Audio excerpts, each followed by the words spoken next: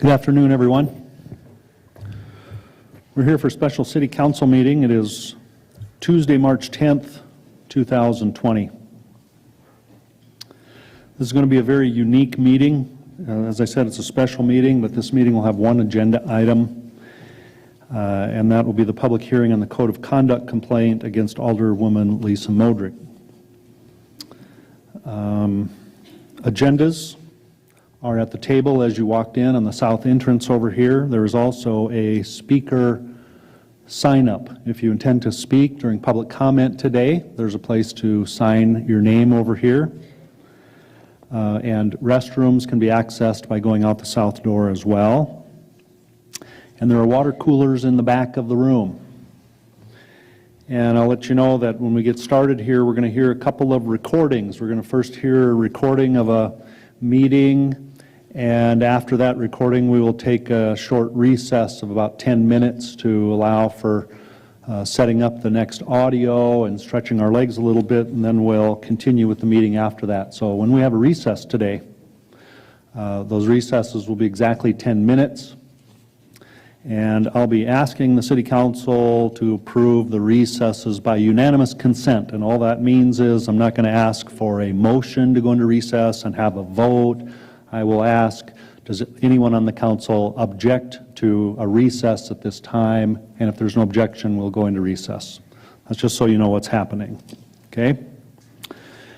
So we'll start this meeting, like other meetings, with a roll call and determination of quorum.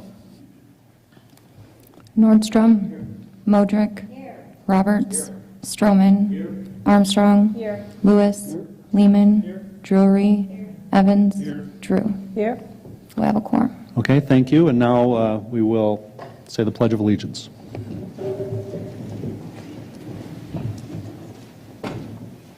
I pledge allegiance to the flag of the United States of America and to the republic for which it stands, one nation, under God, indivisible, with liberty and justice for all.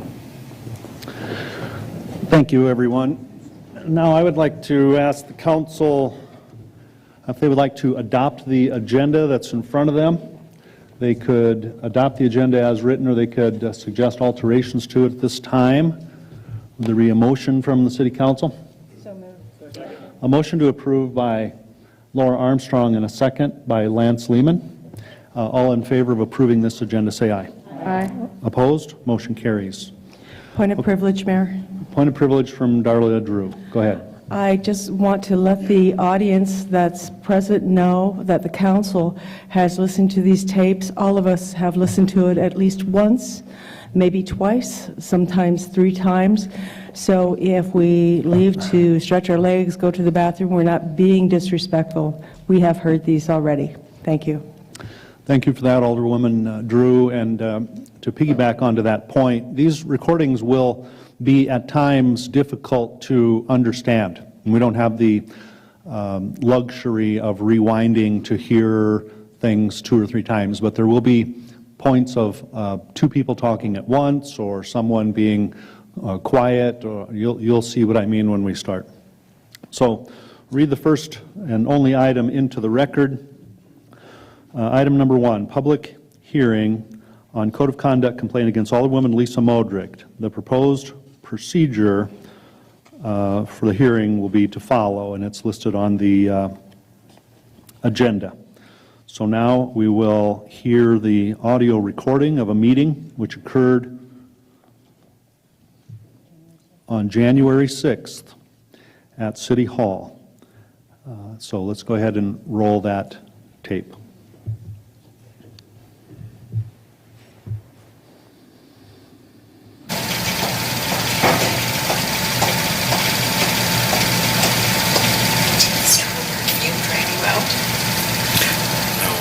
Technical difficulties.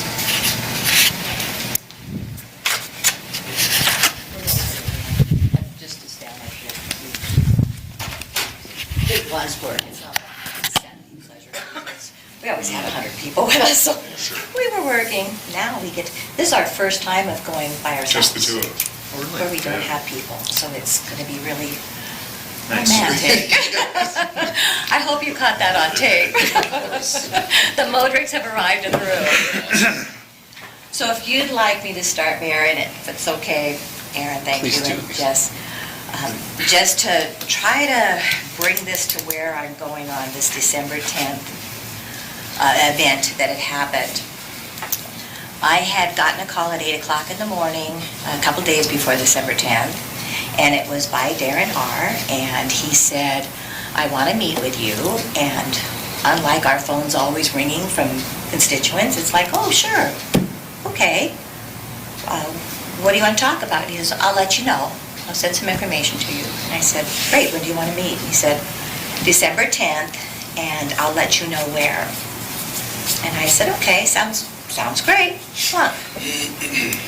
So it's now approaching December 10th. It was about probably the 9th, I think maybe even in the morning. And I had sent him a text, and I held on to my text for this portion of it, but I had sent a text and I said, are we still meeting? Actually, I sent a city email and have that as well, because I'm thinking it's city business. That's what all my calls are, especially at 8 o'clock in the morning, is it's a constituent, it's something that's going on out in the community. When it was Darren's name, I was thinking of things like Elevate. I've had some discussion that we needed more women on the board. I thought it might be vote yes, because Val Simpson and I had just talked about her role in as co-chair with Darren, so I'm thinking, oh, they probably need volunteers. I've got all these, what is this about? Didn't know and didn't go beyond that part. And so I'm messaging him. I said, you know, where are we meeting? And I'll just read this final quote that I sent. So on the morning one, when I sent it from my city email, this was at 10:39 in the morning on December 9th, the day before, and it was subject confirming our meeting at 4 p.m. on Tuesday, and I said, good morning, Darren. I'm confirming our meeting on Tuesday, December 10th at 4 p.m. Where did you decide for our meeting location? What are our conversation topics so that I can prepare for a productive discussion? Let me know, Lisa. Still didn't hear from him. Finally, a text came through. It was midday, and he had said, chamber. He did the chamber. So I said, great. And now we're in text. Of the many hats that I wear in our community, which one am I wearing today? What are our topics of conversation? Had not a clue. Just usually people say, hey, I want to talk to you about the swim team. I want to talk to you about the trash collection. I got nothing. The only response was topics, mostly the airport, but probably some other stuff we're both working on. Well, that part I wasn't expecting. Wasn't expecting the airport. It just kind of took me by surprise. So I went to the chamber at 4 o'clock on December 10th, and there was still a receptionist there. The lights were all going dark because it happened to be the night of the chamber Christmas party mixer. Oh. So everybody's over getting the mixer ready. So it's a pretty quiet building. Pretty dark, pretty quiet, not thinking anything. He takes me into the side conference room. So if you've been in there, it's a little tiny square and only one exit, and takes me into that conference room. So I was like, okay, well, here we go. So Darren started the conversation. At first I'm like, how's it going with the vote yes? Because I'm a proponent for the bond. And he just was very light. It was like, oh yeah, we need support of the community. And I said, I have a sticker in my car. I should have worn it for the chamber mixer. And then he said, I've got one. And then he opened up his coat and he had a button inside of it. And I said, well, why are you wearing that outside? To me, I would be wearing my button on the outside. And so he gave it to me, and it was like, great, I'm going to wear this to the chamber mixer. Still very light, no clue, absolutely no clue of why I was in this room. So then he took the conversation, and this is where this conversation went. And just to tell you about my notes, I was so concerned by the meeting that I had that I went to the chamber mixer. I went clear to the back of where everybody is at because my mind is trying to figure out what I had just gone through and knew that I needed to get home and capture my notes as soon as I could. And that's what I did. So these notes are very, very fresh within probably 2 hours of the meeting. So Darren's conversation started out by his statement that he's confused why I'm working for WestJet and also on the city council. So I said that most council members have jobs and they are also on city council. He'd said again that this is very confusing. And I used an example that John Roberts is in real estate, he's developing industry, and he's a city council member. With that, he started to go into an above me kind of talk. We went from this, What? like above you, like Oh. took over the conversation, kind of came forward, showed at this point just the hint of aggravation at my statement. And so I considered it talking above me. And then he continued to say that it just doesn't look like I had a reason for being there. And he was very firm, like a disciplinary statement. And it was odd. It was odd. So I said that this is the business and industry that I've worked in for over 2 decades, that I was the president of my company, that I had over $6 million in annual sales. This was the business that I built my company on, which included airport, travel, experience, customer service, relationships, and a very large customer base. I also reminded him that I had years of service on the airport board and had been voted in as 2-term president. I said that this gives me the level of respect, experience, knowledge, and that I bring it to my employer and I bring it to the airport. So then he stated to me, he looked straight into me, and he says, he'd looked into me, and then he said very disturbing words again, and I know where you live. I laughed. I laughed at him. I said, anyone can search me on the internet. I'm in public service. I mean, you Google me and next to the mayor and the president of the United States, I probably pop up pretty quickly. So I'm still like really unsure where we're at here. But he then made a comment, fuck. And that one took me by surprise. What he was saying after that mumbling, I wasn't sure. But I knew then that this man was in there in an aggravated state. And I still didn't know what my purpose was for sitting in this room all alone with him. So, from that, he then went on a permanent rant about how people need to act like adults. He won't tolerate childlike behaviors. He stated WestJet is not behaving like adults. He wanted them to stop recording meetings. They're behaving badly and not like adults. That the meetings are already recorded and that they can get access through the recorded meetings. And I just said simply to him, you need to talk to the owners. Very simple. He said something about the FAA, and it was not clear. His mumbling now, we're spitting out these words, and it literally nothing was connecting. So he says something about the FAA. It wasn't clear to me what he was talking about, and I know a lot about the FAA. And I told him that he would need to discuss this with the owners. He wanted to reprimand me for sending out email to 70 people about the airport conditions. And it was in a reprimand, this and this. Like that. I said, all I did was pull up an email and did a reply all in one of the group messages, that the message needed to be sent, there were dangerous conditions at the airport, and it needed a decision to close due to employees' public safety and the runway. He told me that the airport has stayed open for that the airport must stay open for emergencies, that WestJet could have closed.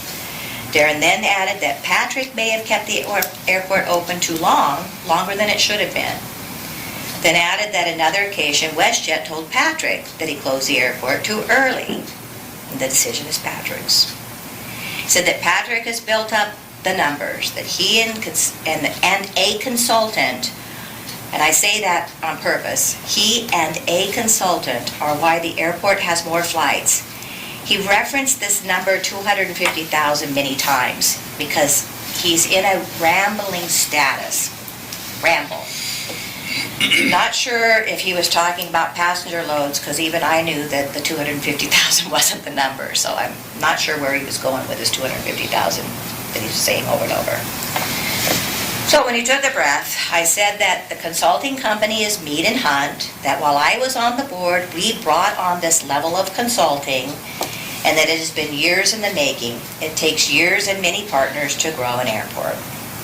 He continued with, no one has come, I'm going to be very clear on this statement. He continued with, no one has come to him with any problems at the airport, and that it is very successful with Patrick and Joel. Which made me think, okay, executive director and a city attorney is part of the numbers? I asked him if he has attended a GA meeting, General Aviation, or attendance meeting. He said he's busy and that other board members are assigned. Although the meetings I've been going to, there had been no board presence. I recommended that he, as the president of the board, attend tenant meetings. And there's one following the board meeting on December 17th. And to also attend the General Aviation meetings. He didn't think that he could, he would check, didn't know why he should go to another meeting since this is a volunteer position and the board has not had any complaints. The only problem is WestJet. Here it comes again. And again, this wasn't like this. This was in a very body language, aggressive, starting to accelerate now into a feeling of attack. And now my mind is thinking, now they're attacking an employer who's also a tenant of the airport, and he's talking not to them. What is this all about? So I asked him, as a leader and president of the board, if he could connect with all these stakeholders and partners doing business at the airport. There's a level of uncertainty and disconnect with the airport tenant community and the airport administration and airport board. My suggestion is to work together. There's a common goal, and we will continue to grow the airport, and in turn, those invested also have a reason to locate and hold leases at the airport, and employ and service the public. I stated as a leader, this can be better, but we have to listen, be open, and provide better communication. He commented that the only problem is people don't like change. Then he went to a different direction. By this point, he's like kind of fading off. He was like looking away, looking aside. He said he grew up poor in Custer, that he was always embarrassed for Rapid City, that he left here with the embarrassment for our city. And he's again very firm and agitated. The agitation didn't stop. It continued to grow as he's talking, because he did the majority of the talking. You pretty much have heard about all I said so far. So he goes on to say he came back and wants to get past his embarrassment by working for one thing only, and that is to make Rapid City better, and that nothing else matters. Again, not taking a breath, he went on, because I'm thinking, okay, now we've got something positive I can connect with.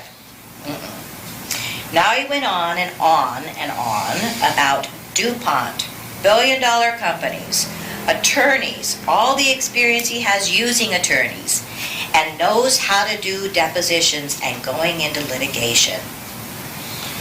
I just sat there and looked at him straight on from across the table, always looked at him in his eyes if he could ever keep them focused. And he kept talking and rambling on. The whole time his body language was uncomfortable. He constantly looked away and he just kept talking. Sometimes he would squint his eyes real tight, strained and acting like he was trying to stay in control. And that piece that I'm saying right now, by now, he's in a fever and he's like this. Shaking hands like this. And I'm looking at the door. I look up at the clock and I'm like, it's time for this to end. So I'm looking at him in this body language, and I didn't have to say anything. It wasn't necessary. He had built himself up with his own self-worth and scattered accomplishments. And at one point he said something about his angel fund. Well, not sure why he stated this message, the subject. I asked him why that company says it's in Rapid City, a Rapid City-based company, but I know it's registered in Brookings. He was caught off guard. He began explaining that there are special distributions that can only be done by his office in Brookings. He seemed to stutter now and kept talking, and it just didn't make any sense. Here's the big part, and here's why my husband is here as well. He then made a statement that concerned me. He made a personal threat.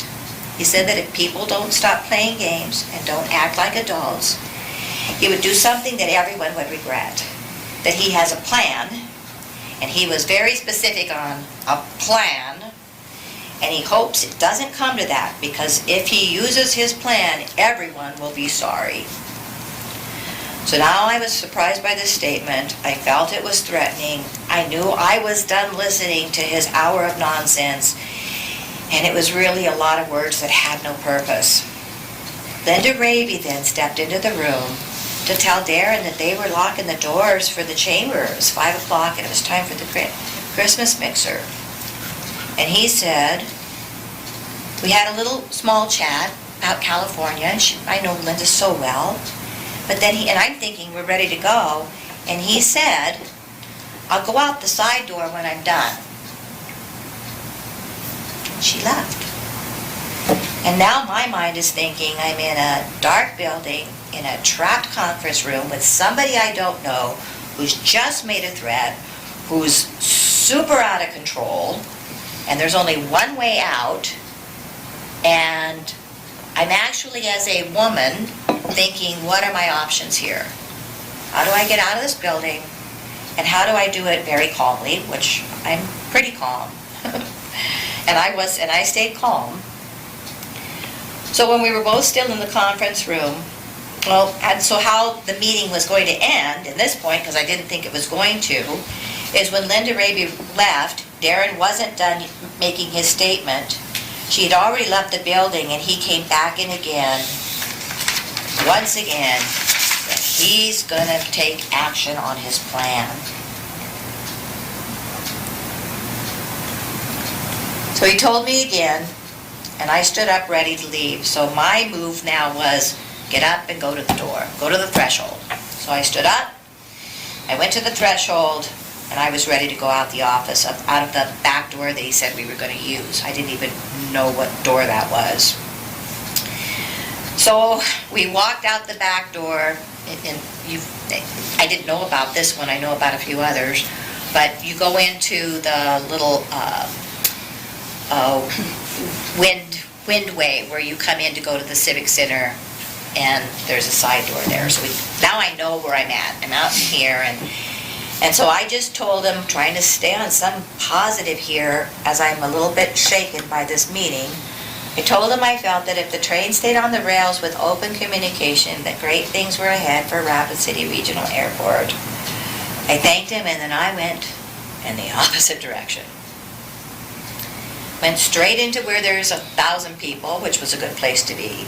Went straight to the back of the place. Didn't drank water because I wanted to make sure I knew what I was going to write down, said my hellos, and then I went home and wrote my story.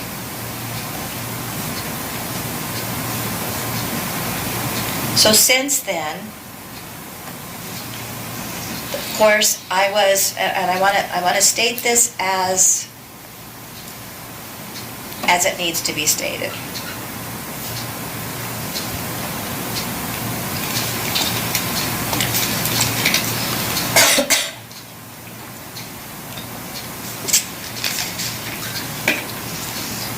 My talking points on this is the president of the airport board used his power to lure me into a meeting. I was unaware of what that meeting was about, what his motive was, concerned by his words and physical aggressive behavior, placed in an unsafe environment in a small conference room with only one way out, in an office that the lights were out and unknown if anyone was also there. I didn't, and it ended with threats. He aggravatively stated he has planned.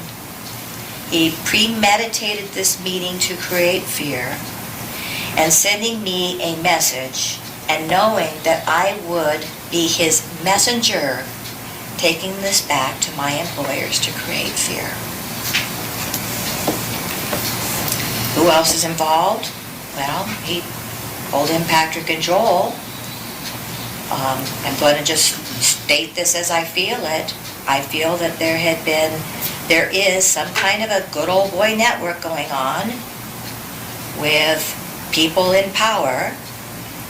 Joel being our city attorney, he's not in charge of the airport, he's the advisor of the airport. He's in board meetings with a second attorney. So we've got 2 city taxpayer dollars where there's 2 city attorneys in a 1-hour board meeting. Not sure why that is. There's something going on.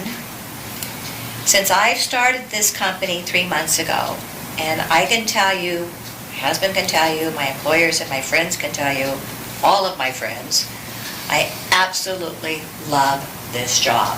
I have 20 employees under me, and it is a pleasure every single day to go to work. And I'm the boss of their operation because there's a lot of days now where the rid strips for other reasons are not there. And it is absolutely me. I love being where I'm at. I didn't go there for a mission or a plan to be a spy. I went there to go to work. And I love my work. Since I've started there in 3 months, here's what I've witnessed. My very first day at WestJet, the day before my official start date, I'm to meet, the Ridstroms are out of town, and I'm to meet with their vice president, who is Miranda, and her husband, Bijan, to talk about my start date on Monday. I'm delayed with my meeting with them because I'm standing at the vice president's office door, and she's taking a harsh call from Patrick Dame, who is coming down on them that they've defaulted in their lease because they're taking down a T hangar. And in fact, which is really odd about this harassment, and it was true harassment, I stood there and listened, and not even knowing what I'm hearing, it was evident that, in fact, an airport board member is their contractor. Dave Gustafson. He wasn't out there tearing down a T hangar. There was some maintenance. There was a piece of tin or 2 that needed to come down. It's an old hangar, but this has been scheduled even when I was a board member that T hangar was coming down. So none of this is quick action. All right. So that had Miranda, who's, 29? 29 years old, trying to operate her company on behalf of her parents, the officers, and she's being hit with this while, and I will add, while Dawn is in mail. They were told that they were out of town, and it still kept coming at them. So a week later, I'm director of operations of again, 20 employees. And I'm in an all-in training session. And I'm taken out on a tour of with our WestJet director, Rob Corin. And we're doing a thorough tour of the airport and the hangars, in and out. We drive by the T hangar, and he sees it immediately. He sees this heavy damage on our T hangar. And he stops, and he says, "We've got damage on this." Who's saying this? Our director of fueling, Rob. Okay. He's touring me. We're in our little van. And he says, "I've got to take a picture of this. This wasn't there." And I said, "Okay, what the heck could have happened?" I mean, it was damaged, like it had been wrapped. So I'm thinking about not thinking anything beyond what in the world would have caused this to happen. So with that T hangar damage, it was reported, and that's what you do. We wear a badge, and we have a policy, and if anything happens, there's a phone number on your badge, and you make that call. First and foremost, if there's injury, 911 first, then ops, airport ops. I'm ops. These are the people in charge. So immediately report that there's damage on the T hangar. It happens to be in the same lane that the city maintenance crew is, that whole area there. Like, what could have hit this? So it's reported, and there's no information going anywhere. It didn't go anywhere. And now in operations, I'm like, where's the report on this? Who did it? What needs to be done next? Linda had said if our guys had hit, the first thing you do is drug test. You want to see, this is equipment. This is heavy CDL style equipment. You drug test, you make sure everything's fine, and you get the story. I couldn't get the report out of the airport for a long time.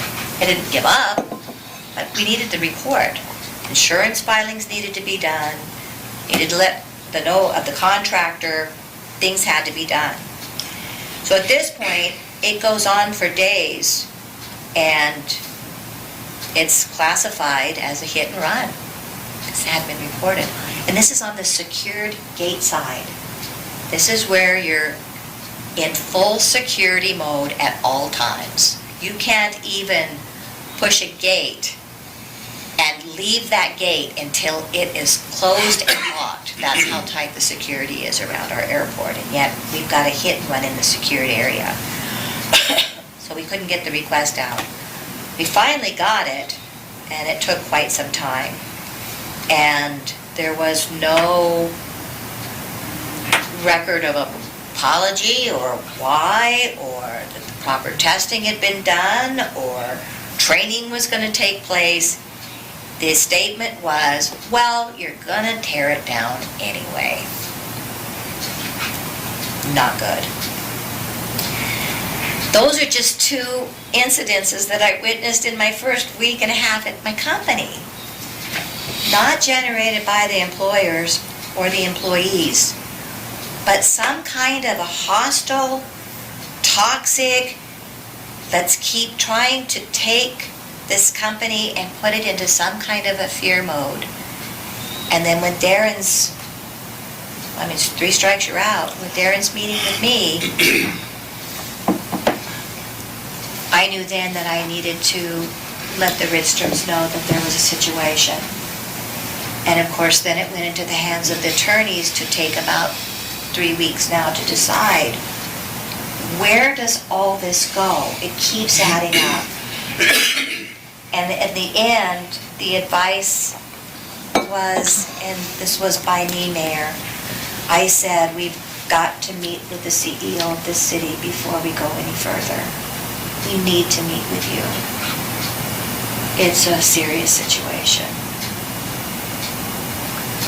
You do need to know, Mayor, that we have filed it with the FBI because that's part of the criteria at the airport. This is an incredibly serious threat. We also spoke. Someone talked to you there? Yes. Oh, yeah. Yeah. It's airport. Yeah, it's the airport. I also met with the TSA because of Homeland Security. And they said it is a threat against civil aviation. We have sent our daughter out of town. We have been staying out of town. We actually just flew in yesterday for this meeting because we are taking this to mean serious harm to us and to the company. We don't have any other choice. 44 years I've been there. I've never seen anything like I have seen. And this meeting with Lisa and Thread took place after Aaron made the notice, and I believe you were copied, of our intent of litigation over this letter of default. Because there was more to that letter. After they called Miranda, and she called me and was very upset. Don was at Mayo getting a heart procedure done. I called Patrick. I explained to him we haven't started. David Gustafson's doing the work on it, but we had him take some tin off because of the forecast that the winds were going to gust to 50, and we wanted that tin off the door. It's inside the hangar. We still had the tin, but we were just concerned about a piece of it becoming airborne and hitting an airplane. And I said, you know, right now, this is not my biggest problem because I'm at Mayo with Don, but I'll deal with it as soon as we can get back to Rapid City. 4 hours later, the city attorney's office sent us a letter of default, knowing we're at Mayo. This is what we've been at. We didn't get to go before the board, which is what's supposed to happen in the event of a default. There's supposed to be a board hearing. When Mitch Morris was in default of his hangars, that went on for I was on the years board. 7, I before they think. finally declared him in default. We didn't even get an opportunity. The city attorney and Patrick put it together and fired off a letter and called us in default. After Aaron noticed it, they sent a letter that says, well, we consider you cured. It's part of our reputation that we have been in default. We have never been in default, and we felt strongly enough to say to Aaron, let's take this to court. We want a judge to hear it so we can get it retracted. I spoke at the next board meeting and said, this is what happened. I showed him pictures of what we had done. The biggest damage was the hit and run that was done by a city snowplow, and the truth didn't come out until I called the police department and filed it. And guess what? The officer that came over said, this is a big piece of snow or lawn mowing equipment. Who has that? I said, the city. He said, call them and get them over here. They came over and said, we've just been doing an investigation, and I guess we did it. But we hit the terminal building the same night, and I guess there was confusion as to what we were reporting and what we hit. That was the excuse. I said, was anybody drug tested? These are supposed to be CDL drivers driving this kind of equipment. Well, we don't know anything about that.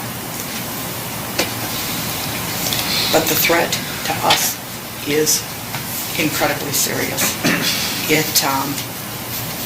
We've talked to Aaron about getting a restraining order against Darren Haar because we feel that he is a threat to our company, to our employees, and especially to our daughter. To ourselves, but the best way to get to us is through our daughter. So Oh, okay. we sent Miranda out of town. Nothing Miranda- that Darren said or anybody else said, it's your It's what he said. to your me. perception Our that perception. Miranda's especially going. Miranda Because is WestJet. She's the She vice is president. WestJet, and Darren knows where she lives, because after we bought that airport property, we didn't know the city's bidding against us. We didn't know who was up against us. I think there were 8 of us, and we got it. I thought when the realtor called us, the right thing to do is call the board president and say, hey, I just want to let you know, sorry, didn't know you were going after it, but we've been awarded it. And he said, oh, what are you going to do with it? I said, our daughter's going to live down there. Now he knows where she lives. I think everybody knows where we live, just like Lisa. But those words to us are a personal threat. Under reading the guidance under TSA and Homeland Security, they fit a personal insider threat. And with Darren and Patrick, they have the ability to find out so many things and to get to us in so many ways. Obviously, our concern is for our own personal safety and well-being, but it's also about the flying public. Our fuel farm's been breached once before. It would be so easy to get in. There's no way to 100% secure, especially to insiders, an airport. It's impossible. Most threats come from insiders. They're more the they're really more of a threat because of their ability. We test our fuel in the morning. We have no way of knowing if it would be contaminated. We just don't know. There's 100 different ways to perceive that threat. And the threat by itself is one thing. His behavior, his demeanor, as Lisa told us, is very concerning to us. We have stayed out of town. We did come home because I had Canyon Lake School to do. But I felt very safe because we had some of your officers there that did an amazing job for us once again. And so I didn't have any fear, but then we left again. So we have been staying out of town because we don't know what it means. We can't run the risk. May I just add one thing? I just want to throw this in. Lisa and I have been down this path once before. Mr. Mayor, I think you probably were police chief about 10 years ago when this happened. There was a man who knew where we lived, and he had been part of the crew, part of a subcontractor's crew for the house we bought in Red Rocks. And several years after our moving in, he knew where we lived, and he came when he knew I was gone. And this guy had backed his car into our driveway. He had things on his wrist that you could use to bind somebody quickly. He had duct tape in his car. And we filed a report on this. I'm giving you the short version of all of this. And this guy, a few days later, was arrested trying to knife a woman in a bank in Bacon Park, as I recall. Found out he, is an undiagnosed, unmedicated schizophrenic was the diagnosis, and he was shipped off to Sioux Falls. The detective we worked with through all of this, he had said, yeah, you can get a restraining order, but then he's got the right to be there in court with you. And we made the conscious decision of, okay, we don't want to have any more contact with this person and cement us in his mind any more than we already are. So we elected not to do that, and there have been no other problems with this. I mean, I slept with a oak axe handle by the bed for, I don't know, a year, 2 years. When somebody uses the words, I know where you live, that's not an idle statement in our eyes.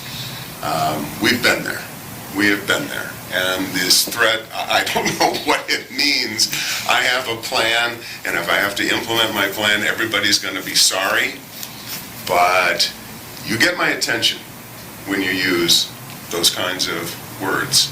And I was just, I was half joking Saturday night as Lisa and I were talking about this. We're going to be out of town. We leave tomorrow morning. We're going to be gone for 2 weeks.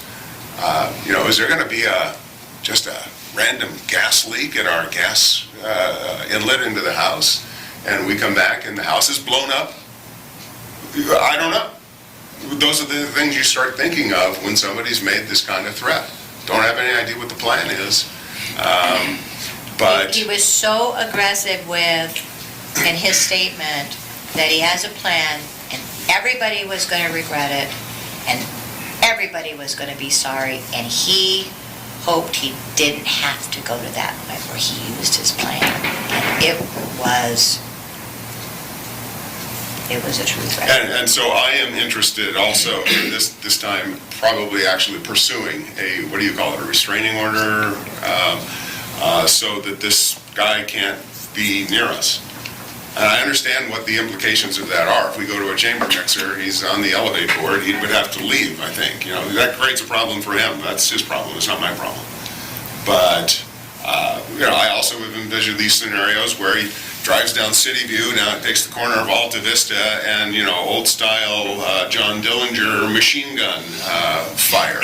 Is that part of the plan? I don't know.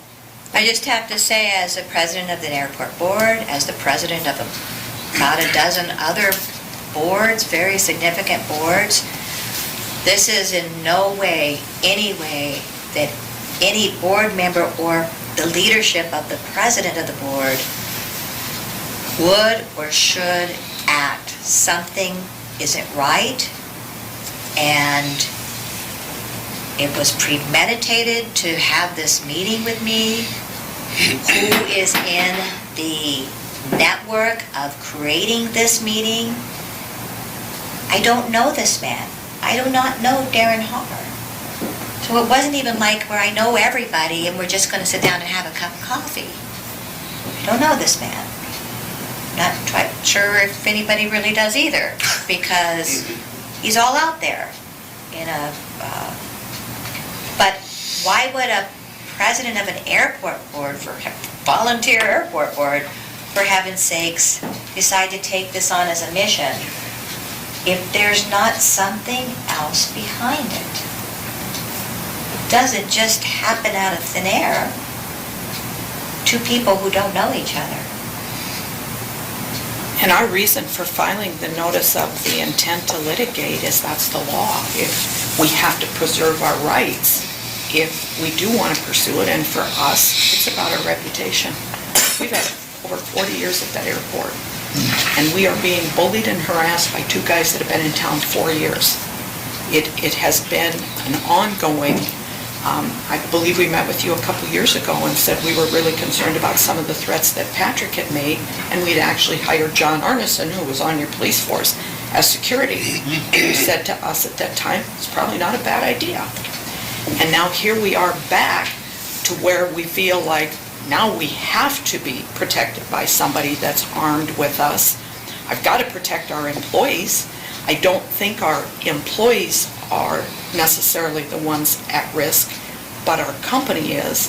I think it's more directed toward Lisa, Don and I, and probably Miranda. And we have to do something to protect it. But us filing that notice of intent to litigate, that's business. This threat is personal. And it makes no sense when this is not the first time that we've had to do this. We haven't taken it to litigation, as we told you in that last meeting. We really didn't want the newspaper. We don't want to be on the front page of the newspaper. I don't think any of us in the room, I didn't mind being on the front page for Canyon Lake, but I'm not even really comfortable with that. That's not why we do it. I do it because I love those kids. But I don't want to be on the front page. But if this all comes apart, I will tell what's been going on at that airport, and it's not good. Never have we had to make, I take that back, a couple years ago, we did have to report 3 suspicious guys. Your officers came out after seeing the video. They did call in the FBI, I believe out of Sioux Falls, or Homeland Security, and they were a viable threat. They didn't belong here, and they were actually picked up at an airport down in Missouri later on. But that was because of the see something, say something. And there's too many instances of things that Don and I have personally seen. We witnessed the 1 October shootings. That guy was a respected businessman. Why did he do it? Nobody knows. And we feel that this is the most serious threat to ever come our way. We thought Patrick's were serious. But even if Darren were to say to you, Mayor, well, I just meant I was going to ruin him financially, that now gets reported to the FAA and more than likely will cause the airport to lose their grant assurances because they're not allowed to do that. The grant assurances are very, very detailed and they cannot use their power. But I think this is not a financial plan. If it had been financial, it would have come out, I believe, in that thread.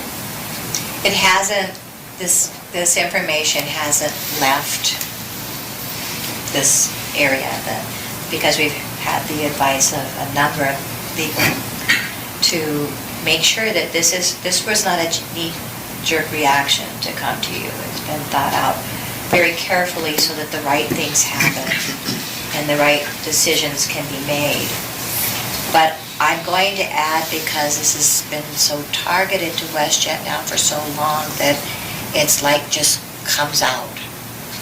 But when I started at the airport at WestJet, unsolicited, because I'm in there, I got a big job. I have 20 employees, Mayor. Big job. Love it. It's big. And I'm getting contacted by tenants. They know me because I was on the airport board, and they know me because I'm a city council member, and they just know me as a friend. And now I'm getting calls, and had a couple of meetings, and there's a fear that's not, there's a hostile environment and a fear amongst others from within the tenant community, and they're scared to death to speak because there has been a threatening environment of, you will lose your job in a day. And that's coming from the top. They're close to wanting to come in and report, but they're scared. They work for huge companies or organizations or agencies, huge. So can they lose their job? Yeah, it's a real threat when they're being told, I can call your boss and you can lose your job. And it's not one tenant. Did you get permission to read a portion of that email? I have something I will read at some point, but it's got to be of the highest security. And it's definitely can come to you. But this is of the highest security when I release this, and it cannot be named at this point, but they're darn close because they're scared. It's not just one company. It wouldn't even make sense if it was just one company. I can tell you why WestJet's kind of in the forefront, and it's because we're the owners.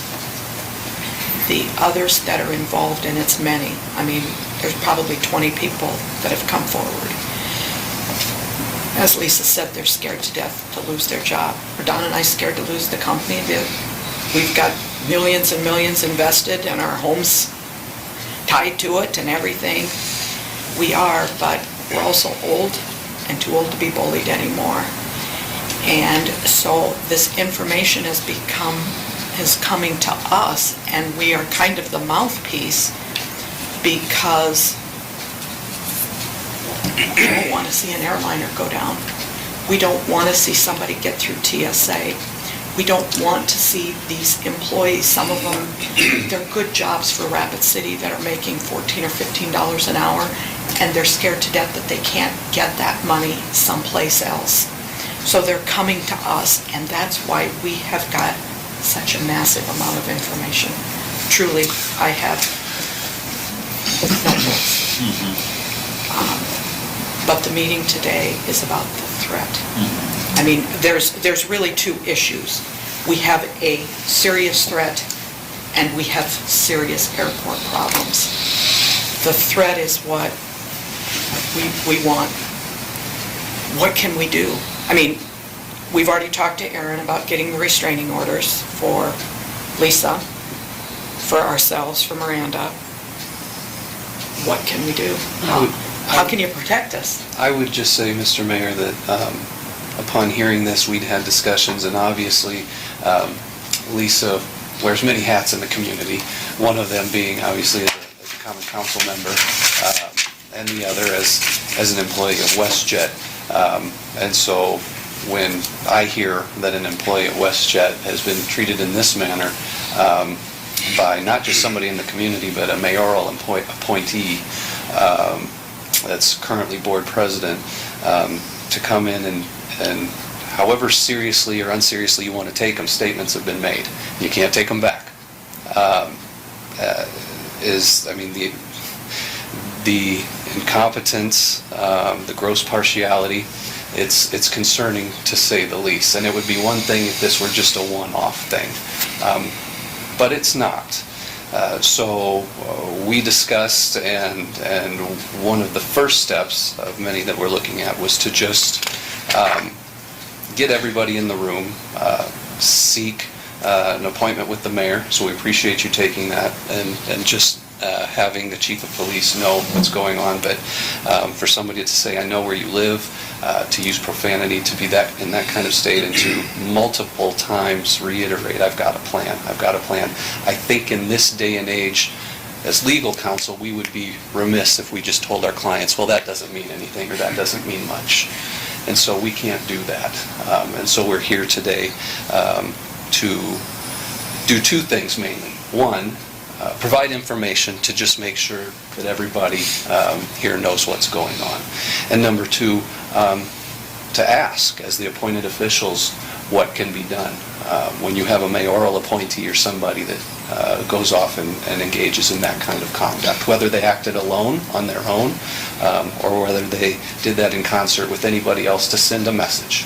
So that's why we're here. And when you do read the guidance of TSA, and they're talking about insider threats, they say to determine if there's prudence to the threat, you are to use the reasonable worst-case scenario. And I It's on the think TSA document. It's on the TSA document. And I think that a worst-case scenario obviously is physically harm to ourselves, our employees, our families, and the flying public. We have documentation from TSA and every other security agency outlining what fits this particular scenario, and every point they make is made by TSA. So you kind of wonder in the beginning, well, should we really go ahead with this? But the more we researched, the more documents we pulled up, it said, yes, you must. I'm stepping back from the company. But on the other hand, I don't want to see the years of investment and dollars investment that I've built over, what's it, 100 years? 41. 41 years go down the drain because some idiot comes along and says, basically in his mind, I don't like you, I'm going to get you, but I don't know why. And we don't know why either. But the fact still remains, the threat's there, it's serious. And I desperately hope that something can be done in one way or the other. We will be putting armed people within WestJet.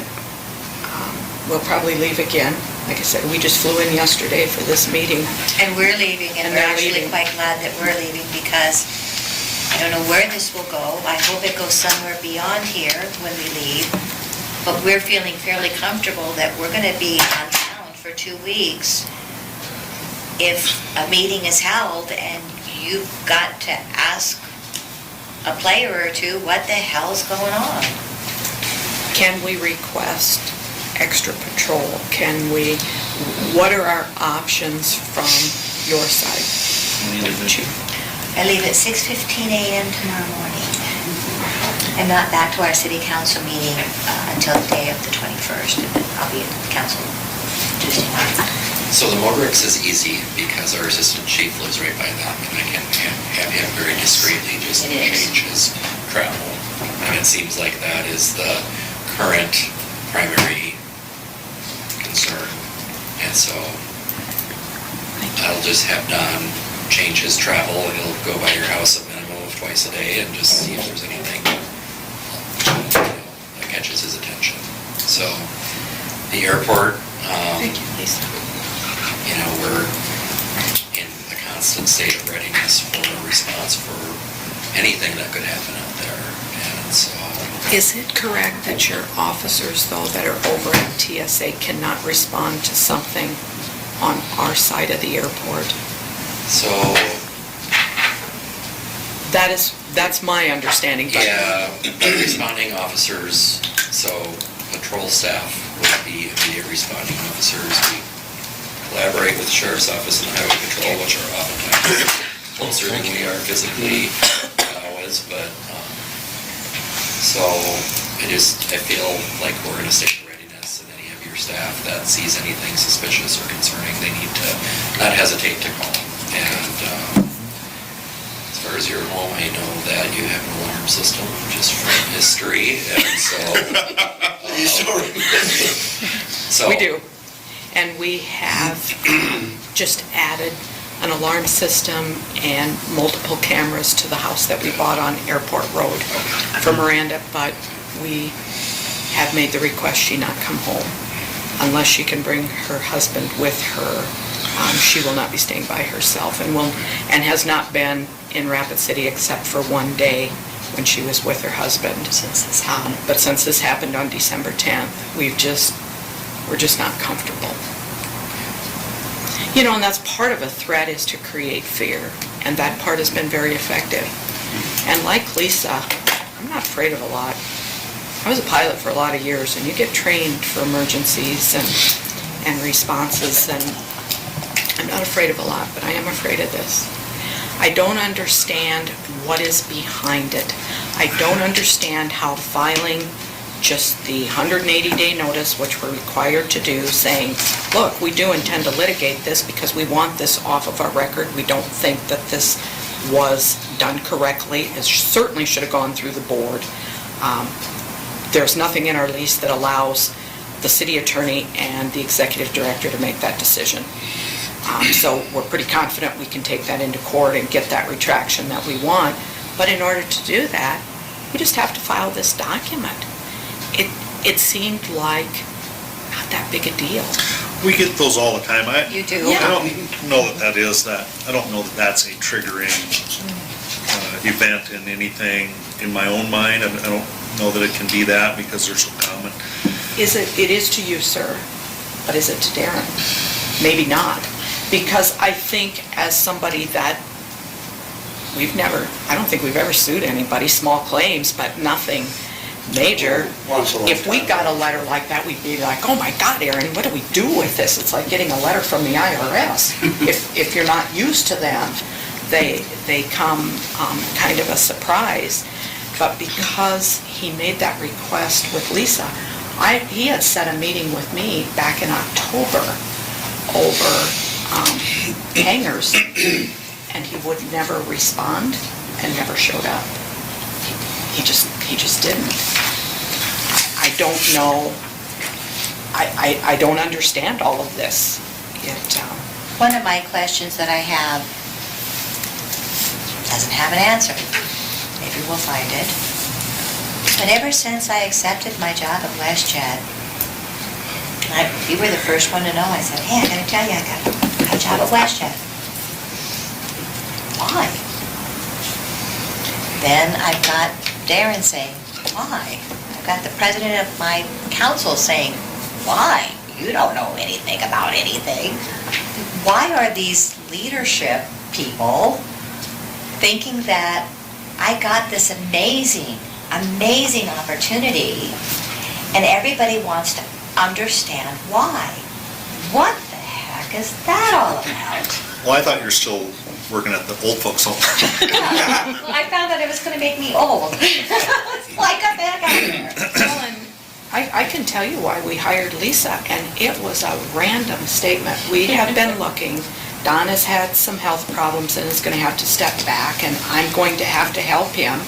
So we've known these health problems are not shocking to us, but he turned 82 last month, and so he's getting close to the time that he really should be stepping back.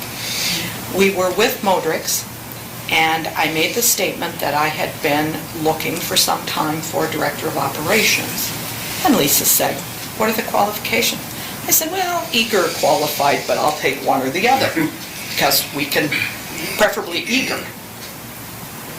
And then as it turned out, she and Mike talked about it, Don and I talked about it, and I called Lisa because I knew her board experience, and I knew her time in the travel industry, and I knew how she ran a company and how successful the company was and how happy her employees were with her and Mike. And I called and I said, do you have any interest at WestJet? We are looking for this director of operations because I need somebody. Miranda can't do it by herself. It takes at least two working about 60 hours a week to make this company run. And she said, I would love to talk to you. And it went from there. I never felt that Lisa was being hired to bring her city council side. Quite frankly, I wish she wasn't on the city council because it takes too much time. And we knew hiring her that there was going to be this conflict. But I'm here to tell you, she worked about 12 hours on Christmas Day. She worked on Christmas Eve. If she's not involved in her city stuff, she's all in at WestJet. So it had nothing to do with that. Somebody said, geez, you hire friends? Yeah, I absolutely do. And I feel that everybody that works for us in one way or another is a friend of ours because they typically treat you the best and work the hardest to maintain. Nobody wants to lose a friendship over business. so they work twice as hard. So there was nothing vindictive, nothing to do with the city council. She's Lisa Modrick that has board experience. I didn't have to explain to her about minimum standards and plans and all of this stuff. She probably knows more about that side of the airport than I do. And I've been there 44 years. Sorry to interrupt, but I'm going to leave just because I'm late for a meeting. I'm going to stop the recording. Just FYI. Okay, that's the conclusion of the recording, and just for context, so you understand what just happened. When the police chief came into the meeting, he put his tape recorder on top of the table and told people he needed to do that to take proper notes at a later time, and then the meeting went late, and so he left and took his tape recorder with him. So that concludes the first recording. That was the good recording. And so we'll take a break now and come back and hear the second recording of the meeting between Darren Haar and Lisa Modrick. So at this time, does anyone on the council object to a 10-minute recess? Okay, seeing none, we'll be in recess for 10 minutes. Please be back on time.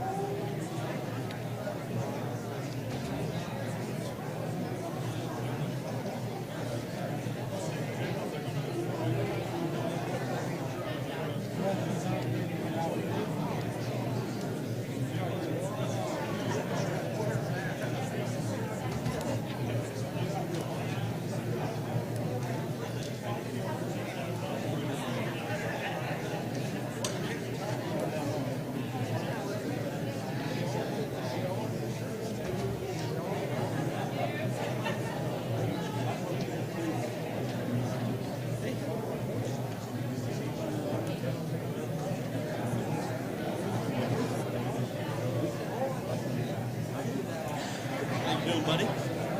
Good, good, good. Next, this one. This is.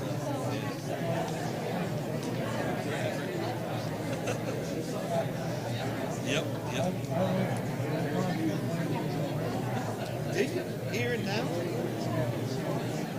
Did he just caught me by, he wasn't removed, was he? He was, no. Yeah. Anything happened here?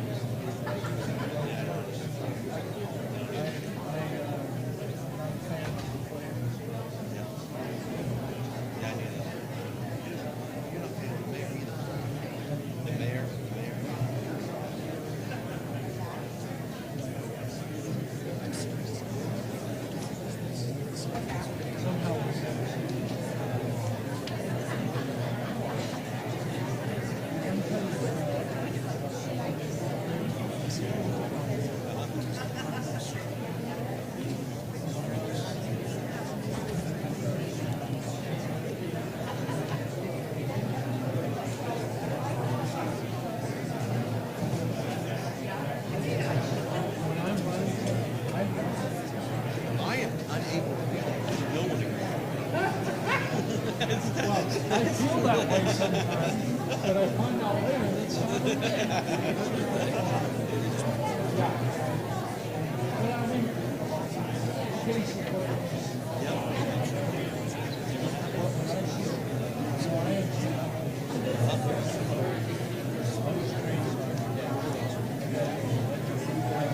Yep, you know.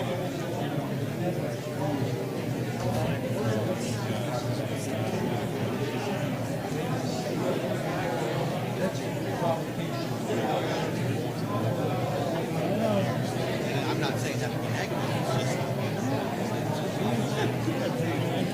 no, it's a lot. I mean, it's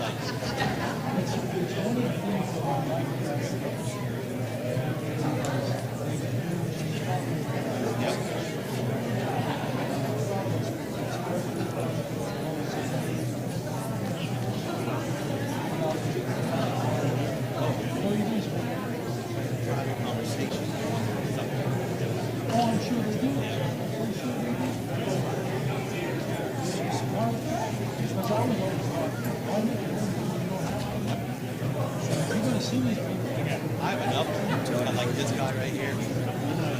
this guy. He said he tries to surround himself with not people that all agree with him. And I don't have any problem with that. No one agrees with me. Why wouldn't you? Yeah, that's right. That's right. That's right. So you always there when you back.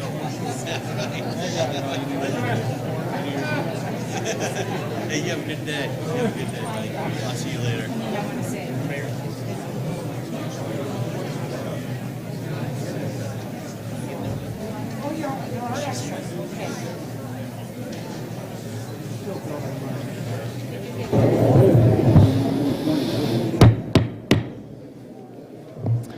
If we could get everyone to take their seats, we'll call the meeting back to order now.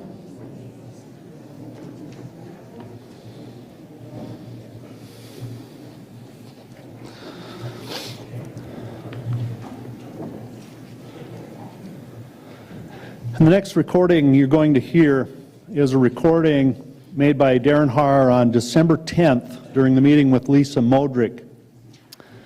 This recording is not as easy to hear as the one you just heard, and we did attempt to create a copy of this with some enhancement on the voices, but we are not going to play that tape today. We are going to play the original recording today. So there may be spots in here that you can't hear. So we can go ahead with the December 10th recording.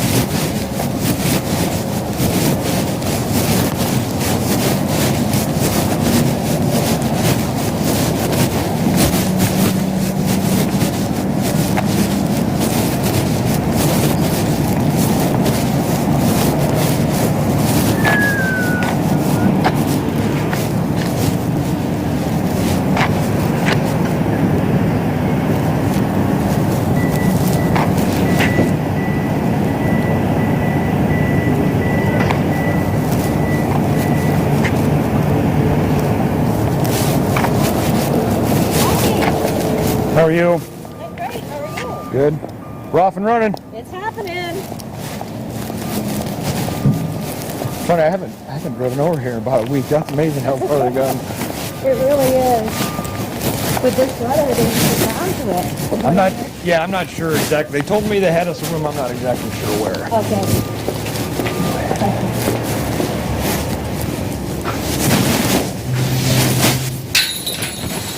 Hello. We're borrowing a room somewhere. It's right here.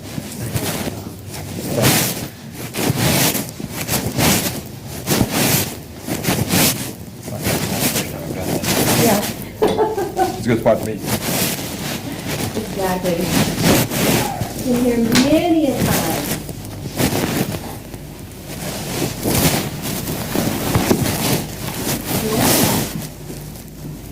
Been a while though. It's funny. I don't know why. It seems like every once in a while I have just weird one-off meetings in here. Yeah. I had served as officers and board president of, when it was the Convention Visitors Bureau, in that city. So we met here, at least once a week, Oh, really? for years. That often? It was a busy board. Yeah, lots of great things happened, and I was so fired to go and visit Rapid City. Right. Yeah, Or changed. exactly. Well, that's pretty recent, right? Isn't that within the last few years? Oh, maybe 3? Yeah. Yeah. I knew it since I've been back. Yeah, Yeah. yeah, probably 2016, 2015. So I admit, I don't even know where is so as soon as we're done, David Lust and I are having to head up to Deadwood. Oh, good. You're not going to the chamber first? No, because we've got a big VC coming in from California, Okay, and they're talking about locating some of their companies here. good. So- So that's sending you to Deadwood? Well, they, long story, this guy that runs this VC out in California is a buddy of Denny Sanford's, and I get the impression when Denny entertains him up there. So when he's bringing in his executives, he wants to entertain them up there tonight. Plus, I think in the morning, not sure, Casey was trying to get a tour of the lab set up for him. Great. Because when you're trying to convince people you're doing cool tech stuff, that's pretty cool. Yeah. So, I don't have a ton of time. Well, I guess it's 4 o'clock, so I've got an hour. So the reason I wanted to sit down with you, because I've got some pretty big concerns about where we're all going out at the airport. Okay. And then you asked me, is it city council or I don't, I'll be honest with you. You know, all the hats we wear. Right, exactly. So I don't know. And a little bit of where my concerns come from my background. Do you know my background pretty well? I do. So, you know, one of my big things was working on fixing businesses that were in trouble, right? And it seems like whenever there was a business that was in trouble, there was kind of a reoccurring theme. A few, I say it was never one, but one of the ones was basically, I would say, adults acted badly. There would be a lot of breakdowns of people's behavior and how they worked together, and quite honestly, communications, and how they basically didn't work together. And I feel like we're there at the airport. And what really concerns me, especially being a volunteer, I have no particular axe to grind out there one way or the other, that I'm sure like you, I get asked to sit on a ridiculous number of boards now. And most of them I say no to, unless they line up with what my personal mission is since I've come back, which is improving education, Yeah. creating jobs. And those are the two things that I'm driving. And the biggest reason I said yes to the airport board is because it is a big deal in creating jobs. When we're as isolated as we are out here, that airport is very important to, it's a port. It's our port, right? Other places have multiple ports, you know, maybe a shipping port and bigger airports. That's our only port that we've got. So I've got engaged in that, and then and I'll tell you, it does frustrate me to see how it looks like the behavior of a bunch of people down there is broken down. And so what I want to ask is, we have got to get back to where we act and treat each other like adults would treat each other. Absolutely. And I don't think we're there. And when I say that, and just to be very clear, I've had this conversation with Patrick and Joel, and so I've sat down on that side and said, because I'll tell you what, I'm not going to play these games. I'm a volunteer, and I've got a higher order mission, and I'm not going to get in between, well, he said this, and she said this, we shut it down too early, or we shut it down too late. Because I'll tell you, like, on that one really frustrates me, because you know, before you came on, they got all over Patrick about shutting down too early. Whoever they is. The Ridstroms, sorry. The Ridstroms got into Patrick for shutting down too early. And so now if they're shutting down too late, then maybe we have to say, well, it's because we're yanking people's chains too hard, yanking them too much. And the other thing... And that's just I mean, everything is about safety, so making sure that safety first is anything at the airport. Oh, Yeah. well... Primary. Pretty much. Number one. Pretty much anywhere. I mean, when you're... DuPont's logo, safety first. I mean... Safety first. Goes without saying, right? Yeah, I think it most does. people get that. Right. But where I'm at with this, people that are working together well as a team, I'm going to push on you a little bit. Yeah. Don't send an email to 70 people. Because believe it or not, we live in such a small town. I've heard people came back, why did that email go to 70 people? I don't know.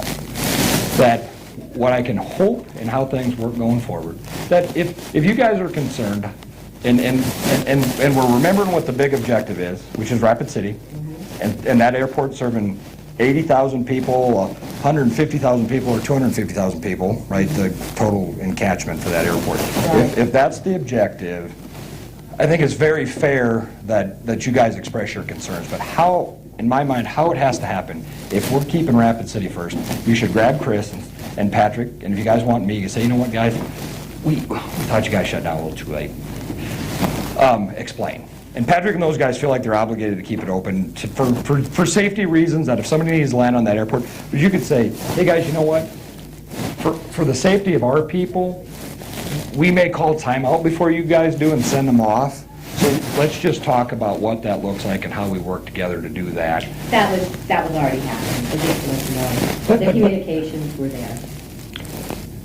But you see, when I dig in, but why did you send an email to 70 Yeah. people? It was actually just it was a return from what they had sent. So it was just But when they were sending the notification, so I'm telling you, Lisa, I tell you, I don't very often get frustrated. To me, I think what's going on out there is a mess. I feel like that staff has been harassed horribly bad.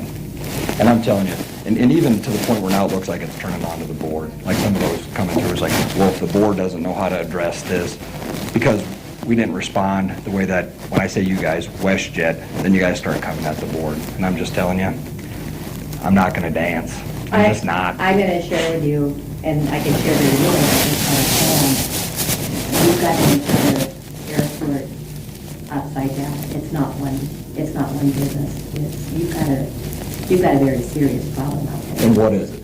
You've got an entire problem out there. And what is it? You need to address that probably with your tenants and managers. Well, so here's my... They're under a tremendous amount of duress by the actions. It's not a one player, one number. But I'll tell you what, so I do know... well, I And it's do- been going on for years, may I add. I do believe that, and so just in my humble opinion, that I do believe that that airport for a long time was set up for a very small group, for the benefit of a very small group of people. That it wasn't, for me, okay, I'll just have to disagree, Yeah. that, No, I served on the board, so I can No. disagree with experience, and I'm telling you. no, I believe me, I've gone and looked through all the records, I know that you've served on the board, and I've seen what you've done, and I know. Because, and it's funny, so I do dig, and I don't see that, and so I guess I can do some more digging. Just like I said, at the end of the day, I have nothing personal to gain in this, and I'll be honest with you, I don't give a shit. I'll be honest with you, I'm willing to die on this hill. Because what frustrates me, that I do believe there's a little bit of this, it benefited a small group of people. And that, is Patrick's bedside manner always the best? Absolutely not.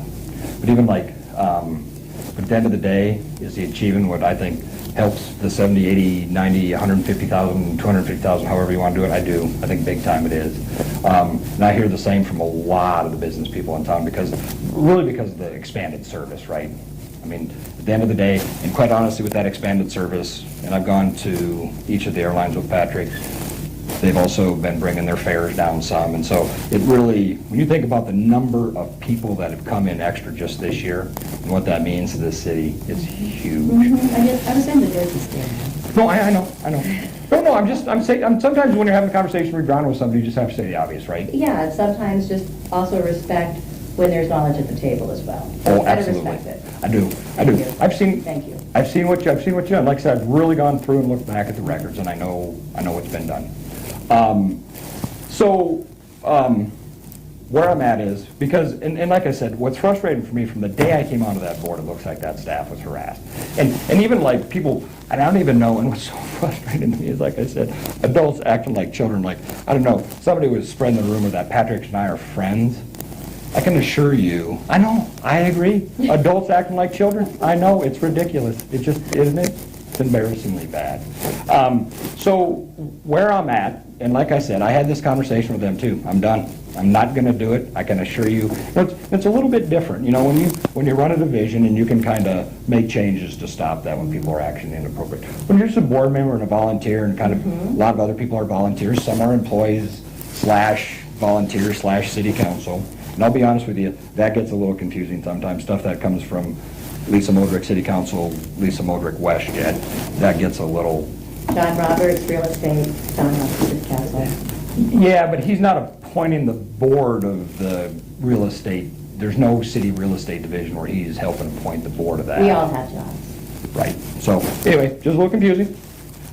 You get over it. We all have jobs. We do jobs. I'm in a management position there. I'm not an owner. I'm not an investor. I run 23 employees. That's my job. I have to run it 24/7. Okay. Yeah. It's 24-hour business. Yep. So that's the part that I do over here. Okay. Okay. And where I'm at, and just I'll get specific on some stuff, like when people are recording Patrick while he's talking during the board meetings. Those meetings are all recorded. It just looks, again, I just want adults to act like adults. This is the kind of stuff, when I have a 12-year-old and a 15-year-old, they would know I would come down on them like a ton of bricks. if they're Well, doing we stuff like can't that go with into their what the owners do or don't do in a meeting. That's not us. What's happening with the owners, that's the owner's decision. That's not your decision or my decision. No. Not as a board or not as an employee, not as a manager. Whatever they do is not, that's not us. As an employee, you don't feel like you would talk to your managers about that, the owners of that? I don't have that conversation with them at all. I'm sitting in those meetings, but I don't have anything to do with Okay. notes Okay. or conversations or recordings or anything like that. Okay. And then, like I said, just how, and like one day I heard you tell, or I heard through the grapevine, you told people that we treat WestJets different. And I'll tell you we do. I'm afraid to, And I'm not sure where that came from either. okay, if you never said it, then fine. But I tell you No, what, I did not say that. I'm extremely above board, honest as the day is long. And when I do say things, I mean it, and I'll own it. But I'm not sure where me saying you treat WestJet differently, who treats WestJet differently? the staff does. Well, the staff has had a situation going on for a long time, but that's Yeah. not my situation. I've only been there for 3 months. Yeah, okay, good. Well, then I'm hoping you and I can, Called out, have been called out. I'm hoping that you and I since was can- on that board and hired him. He's had some issues since the day of hiring, and there's been some things that have built. oh, I've He's seen, gotta I've go seen on. all the complaints filed and rejected. I've seen all that. Yeah. Like I said, There's years of it built, but this is. so what is this your, is my when you job. say that there's major issues with them, what is it? I recommend that you come to a tenants meeting that's coming up. I think you're gonna probably get a lot of information out of that. They're having it right after your board meeting. Well, I mean, I've heard the complaints. Like I said, for me, unfortunately, sometimes when a city matures and things are run a little different, sometimes some people don't like the way the change goes. You know what I mean? I don't, because I don't think it's change. I don't think that's what it is. If you can't tell me what it is, I think growth then- of the airport benefits everybody. We all need to be in there for successful reasons. Okay. We need to profit. Lots of businesses out there, all those things are there to make money. They're not government agencies, they're not Oh my God, no, exactly. I organizations agree. that are nonprofit. I agree. They are in there to make money, and they've invested heavily in order to be on that location. I agree. And looking at, and for me, that's some of the rub that I've got. And like I said, That's where the dots need to be connected, and I think there's a real positive opportunity here to connect all the dots, not isolate an ownership that's had some trouble with administration, but perhaps take a look at all the dots that are disconnected right now. And then I think with your leadership, and I do believe as well with my leadership, we can start bringing those together, but we've got to start listening to what others are saying. Not just one entity, but you've got a mutiny on the bounty out there, and you'll find it if you come to the defense meeting. Yeah, but I think they're. But Lisa, I'm telling you, but I'm telling you, and so don't get me wrong, you've always got to listen. But I'm telling you what, having led organizations where you drive big change, if you want to go find a group of people that'll bitch, it ain't hard. You know what I mean? If there's going to be change, usually there's a group of people or several groups of people that don't like it. But I will take your advice. I will Yeah, come I out think you should. and listen. But I'm telling I you, think they're going to want you there because they're the tenants that are part of the partnership of the airport. The airport is not just a commercial 6 aircraft a day. It is the big picture that makes the entire operation. I agree, but I'll be honest with you, some of this stuff, and now this is just me, citizen to citizen, so to be clear when we're talking rules, I don't think it makes sense for us to I mean, we know how penny pinching this town is. I don't mind, again, doing a little investing taxation, and I was... Why are you inside your shirt? Because I just put this jacket on because we're going to meet these guys. Okay. And David always busts all day long I've just been wearing the shirt. David always busts my chops about, teases me about dressing better. So I decided I better put on a jacket. For me, and so look, I hear you. So I will listen to both sides, but I fear that some of this is just resistance to change, because I see some, I'm trying to think what the right word is for, some inconsistencies with the agreements that we have with the feds, the way that airports run, independent of Patrick's stuff, that was legacy stuff. And to where I'm at, it looks to me like this is turning into personal attack. I wish if somebody had an issue, again, adults acting like adults. Nobody's asked to talk to me. And I've sat in board meetings, and I try to stick around, and I try to talk to other people. Nobody said anything to me. So, because one of the things I'm telling you, when I ran big groups, and I would say, we will debate and negotiate and find a good path. And I'd say there's one thing I will not tolerate from you guys. It is basically adults not acting like adults. That is the one thing I will dictate to you that you'll do. That when you show up here, it is for the betterment of the good, this bigger vision, this bigger thing that we're doing. And that airport is for the city of Rapid City. It's for all, I'm going to just go with all 250,000 people that airport serves. That's regional, right? Exactly. It's a regional airport. That it's for the benefit of those people, and that if people are, don't get me wrong, we all have personal conflicts and personal interests. It's how humans are wired. But if I see that it's getting to where it's not mostly this, that's unacceptable. And the other one is if you're talking poorly about people behind their back, then shame on you. You know what I mean? So what if... That is unacceptable. Your leadership is, what if that is happening? Then people better be coming together and talking, and why not? So then why is not somebody So coming? human also has fear factors. Now, you're not afraid, you've been through a lot, I'm not afraid, I've been through a lot. Yep. So we're the few. I've talked, but I've, you know, Majority of people are afraid, they're not leaders, they are, they're doing the best they can, and they. But I haven't been don't have approached, fear. but I haven't been approached by anybody, and I've tried to go out there, you know, there's no doubt that I could go out there and, you know, spend hours on that field. Quite honestly, with the other stuff I've got going, I don't have the time. But I know other of the board members have, and we compare notes. And I guarantee you, all 5 members of that board see it pretty much the way I do. You know what I mean? Right or wrong, it is, I think it's again, a great board full of people that understand the job of that board is to serve 250,000 taxpayers and fee-based users of that airport. Man, quite honestly, the 3 or 4 million, whatever it is, tourists that come into this community, that we're pretty aligned. And I'm just telling you where I'm at, because I'm telling you, I just do not like games. I don't know how to say it. And even if it appears like a game to me, I'm kind of, and again, this isn't not a threat, but I talked to a handful of lawyers, and there's some things that I want to achieve with this airport. And again, and I'm not the kind of guy, because I'm telling you, I have been involved in, most people like to make comments about lawyers and stuff.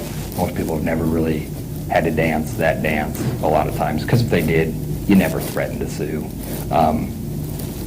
even when you win. Okay, so we're going back to one item. What I'd like you to do is say this under the consent meeting, because that's where you've got your stakeholders. And Some stakeholders, right? That's one stakeholders in the 250,000 people, one group of stakeholders, but yep. it's a multi-level Yep. because of all the different businesses that are there. Okay. And they're part of the operations of the airport. Very valuable. Oh my God, yeah. And so that disconnect should be joined together in a positive way, I believe, again, with leadership, to bring people together. Let them feel that they can safely and confidently relieve themselves of their grievances. Yep. And then take those grievances, build solutions, and then rebuild, because the communication breakdown is what we're talking about here. Rebuild that. And I believe in a year from now, this is going to be a fabulous. Well, and if you're telling me that, and it's funny, because I've I actually, believe in it. well, and it's funny you say that, because, and I've actually thought about this quite a bit. And so if we have a massive group of, like I said, nobody's come to me. And so, and again, maybe we've got a group of adults out there that are uber afraid or don't know how to act like adults. I don't know what it is. But normally I would have expected that somebody would have come to me or one of the other board members. The board's just not seeing that, right? We're just not having people come to us and say, hey, can I have a conversation? Which is funny, because in this town, for the dozens and dozens of boards that I sit on, I don't care if it's the county drug and alcohol board, if there's some major thing that's going on, the sheriff will come in when you're at the bagel place, grab you and say something to you, or, you know what I mean? That just kind of, right, our whole community is like, that normally, there'll be somebody that'll grab you and say, hey, you know what? We need to talk about this thing, or you need to be aware of this thing. And I'm telling you, for having sat on that board for 2 years, nothing. Typically, you know what the only complaint I've ever heard? I've had a few people call me up when they're sitting on an airplane and this ground service has been so bad lately, because Northwest, I don't remember the name of the vendor, the one that provides all the ground services for both Delta and United, that when it was sold from Delta, the service has gotten horrendous bad, and a bunch of that staff has quit, and so that ground service with them has gotten kind of bad. So like when we were with Delta and United both this last time, we kind of got on about it and said, this needs to improve. I swear to you, that is the only complaints that I've heard from people. Usually what I hear is like, oh my God, there's all this extra service, it's amazing, and the prices look like they've come down, and I can go to all these places, and like I said, the prices look like they're better. I'm just not hearing it. And like I said, I try, because I swear to you, having grown up here, there was a lot of times I was kind of embarrassed to be from here, and I mean it. Because when you go outside of here, you realize how ridiculously backwards we do a lot of shit here. And so when I came back, it's like, I'm just very humbling as a servant to try to help improve our processes and how we do stuff, provide better opportunities for our kids. Because I grew up really poor in Custer, in a place like Custer. You know what the great promise was? Maybe someday you could be the manager of the Pizza Hut. And I feel like did, so I understand completely. Well, I don't even want to compare those notes. I mean, my dad never graduated from high school. I mean, even now, my dad lives in an apartment that basically I paid for. But what I wanted to come back was, I believe we owed more opportunities for our children educationally Yes. and job-wise, and that's the number one thing. And I'm telling you, what I've started doing is at the end of the day, I'm just not going to do this. I'm not going to get into this. You know, people saying, quite honestly, just stupid stuff about each other. I'm just not going to do it. I'm not going to come back at anybody. But what I will do is there are some very specific things that I intended to do to level that playing field for the 250,000 people that live in this community. And I've talked from everybody from lawyers to various powers that be. And like you said, if we can't get to a point where we work through it together nicely, With then communication. what I'm going to do is, Open that up and connect these dots. then what I'm going to do is I'm just going to trigger something.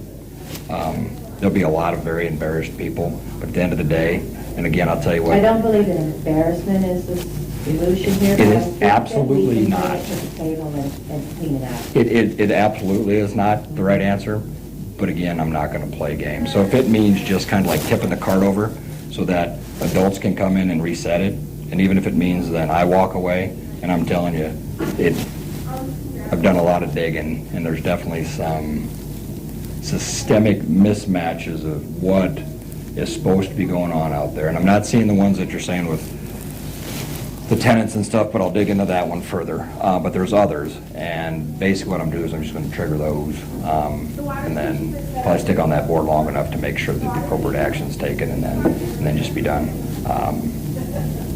It makes no sense to me, kind of the way those actions are going down out there right now. So I'm not quite so clear on your, what will you bring to the table to make this airport the best airport in this country? Well, for me, it was trying to, like, some of the big things I've been trying to do, if you really want to get an organization where it really achieves well, you have to have good vision and strategy, good visual direction. Right? And it's part of the reason I've really pushed on Patrick. We have got to, I don't want to redo this re-strategy thing just for the sake of redoing it, but we have got to sit and think about now with the growth it looks like the city is going to have. And if we're serving this 250,000 people, all of them, from the tenants, from the guy that wants to park his airplane on that runway to somebody that wants to fly once every 10 years, right? Somebody that's kind of maybe using it every day and somebody that's using it every 10 years. That we're going to come up with a strategy that serves that whole mess of people. And we're going to have a long-term strategy that does that. And I want to put the structural stuff in place to do it. I want to make sure there's a level playing field with all the people that are paying for various things on that airport, right? If they're buying a hot dog or buying an airline ticket or renting a hangar, that playing field is level for everybody. And that's what I'll bring to the table. And the reason I'm saying this, because I know I can't control people acting inappropriate. Right. And I'm telling you, there's But just... we can guide, we can be, Right. we can be the leaders helping this process along. Yep. And getting it back on track again. I truly believe that Right. the timing is going to happen. Right, and you and I, and that's where this cultural thing comes in. Because I'm telling you, I sat that group down too, I said, pardon my language, I am not fucking around anymore. I'm just not going to do it. I'm not going to play games. I'm not going to be responding, nope, sorry on the pushback. I am not responding to an email that copies 70 people. I will sit down with you, and you and I can sit down and say, you know what, safety first, yep, I agree. That can mean different things when you're thinking about the safety of different constituencies. If they, and I believe they're trying to do the right thing. Patrick and his staff are trying to do the right thing. Why would they try to keep that airport open? They're not trying to purposely endanger anybody.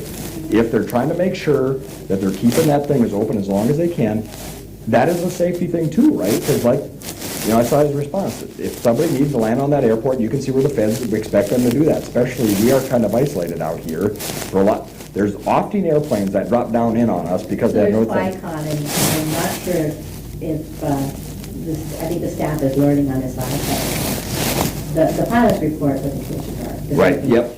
You probably know that. Yep. So the FlyCons are coming in, it's dangerous, it's above nil, that means a one, that means a close. We sat on that, we're the refuelers, we're that systematic side of it where we have to be open at all times.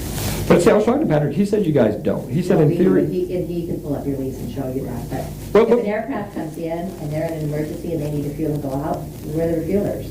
Well, but if it's an emergency, again, safety first, sorry, you're just gonna have to sit here until this airport's cleared back off, because we landed you for safety, right? We're not guaranteeing you, we land you for safety, we're not guaranteeing you're getting back out of We here. probably need to check our leases too, But- as far as that goes, But I'll tell you what, We do more than just that. I mean, we're also fueling the emergency team that's out there as well. So when they're shutting down, and the airport's not shutting down, and we're all trapped, and now we're trapped because we've got employees out there that are not safe anymore. Well, come on now, Lisa, to a certain extent, there's certain staff that, there are certain jobs, like my brother runs Golden West, he's got that call center, they're juggling that all the time too, right? That, again, I'm not saying you're wrong, it's a little bit of how we deal with it, right? It's where we should sit down and say, you know what, again, because we're all on this thing right here, nobody's looking to embarrass anybody, nobody's looking to get anybody fired, we're just looking at Rapid City first, Rapid City first, Rapid City first, right? So let's sit down and let's have this conversation.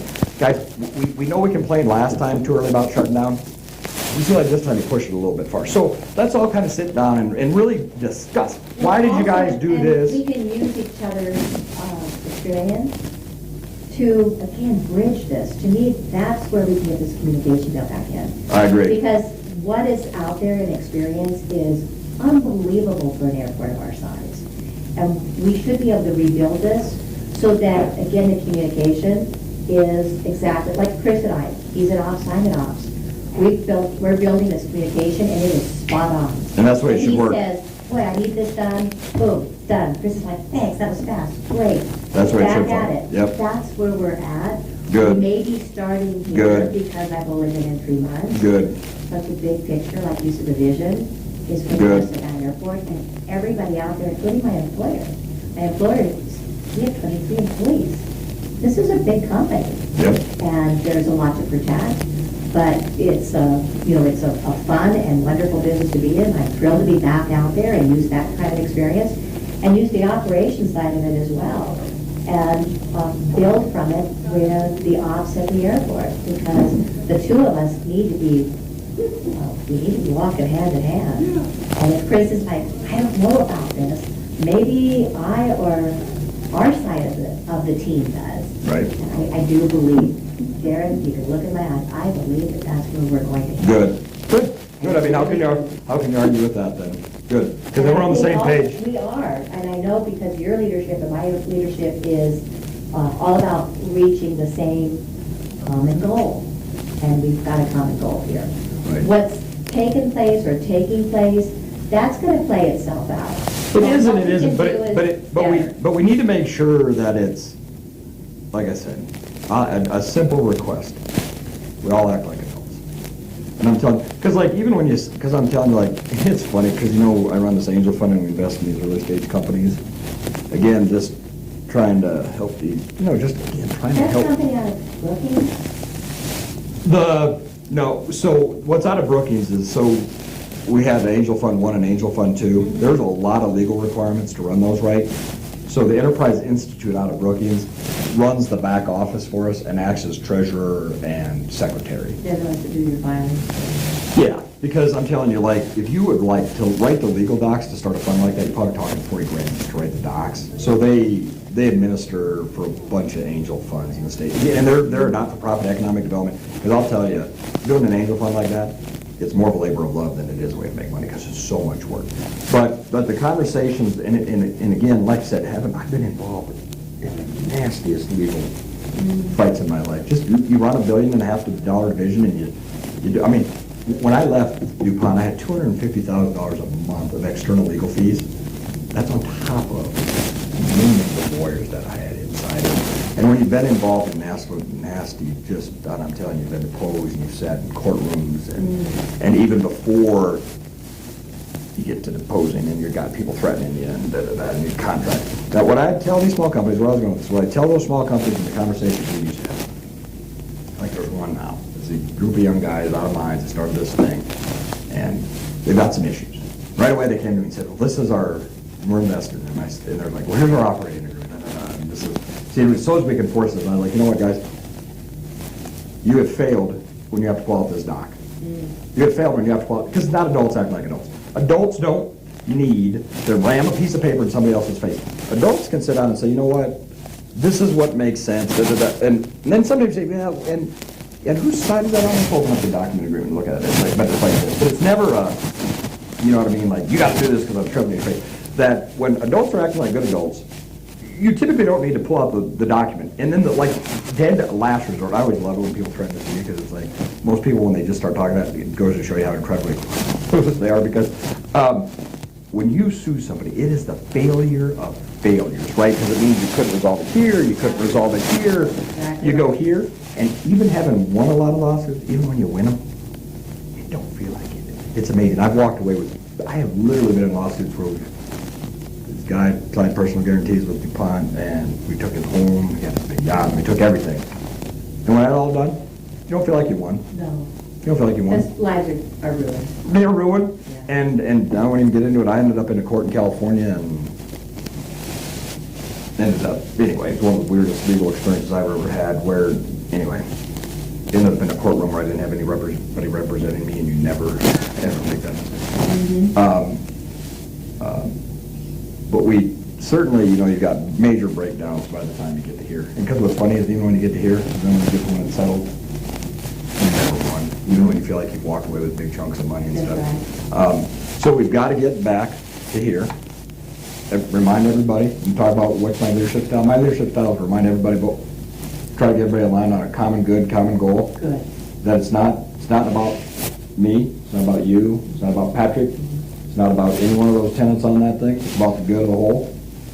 And quite honestly, Well, not it's even- still about everybody, because they each have to conduct their business and Yep. have success at it, or else they won't be there. But the common goal is where all of this comes together, it gets back on the vision, back on the focus, back on the success.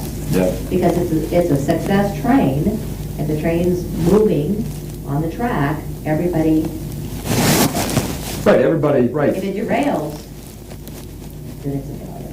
Right, oh God, yeah, right, I mean, yeah, because when I say it's hitting all those stakeholders, there's kind of a lot of implied benefits that are going all, and that's what's funny, with an institution like that airport, there are a ridiculous number of stakeholders. What's it really, the 250,000 people in this establishment?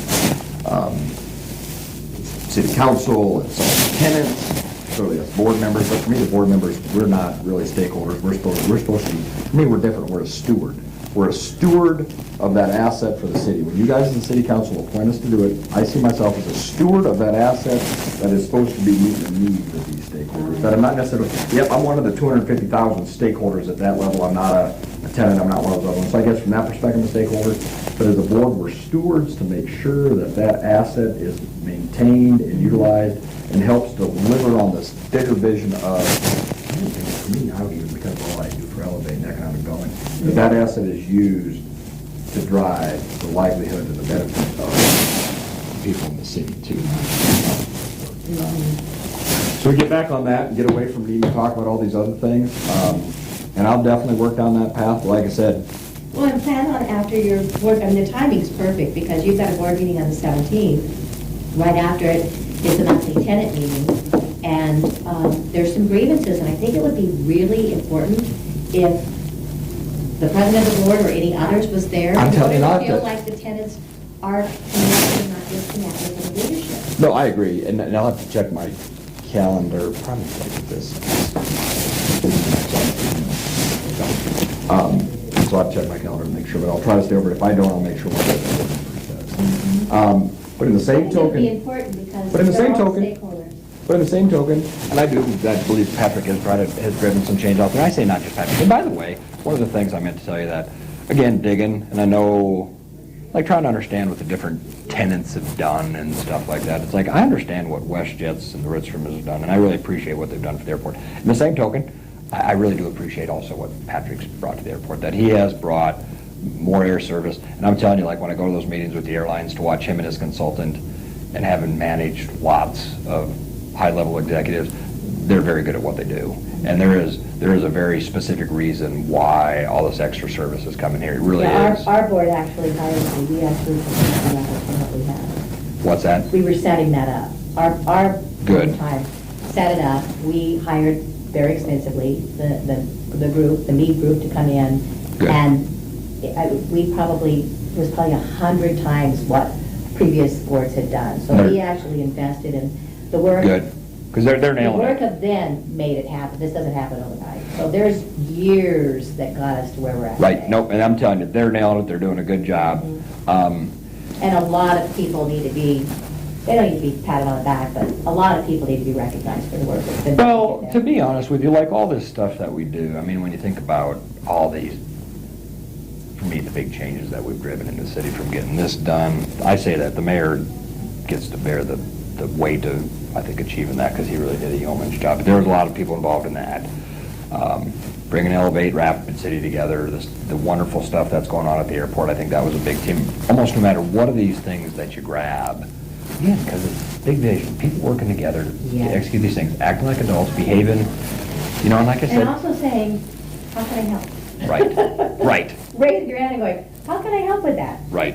How can I do that? I Yes. can spread that word. Right. I can talk to a room full of people about things like the vote yes. well, and quite honestly, I meant to talk to you about that too, because we do need everybody's support, right? And this is, and it was funny, we met with Sefner and Tribby and the downtown square people this morning, and Tribby said it, that he believes this is probably the biggest thing that we've done, that it really, at the end of the day, it's bigger than this, that you invest in your education.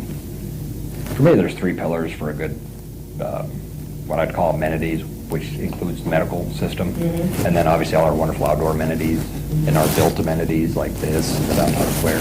And then economic development stuff, we've got a lot of good stuff going on there. I'd put this in that bucket also, the B21, Elevate, the Ascent Center, that one.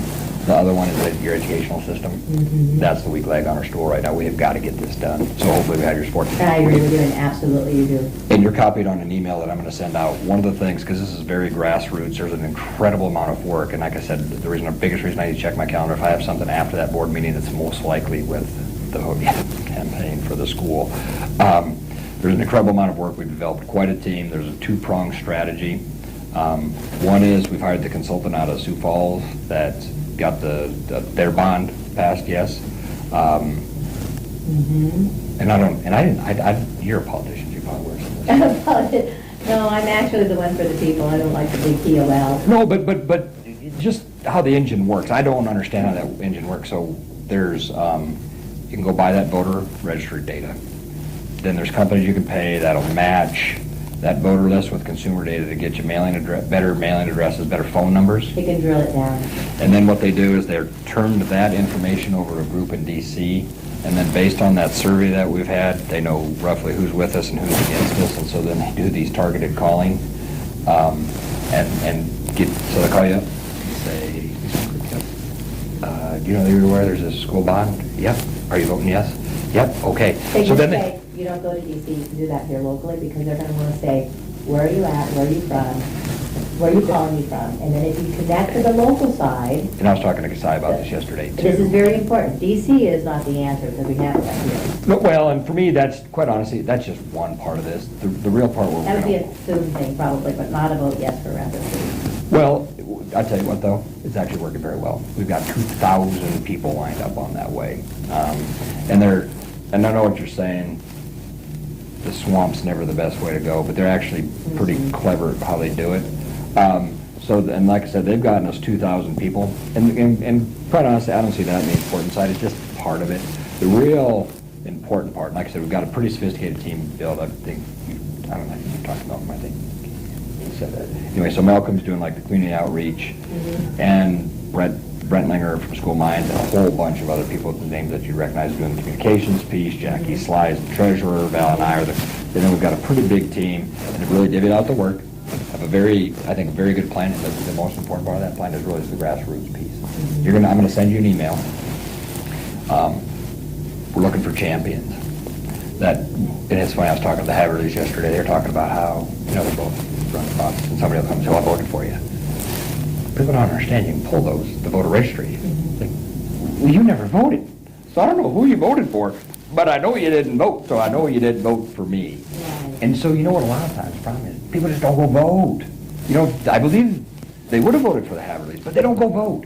We will win this thing. 8% is pretty embarrassing, and I'm not sure where this one's gonna come at, but just for being in February 26th, it's gonna be rough. No, but I'm telling you, there was a lot of strategizing on that. And we didn't talk to you, there were a lot of other politicians that we did.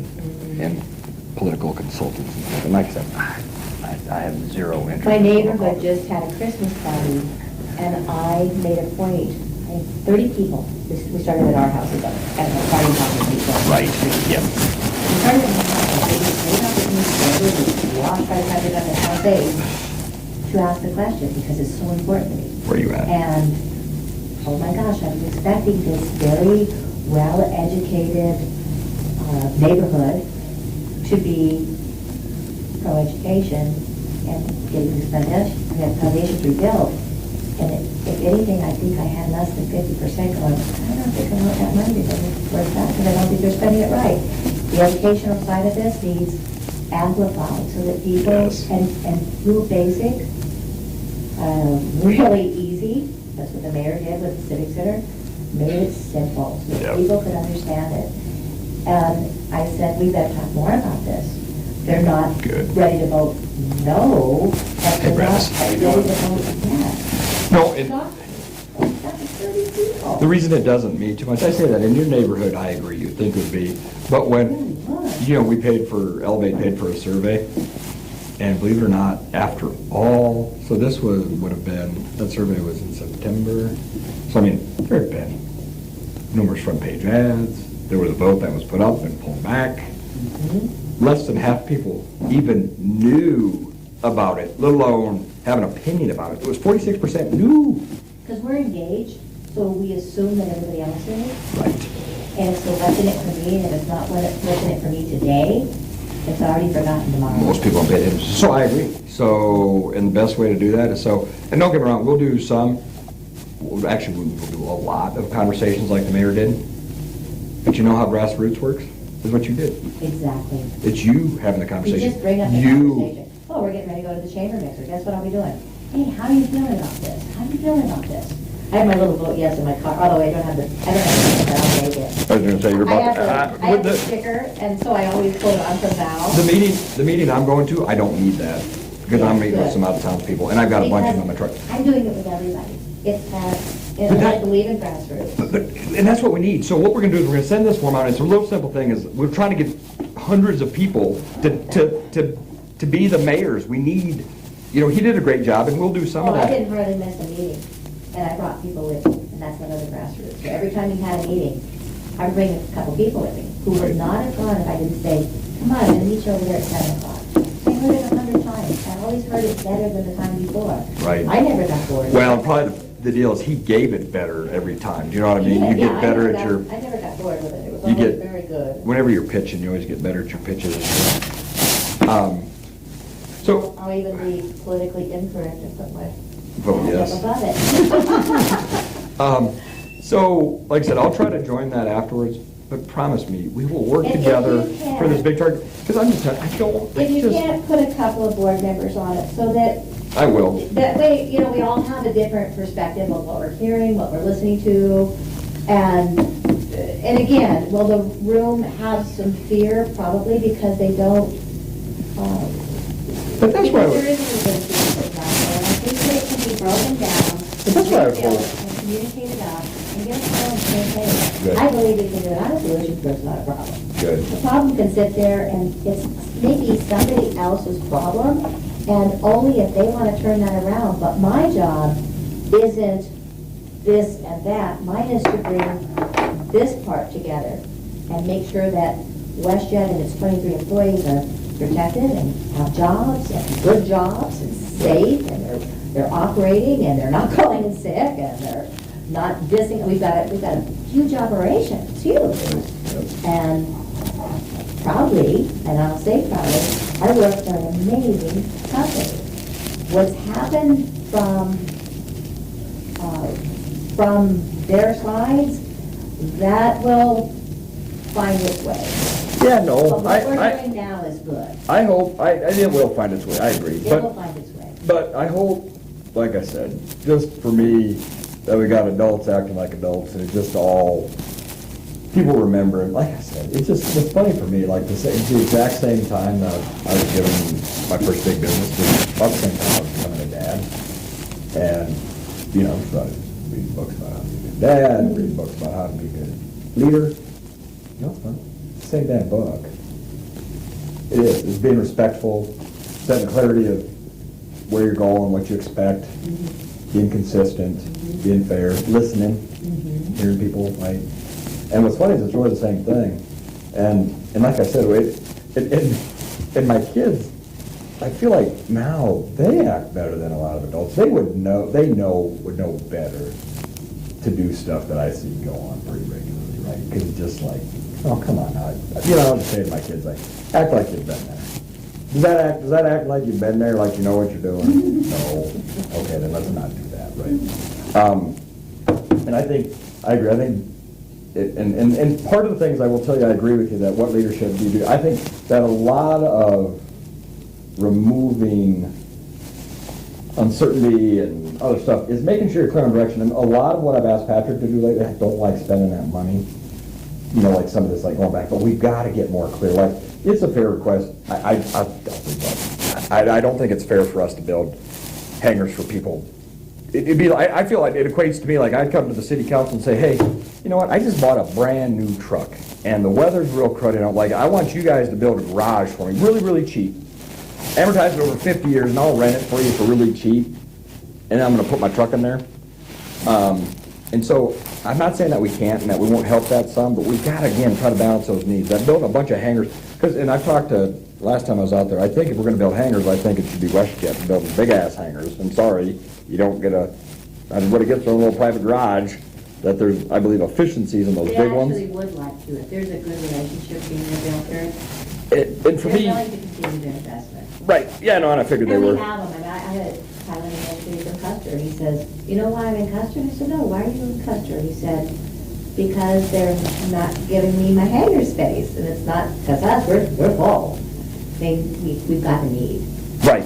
We have huge need of leakage, leakage from commercial, but we have leakage as well. From the on all of GA our stuff, yeah. The GA community that's out there in Rapid Cities also, which is another area you need to go to meetings on, because they've got some grievances. But we try to. They also want to rebuild too. And They want positive things to happen. I know. It's a really good time right now. But like I said, for me, there's always balances, right? Because There is. like okay, I get it, guys. Like I said, I would like a really cheap garage for my truck that was really convenient. I could park my truck in, and you guys, city council pay for it. I'm being facetious. I really don't want that. I really wouldn't want that. But you get my point, right? Because it's not fair. It's not fair to the 250,000 other people that their needs need to be balanced. Why not subsidize their airline tickets if we're going to subsidize hangars? And to a certain extent, the federal government does subsidize everybody's airline tickets ultimately, right? But just making sure that we're being fair. Not saying, again, that we can't do something, but for me what makes more sense are those big ones like that you guys do, because That's what they want. you get efficiencies of... They want to re-establish, that's why, the little 60-year-old hangars came down, because it was in their agreement 5 years ago, and it was time, so It's that time. we could open up space and put frontline, and Right. continue to grow, like you said, the large hangar business. It's massive. We have more and more Lears coming in. We had 14 Lears on the ramp about 3 days ago. It was a beautiful picture. A lot of it's the work that you're doing. And right, I'm sure these You guys... know it is. Well, I know these guys will.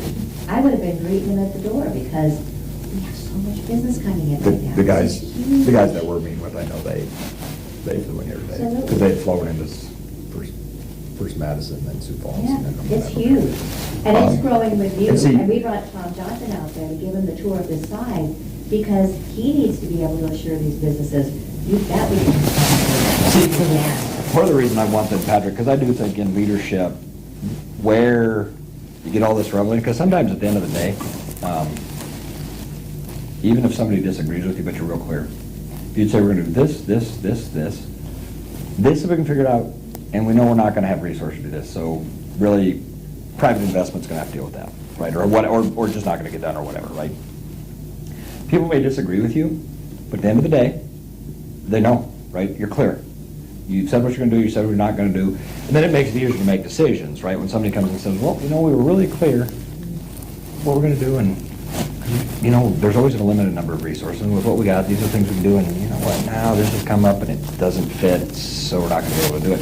And so for me, we need to provide a little more of that clarity, and that's where when we had that meeting, where were we at? The strategy meeting we just had, and when I was asking Patrick, I do want to provide better guidance to everybody on what we're doing. And then you and I can get everybody behaving, we'll get there. I know we can. So, good. That's the exciting part. that's where, for me coming on, it's gonna, I know all these people anyway. I've been in the business for years, decades. And. Out there? Yeah. Because out there, I have. because I'm a guy that does a ridiculous amount of digging and researching when I'm working on. I was a $6 million agency when I came. Oh, okay, so sorry. That I knew about you. This is where I made my money. Right, And right. all of those partnerships out there, we all worked together. When I sat on the Right. board, we worked together. When I was in meetings, we worked together. So that was my bread and butter. Right, right, okay. It's coming home for me. For me, that's Back. direct/indirect. What you're doing now is more direct. I thought you were implying that you had, and when you were on the board, that was more direct. I thought, because when, you must have been on the board from like the 10s. 2009, 10 until 2016. Yep, yep. Because I always like to understand. Two-term president, and at that time, I don't know how your presidency works now, but we actually voted our leadership. We voted who would be our leader. And The board did? Yeah. And I was two-term by the board vote. It wasn't just because you were next in line. No, the board voted me in. Quite honestly, I didn't show up to the meeting, so maybe, maybe you We should all show know better when we serve on boards. You go to those meetings when you're going to be nominated. Maybe you should have showed up for the nominating meeting. Exactly. That's the one not to miss. So, like I said, let's get it there. And I'm telling you, I'm pushing, and now this is Darren, not board, WestJet, Elevate, council, not council. Now, this is Lisa and Darren. These are citizens, right? Yeah, hardworking citizens. You get your side behave, I'm gonna get my side behave. We're gonna get this done right. No shit. No shit off anybody. You and I will behave, they'll behave. Betterment of the good, we'll set direction, make sure everybody behaves, make sure we have communications. We'll get her done. I think if we listen first, then we can apply the right plan to solve the problem. And listen, I'm telling you, I'll try. Communication's huge. Because for me, the listening thing is huge, and It is. for me, and again, like, it's part of, for me, it's similar to this researching and understanding. Before you start making decisions and doing stuff, you gotta listen, you gotta do your own digging, researching, understanding, then you can make decisions, right? And try to keep your emotions and ego and stuff out. But I have been trying to listen, and I'm telling you, and so I'll maybe try to go listen from a different angle. I've not heard it, I've not seen it, and I know I've been hitting the other board members, and they haven't either. So I will make sure I hit a few of them, and we'll make sure, I mean, if you could just give me some hint of what we're missing, so that I know who to go hit, because I'm telling you, like I said, especially when, like, some of these divisions they gave me, every division I ran at DuPont, I had somebody that reported to me that had worked longer in the division than I had been alive. And when you come in like that, you have got, you say, you got to honor the experience, you have got to honor that experience at the table, right? So you got to listen, research, triangulate. Okay, this guy told me this guy told me this. You know what? And It's not be opposite. afraid to ask the questions to find out more information for more listening. Right. Well, and quite honestly, building trust, 'cause sometimes you'll get mixed messages, and then you're like, you know what? I trust this person more than I do this person, and eventually then you have to make some judgments, and you decide who you're going to trust, who you listen to. And trust is good. I was going to share that with you as well in one of my thought processes, but sometimes that's one of the biggest parts that breaks it down, the trust. But for me, that's the adults behaving, because when adults are behaving, trust will form. Exactly. You Yeah. become, you get back on track again. Yes. And I think that it's another big job that we have in leadership, but I believe we can build that back up again. Yeah. We have to get some of this resolved in order to move forward. I agree. And Yep. some of I it agree. is going to play out, whether it's an attorney to an attorney on that side of it, but I hope they don't, because like I said, I haven't been involved in it. I wish most people could just, I'm telling you, all the way from like pre-lawsuits, all the way to, like I said, taking somebody's home. But Just that countless. makes sense comes from, like you said, when the breakdown happens and there's just too much frustration. I mean, as a city council member, we're sued all the time. We're brought into lawsuits all the time. I don't even know how many my name is on right now. Oh, there's It's dozens. just another day. It is, no, I agree. You just go, I'm not gonna lose any sleep over it. Nope, I agree. People have disagreements, and when they can't get a resolve, then they lawyer up. I believe that sometimes that's how you also get resolved. We have cases before us, or have been before us, now I've been on the council now for 3.5 years, they resolved because that's what it finally took. No, and believe me, I follow because I know a lot of people that, well, not a lot, but especially like some of your current lawsuits and stuff you guys got going and seeing both sides. Yeah. But I agree, but Another day. But I tell you what, but there's one thing to kind of like be listed on it, but I don't know, like when you guys do that, do you guys sit with the lawyer On the actively? council side? On the council, are you like sitting with the lawyers and really talking through those suits? Because I tell you what frustrates me, like when you've really been very actively involved in suits, I swear to God, there was, like when you have millions of lawyers. And then especially when you hire outside litigators, because they're very aggressive. I would always joke with them, they're like soulless people, they're different, they literally are different, wired different. When you get like really, people that are professional litigators.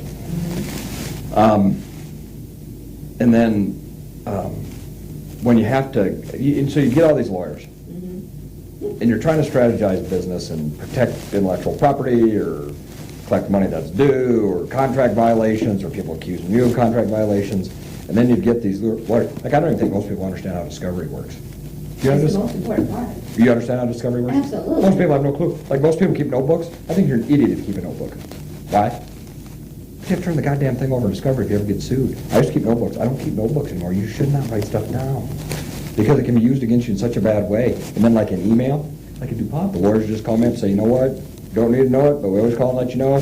We're going through your computer today. So while I'm sitting there working, they're searching my emails, they're searching my hard drives, and anything they find, they got to turn over to the other side. Most people don't understand how discovery works. But then we'd go through these, so then you go through these processes, lawyers would convince you, yep, we can sue these guys. Remember, sued somebody in Oregon, and it's really part of this global strategy of lawsuit. Yeah, and we can win that one there, we would absolutely win that one. I swear to God, about 6 months in, again, I don't think most people understand how long lawsuits draw either, with all the appeals and motions. Sorry, I made over for just a second. Hello! I'm ready to go party with you. So at 5, we're going to lock the front door. And you said we just push our way out? Yeah, just go right through this push door, and that will get you right out and get you into the civic center, and you'll be fine, and it'll keep everything locked up. Good. Okay. I'm sorry, Coffee we're... to get ready to have a drink? Yeah, exactly. You gotta have your stimulants and depressants and an equalized... My first meeting started at 6. I've been up since 4. I hear you. And I have not. Well, you and I had a meeting first thing this morning. That was my second meeting this morning. Really? Yeah. And then I had the diplomats over the lunch hour. I just needed a shot. I didn't even have a lunch hour. I only had coffee. That's why I'm going in there and having a drink and some meatballs or something. If I had a drink, you'd find me in the corner sleeping. So Tom knows this. The reason David and I aren't gonna be there tonight, you know, we've got You've got some clients. some potential Yeah. recruits for bringing businesses to the city. And so they flew in, and so we feel obligated. So we divvy duties. Tom's going here, and David and I are going to deal with that. So Okay, I was going to say, you're welcome to bring them. they seem to have a very specific, these guys out of California and the GOED seem to have a very specific set of things they want to do. Then there you So go. we're kind of, Those Californians, you know, I've got grandkids that are trained at the Californians. They're just a little odd. a little different. I was born and raised in California. Now you know. Exactly. Right, that explains a lot, right? Exactly. They're my tree hugger kids. Reuse, reuse. I actually left there because of a lot of that was going on. Like, no, I kind of want to go back to nature and not play that A little more balanced. wild room of, yeah, you can't, They're in Santa Cruz. It's a really nice you area. can't even barbecue out there because you might affect the environment. Right, charcoal, burning charcoal, releasing CO2. Can't do Yeah, it. exactly, yeah. Which cracks me up because as you walk down the street, there's all these homeless people and drug paraphernalia everywhere. It's Yeah. just a flippin'. Well, we took the kids to San Francisco in April. I've never smelled pot so much in my life. Everywhere you went, every corner you stepped around. I mean, the whole place just smelled like people smoking dope. Yeah. You know, what's funny is it's legal in New York. Took the kids to New York this summer and Boston. I think it's legal in both those cities. You didn't smell. Maybe a couple times you smelled it. Yeah, don't take them to a Bronco game. Holy cow.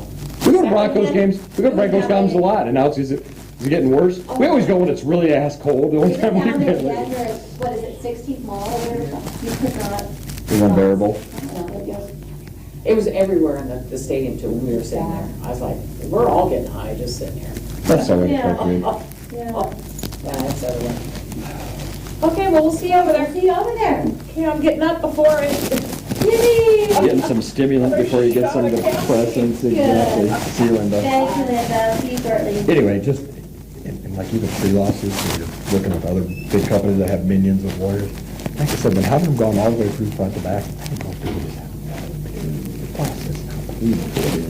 like I said, even when you win, and you walk away with millions of bucks, Gosh awful. the lawyers win. At the end of the day, even when you are like incredibly victorious, the lawyers walk away with the lion's share of that money. Even like these big class actions. Yeah, the lawyers walk off with like a third. People do not want to lawyer up.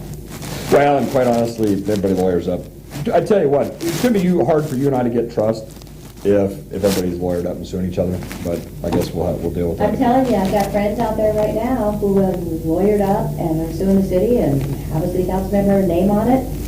I still don't have a problem with it.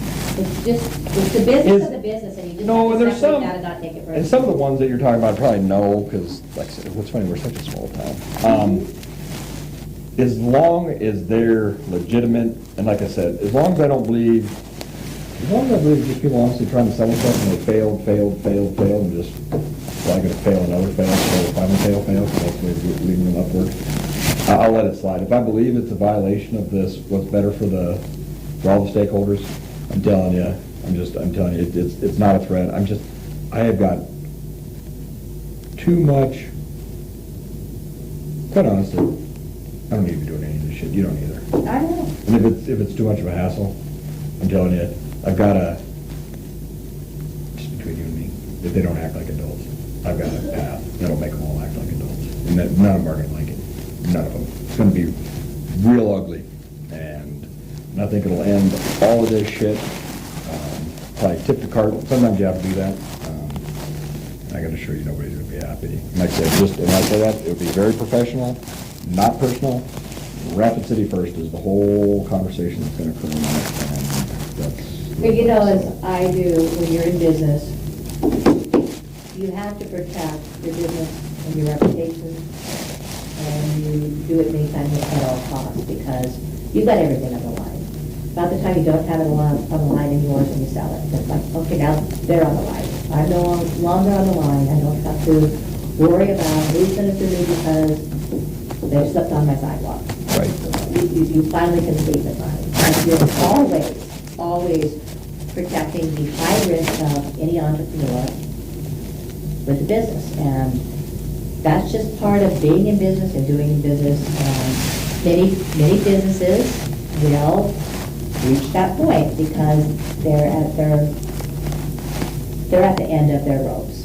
And we had the same thing when we were protecting our company. You had attorneys on retainer for a reason. You hated it, you didn't like to have to pay that retainer, but there was always somebody out there that maybe you couldn't get an agreement on. Right. On the same token, I agree, because everybody's got to protect their positions. So if that's the position they need to protect, then these guys are going to have to protect it, and I'm going to protect, I'll tell you what, I'm going to protect this position, Rapid City first.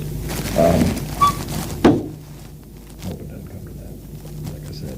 Well, it's kind of... I tell you, and this is just like, even I'll be honest with you, like those complaints to the FAA, the biggest reason they piss me off is it just brings shame on this. And I'm not even going to say necessarily who was involved or where it was, despite where the FAA came back and said everything was clean. I felt like it dents this. See, what are you talking about now? I'm going to have to say it was The complaints that WestJet filed against Patrick on those ones, and the FAA came back and said. See, this is how much I don't know. I have this job. Then you gotta go dig into those. That's the whole thing, like, This is my job right here.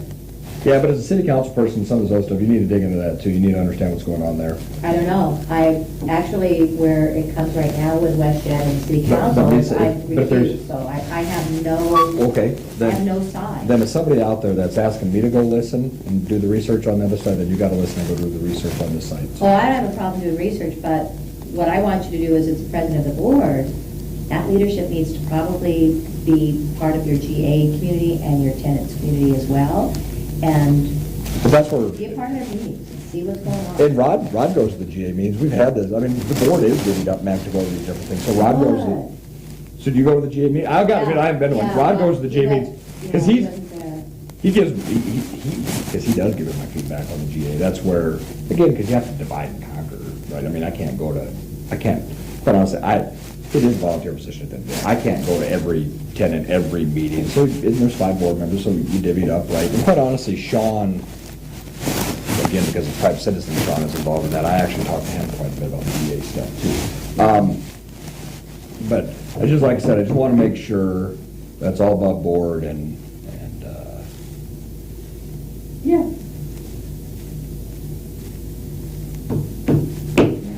thanks for the time. Yeah. You gotta, this thing starts at 5, we does it start at And 5 or? yeah. And David's picking me up outside, Well, so. go close their deal, bring them in for good. What pisses me off? These guys came and said they really wanted to come talk to us. And Christie got involved. Said they should come all over Mount Rapid City. Ooh, how did Yeah. that happen? Well, because then what happened was, and I don't really, it doesn't really matter, because quite honestly, in the grand scheme of things, we don't keep us involved in the outside world. I just, Kate Pierce and I have been actually talking to you guys, health workers, that's us. That's us. So, why are you pushing them over there? There's a very specific thing, but I tell you what, like I said, with Steve, anyway, I'm not sure he's got the one. Yeah, he's the one. What was something? No, Steve, Hammerschlag. Oh.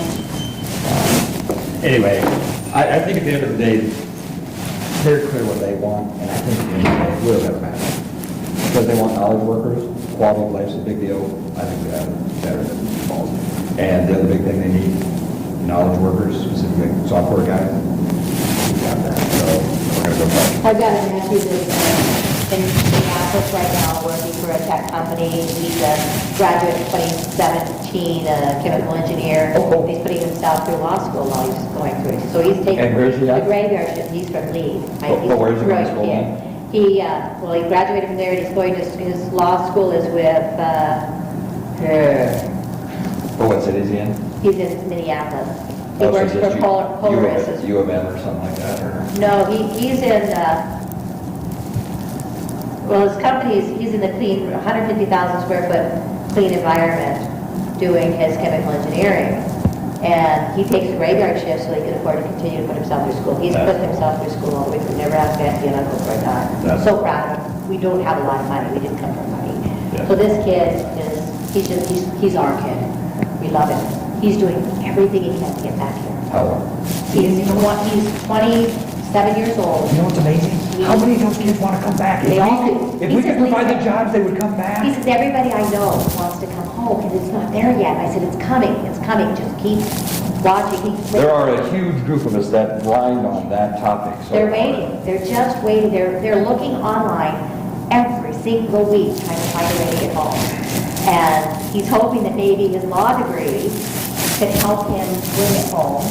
With chemical engineering, he wants to add patent law to it, because there's no patent law around here. No. And so he wants to bring that home, and I'm saying, I'm telling you, kid, in about 5 years, it's going to be here for you. You know, it's going to break loose. It may honestly break loose in a way that some of us that are here might say, well, a little too much. But I'd rather have that problem. than- Crank it up, I love the pedal. I agree. You know, even too much, I know that smart road, No, but that's no the deal. stop road. No, I think smart growth, and because you know what's really funny, so, you know, my kids, they've lived out here 6 years, but prior to that, my daughter lived in like 8 places when she was, 9 places, came here when she was 9. She lived in Tokyo a couple times, which is the largest city in the world, right? So when we came back, she knows what I work on, and one day she says to me, she says, Dad, let's make you on Rapid City to me. She says, and I like it. She says, I like it. Because she knows the ridiculous sprawl, right? And I said, I said, well, that's a good question. I said, we obviously, I said, we don't want to be Denver. We don't want to have just sprawl and all things. But I said, I legitimately believe we could be twice as big. And I said, my big goal is that we provide jobs that are better jobs for you and your brother and other kids in this community. So I said, a big chunk of it is to improve the quality of what we've got too. So I think we can do it. Please, thank you for the time. I'm glad we met. Let's get on Keep talking. on the same page here Okay. about solutions and great things happening for everybody. Agreed. Because I believe it can happen, and I think it's not that far off. I agree. But we got to get the grievances out of the way so that Yes. we can go on with the solutions. I agree. I love it. Thanks, See you Lisa. later. Bye.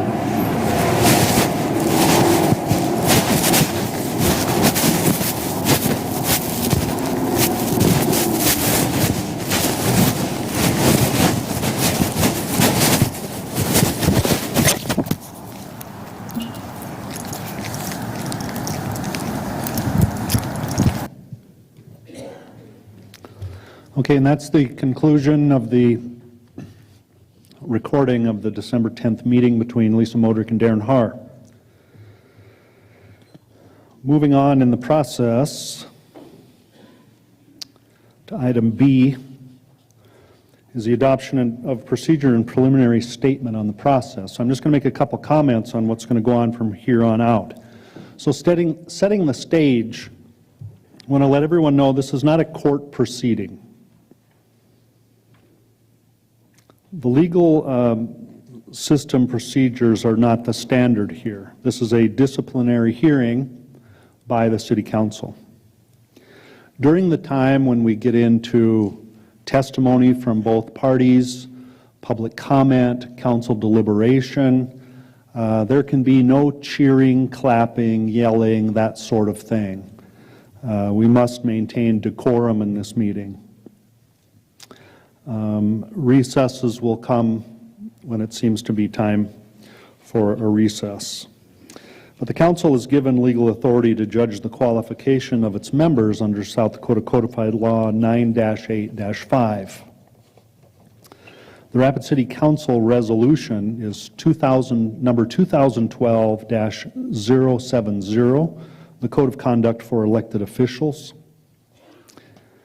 And Rapid City Municipal Code 2-08-100 also authorizes the City Council with 2/3 of a vote to expel any member for misconduct, disorder, or repeated violation of duty.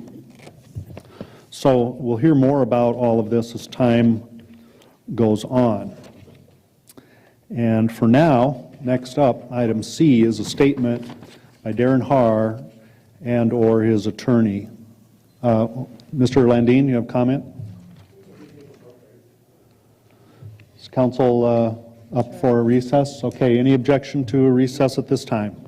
Okay, we'll have a recess. Will be exactly 10 minutes, and then we'll come back. Thank you. We're in recess.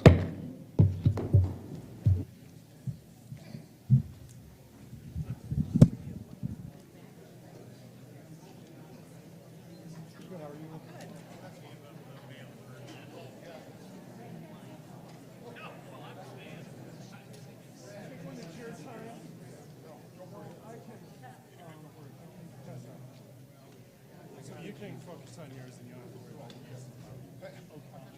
Thank you. Because otherwise I can.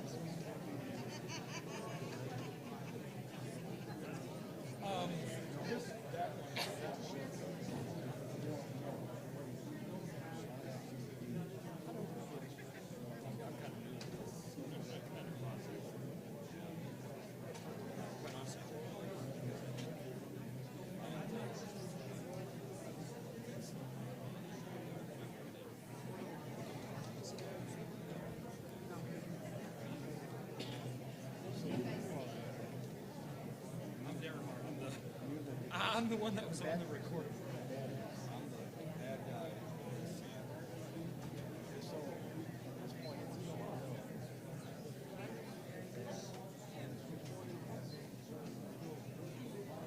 I'm pretty sure, I know, I honestly don't. I think they sent it, I don't know, because there's two. There's one that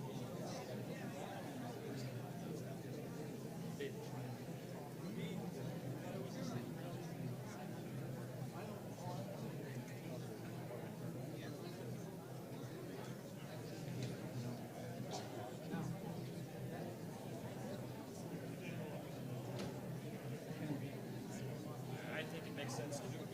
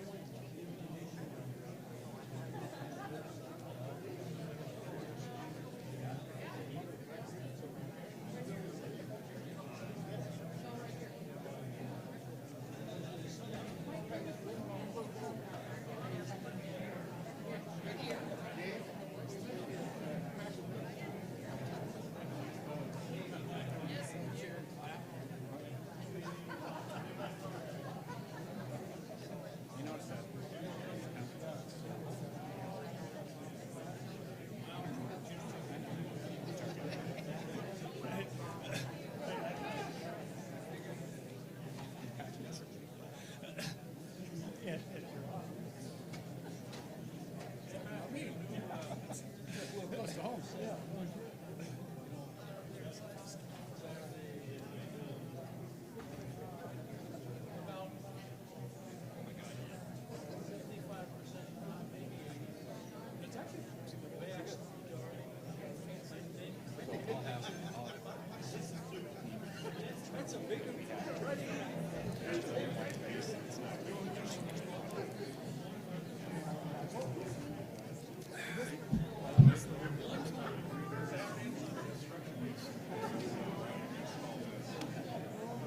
There's nothing unusual about that. Do you want to talk to them?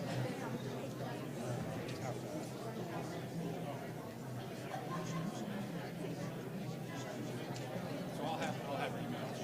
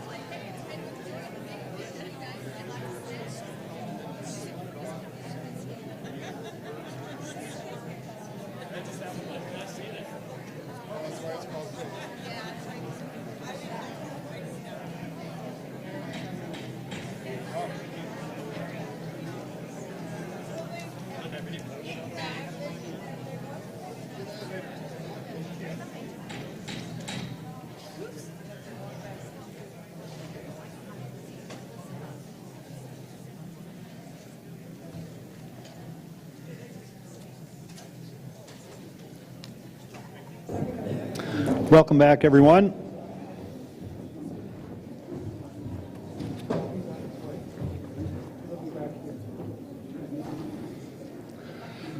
We're now moving on to item C, which is a statement from Darren Haar and his attorney about the complaint. Thank you, Mayor.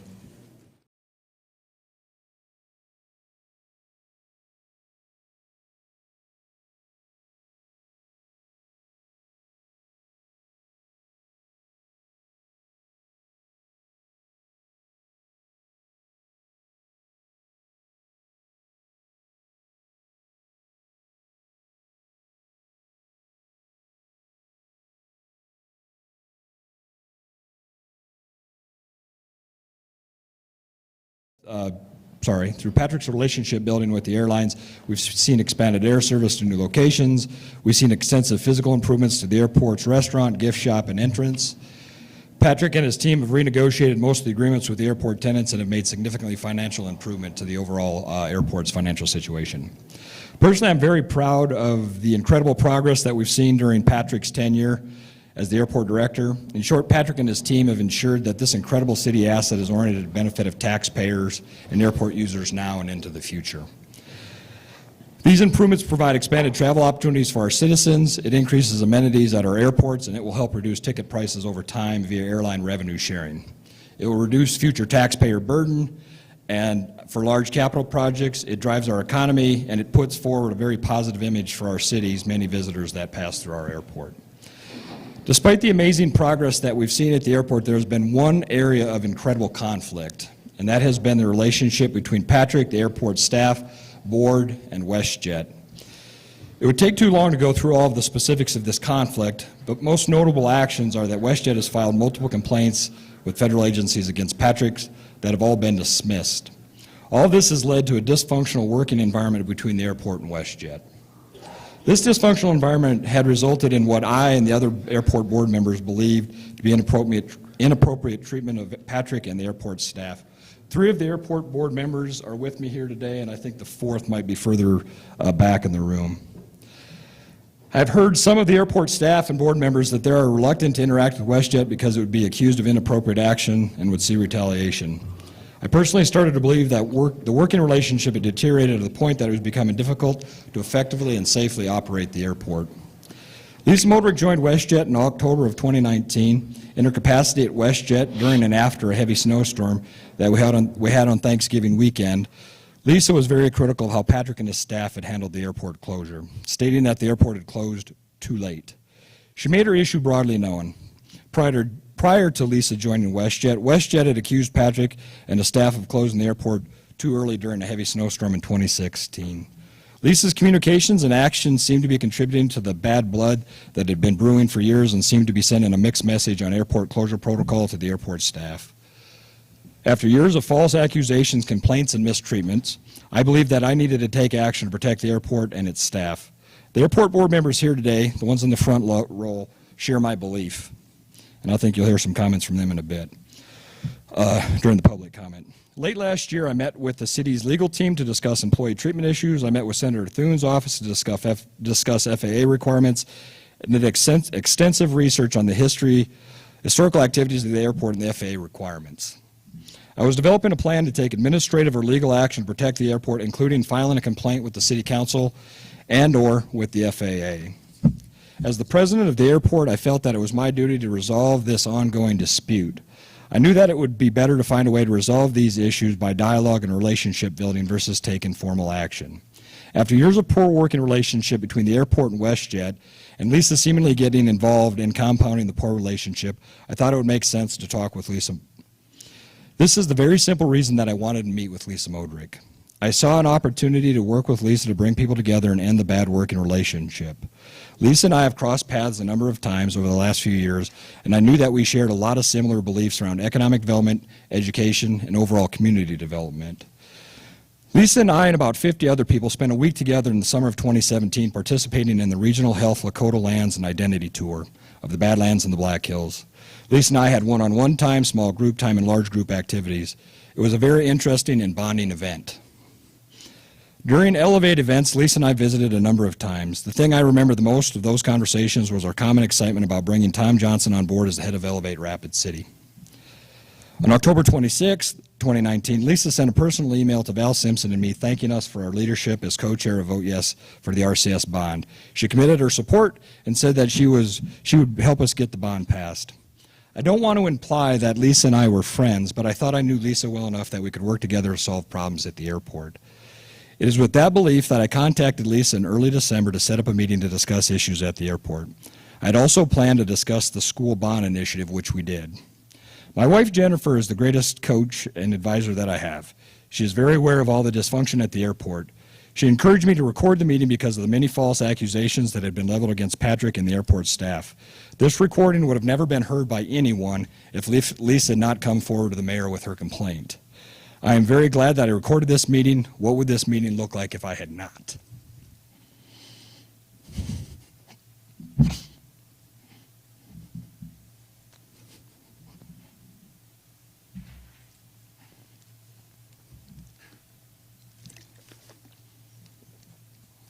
Lisa and I had discussed several options on location. The airport, a coffee shop. Lisa had actually put her house up as an option also.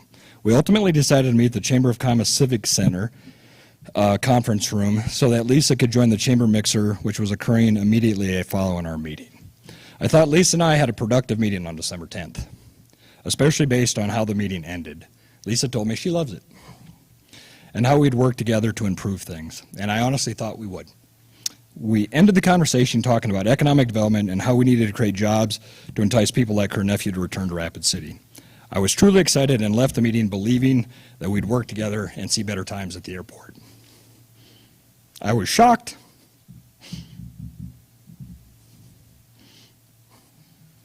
I was shocked when Mayor Allender contacted me over 3 weeks later to tell me that Lisa had said that I threatened her and her employee with physical harm. I absolutely deny that I tried to intimidate Lisa in any way, and I think the recording shows that very clearly. I also deny that I did or I ever would threaten physical harm to Lisa or anyone at the airport. I wanted to solve problems, and I was looking for a partner to do so and thought I had one when I left. I will end my comments talking about reputation. I'm sorry. This is very hard.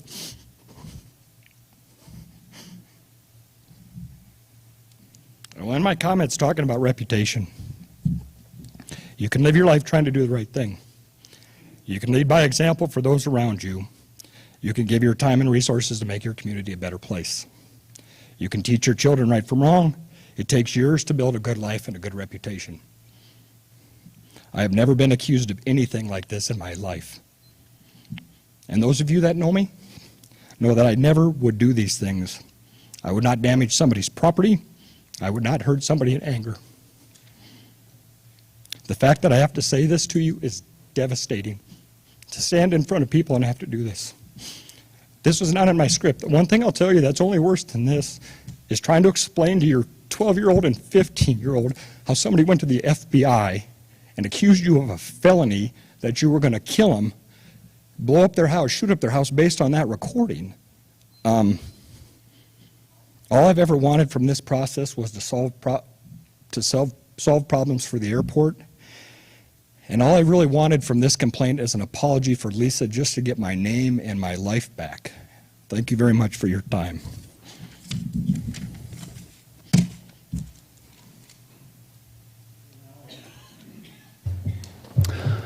Okay, now on to item D. We'll have a statement from the city attorney. I'm sorry. Back to letter C. David Lust, attorney for Darren Haar, will now speak. Thank you, Mayor, members of the council. I'm really not sure what to say here today. It's such a surreal and unfortunate situation, and frankly, it'd be almost comical if it didn't involve so seriously my client's reputation and image. You can see the toll it's taken on him in making this complaint. And I'll tell you, there's two victims in this process. You heard from one. Mr. Haar and his reputation. The other victims, I should say, is anyone who volunteers for a city organization, commission, or board. If this type of conduct goes unchecked, we have a very serious problem in this city in getting people to volunteer knowing they can be subjected to such tactics. You've heard the recordings, and I can't imagine two more diametrically opposed renditions of the conversation that happened on December 10th. Let's start with the first one. That conversation, which we just heard, is congenial, it's friendly, it's civil, it's productive, a lot of chit-chat about a lot of random things. It really reflects two people trying to solve a problem they both recognize exists at the airport. Does Mr. Haar curse? Yes, he does. Does Mr. Haar curse in normal life? He sure does. Does he discuss issues at the airport in a direct manner? Yes, he does. Does he talk about lawsuits? He does. Is any of it in any way inappropriate? No, it's not. Is any of that conversation in any way threatening? No, it's not. Ms. Modrick equally engages in the conversation. It's a back and forth banter. She was in no hurry to end the conversation, nor was Darren. She concludes the conversation by saying she loved it. You heard from Darren. He left the conversation thinking it was constructive. It's all about tone and context. Nothing in that conversation indicates any sinister or menacing purpose by Mr. Haar. It's a give and take. 3 weeks go by after that conversation, and the representation changes. Then we hear the second recording of the second meeting. What do we hear in that meeting? We hear about people getting machine gunned, their houses getting blown up, restraining orders, threats of their lives, and the invocation of law enforcement. It's truly a dark and menacing scenario in that recording. The allegations made in that meeting are simply outrageous and frankly bizarre. But what really puts this over the top, folks, what really makes this so pressing and concerning is the involvement of law enforcement. Filing a complaint with the FBI, requiring the police chief of the city of Rapid City to be on this meeting, to make these allegations, takes it to an entirely different level. To allege that that conversation should be punished criminally is simply ridiculous. Think about that for a minute. The implication is that Mr. Haar should be jailed for trying to solve a problem at the airport with someone he thought wanted to do the same. Criminal penalty. And this from an elected official. Can you imagine if Mr. Haar had not recorded that conversation? The FBI, instead of dropping this investigation in 2 seconds after listening to both recordings, would still be investigating him. The city police could be investigating him. He could be faced with jail time if he hadn't recorded it. I've seen assertions in social media that somehow Mr. Haar was underhanded, unethical in recording that conversation. Good heavens. Thankfully, he did record it. He would be defenseless had he not. In the second recording, the first recording today, the second meeting, Ms. Modrick throws out an assertion about, do we really know who Darren Haar is? Well, let me tell you who Darren Haar is. Darren Haar is exactly the type of person we want in this community. Grows up in the Black Hills, goes to college, has a very successful corporate career, returns to his community, and does nothing but dive in and help. He devotes hundreds of hours in multitude of capacities making this community better. And I'll list a few. Airport Board President, as we know, Vice Chair of Elevate Rapid City, chairs the Black Hills Angel Fund, He's an entrepreneur in residence at the School of Mines. He's an honorary base commander at Ellsworth. He's on the Pennington County Drug and Alcohol Board, South Dakota EPSCoR REACH Committee, and most recently co-chair of the Vote Yes campaign for the school bond. He's a problem solver. That's what he does. That's what he did in his corporate career. That's what he's done for us in Rapid City. And what's his reward for that, for his community engagement? Accusations like this. We're trying to solve a problem. So he had a choice. He could have just moved on, let the news cycle play out in a couple days and not done anything. Let it pass. But that's not who he is. This is so fundamentally wrong, what has been done to him. He did not back down. He filed a complaint. He didn't have to do that. You think he wants to be here? This is the last place he wants to be. He's here, and he filed that complaint because it's the right thing to do. What does the Code of Conduct state about an elected official in Rapid City? And I'll read you the key provision. The City of Rapid City expects each elected official to demonstrate the highest standards of conduct, personal integrity, and honesty in all of their activities in order to inspire public confidence and trust in elected officials. It's hard for me to imagine something that could occur that would more undermine trust in public officials than what we have here today. The savage attack of someone's character by an elected official, unsubstantiated in any way. Allegations of criminal conduct for having a conversation with someone trying to solve a problem.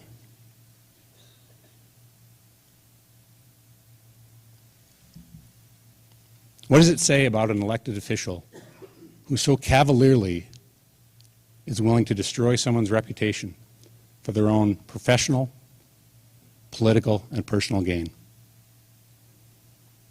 I hope those words in the Code of Conduct mean something to you, and I hope you act accordingly. Thank you.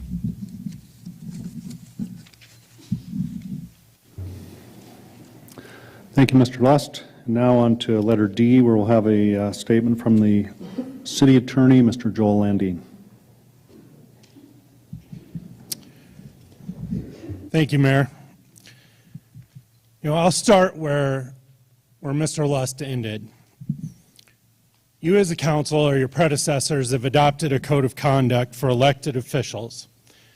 SDCL 9-8-5 grants you the authority to adopt your own rules and procedures and to punish your members or remove them on a 2/3 vote. The Code of Conduct states that each elected official is expected to demonstrate the highest standards of conduct, personal integrity, and honesty in all of their activities in order to inspire public confidence and trust in elected officials.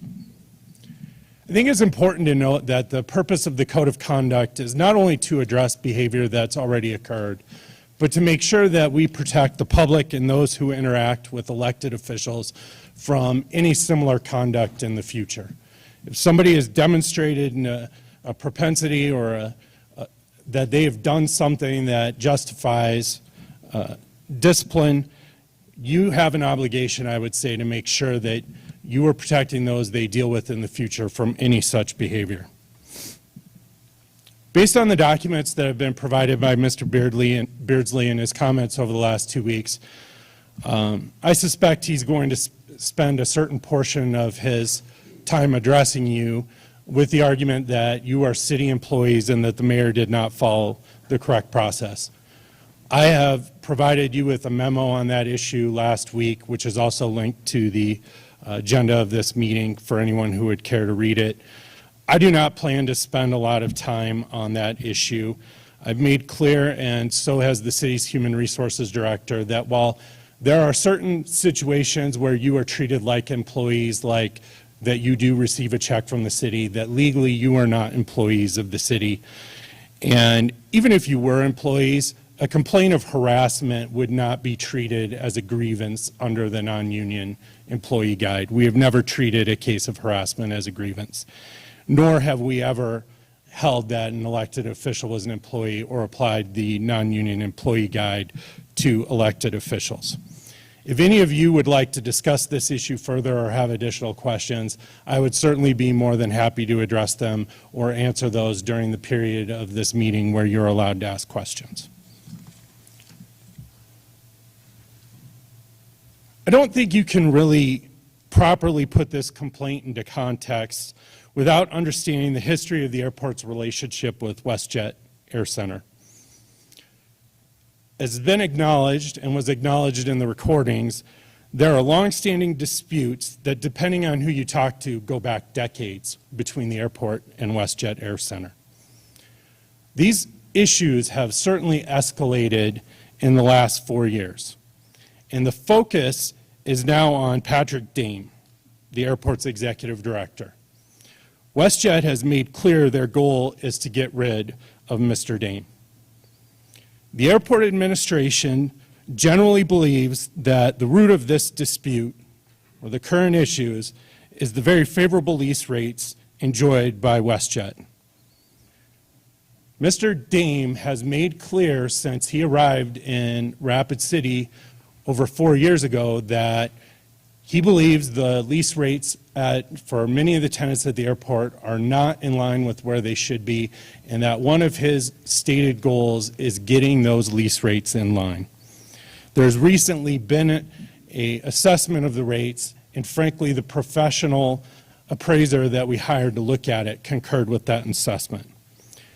Darren Haar, as the president of the airport board, has been very supportive of Patrick and has agreed with his determination that the rates are out of line and that they need to be addressed.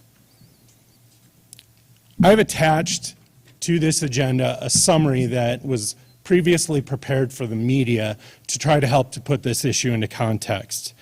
And what it shows is the virtually constant attacks and complaints by WestJet against the airport the last few years. There hasn't been a day, a month, a week where we weren't dealing with some WestJet issue, it seems like, since 2016 or 2017. There is no molehill that WestJet cannot try to turn into a mountain at the airport.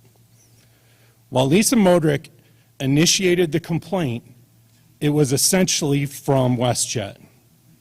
She is their operations director and came to the meeting with Don and Linda Ridstrom, the owners of WestJet.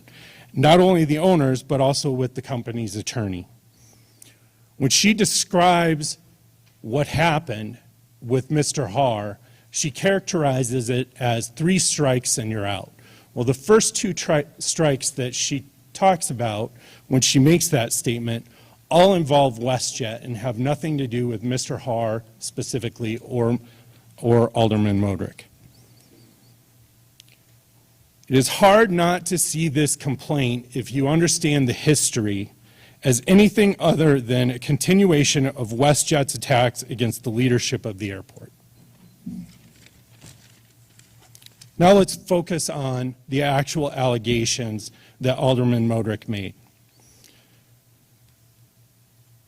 Mr. Beardsley, over the last several weeks and in his submissions, focuses on making the case that Darren's words are threatening. He cherry-picks certain words and phrases out of context in an attempt to convince everyone that Alderman Modrick's complaint was genuine. And I would say and I use air quotes, transcript that everyone has been provided demonstrates that. It is not a complete transcript. It is excerpts and jumps minutes at a time to take certain phrases out of context. He is focused on how serious the threat of litigation is and that there are few things worse than being embarrassed. Personally, I think someone driving by your house with a machine gun, John Dillinger style, would be much worse than being embarrassed, but that's just me. Mr. Beardsley's argument completely misses the point. Alderman Modrick's complaint wasn't that she was afraid of being sued or embarrassed. Her complaint was that she was personally threatened by Darren Haar. No matter how hard Mr. Beardsley tries to rewrite history, Lisa made clear that he said, "I know where you live." You've all heard the audio. Darren Haar never says that. And there was nothing he said that could be legitimately confused with that statement. And she was very specific to the mayor about that being said. There was no hesitation or any qualification of the statement that he said something like, she said very specifically, he said, I know where you live. She portrays him as aggravated and unhinged. Her husband compares him to an unmedicated schizophrenic. They characterize his statement as a threat against civil aviation.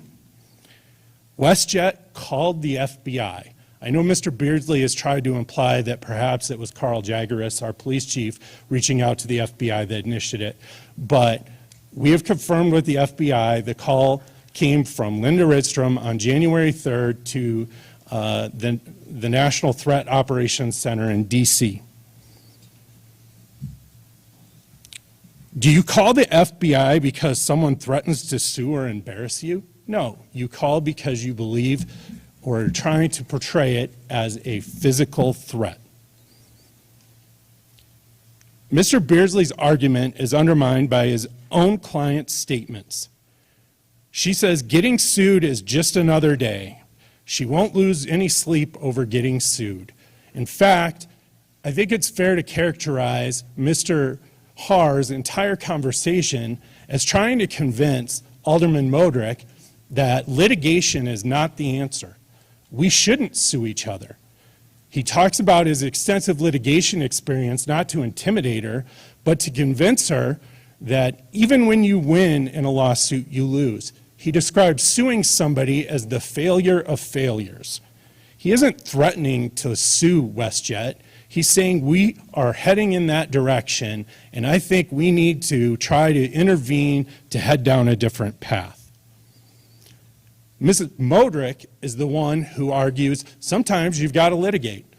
Sometimes to protect your interests, you've got to sue. She clearly is not in fear of litigation. As lawyers, there's really two types of evidence. There's direct evidence and there's what we call circumstantial evidence. So I tend to describe direct evidence is if you're standing on a street corner and you watch somebody across the street walk up to another person and shoot that person, that is direct evidence. You have directly seen what occurs. Now, on the other hand, if you're standing across the street, you see somebody walk into a building, you hear a gunshot, they walk out carrying a gun, you go into that room and there is somebody dead on the floor and there is nobody else in the room, circumstantially, you can conclude that the person you saw walking in likely shot that person.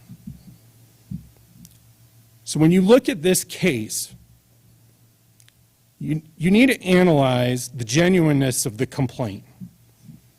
I think the first thing you need to consider, and it is circumstantial evidence, is the relationship between WestJet and the airport and the fact that Alderman Modrick is currently an employee of WestJet Air Center. Next, I would ask why someone with a legitimate complaint first would make up statements that didn't ever occur and mischaracterize others that did occur.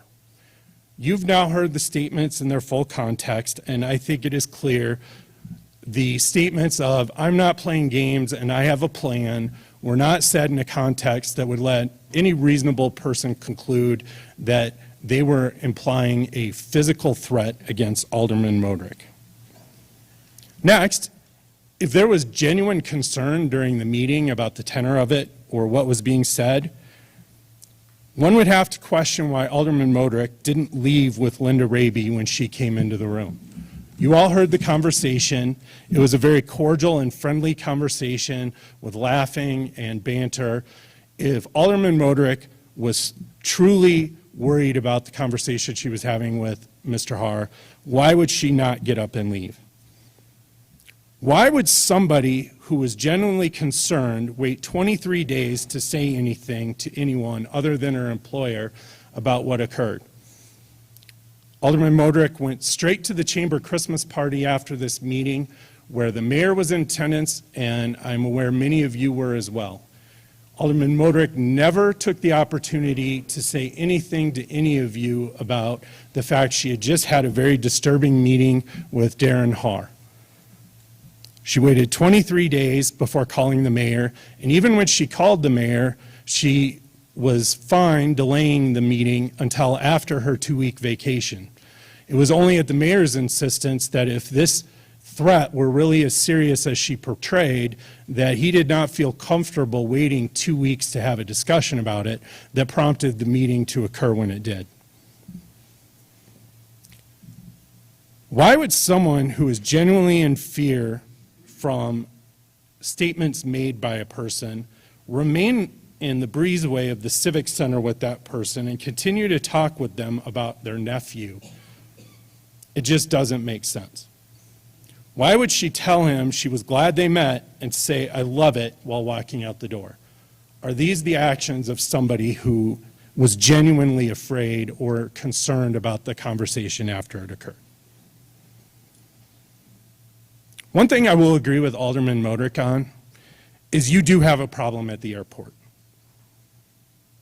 And the problem is WestJet and their continuing attacks on the airport's leadership. This isn't something that was done to Lisa. Lisa is not the victim here.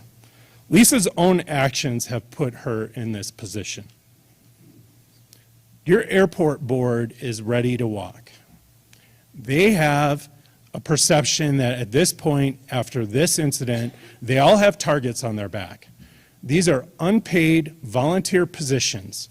Why would anybody sit around and wait to subject themselves to this kind of personal attack to continue to serve on a board for which they dedicate a lot of time and receive no compensation?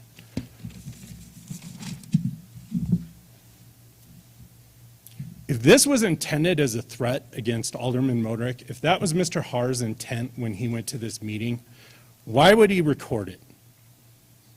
His intent was to work together to avoid continued escalation of the issues between the airport and WestJet. People can take issue with his use of profanity, but I think it is far worse to try and invoke Me Too in an effort to support a false complaint. If he hadn't recorded this meeting, this likely would have ended up very differently. It would have been a he said, she said. Faced with the prospect of having his name dragged through the mud when he had no proof that the threats didn't occur, it is more likely than not that Mr. Haar would have just resigned his position and gone away. Who would have put themselves through that when they had no solid evidence to defend themselves with? It would have been his word against a long-serving elected official. While many want to criticize his decision to record, I think time has shown his decision to record this meeting was certainly justified. My staff, the reason I'm standing up here today is often in these situations, the council has hired an independent investigator to look at it. Quite frankly, I can stand up here and talk. Mr. Haar and his attorney can stand up and talk. Mr. Beardsley and Alderman Modrick can stand up and talk. But quite frankly, I think the audios speak for themselves. So while we stand up here and we try to help you put this into context and figure this out, at the end of the day, I firmly believe that. So my staff did an investigation, listened to the tape, and made a preliminary report, which you've been provided. That is why I am standing up here supporting that report and the conclusion that my staff made, which I think is supported by the audio and the record and the facts, which is that no reasonable person could have perceived a physical threat from that conversation between Mr. Haar. At this point, you have a code of conduct, and it is now up to you to decide how you want to address that.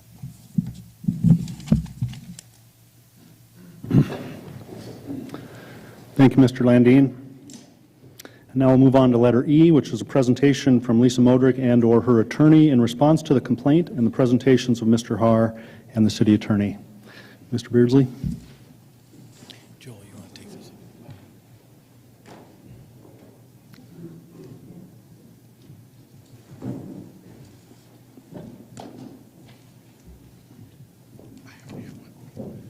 Just so everyone knows, Mr. Beardsley has hard copies of all his documents he's going to be referencing. So I don't know if he's going to start, but I will come up and distribute those to the council. I'll wait.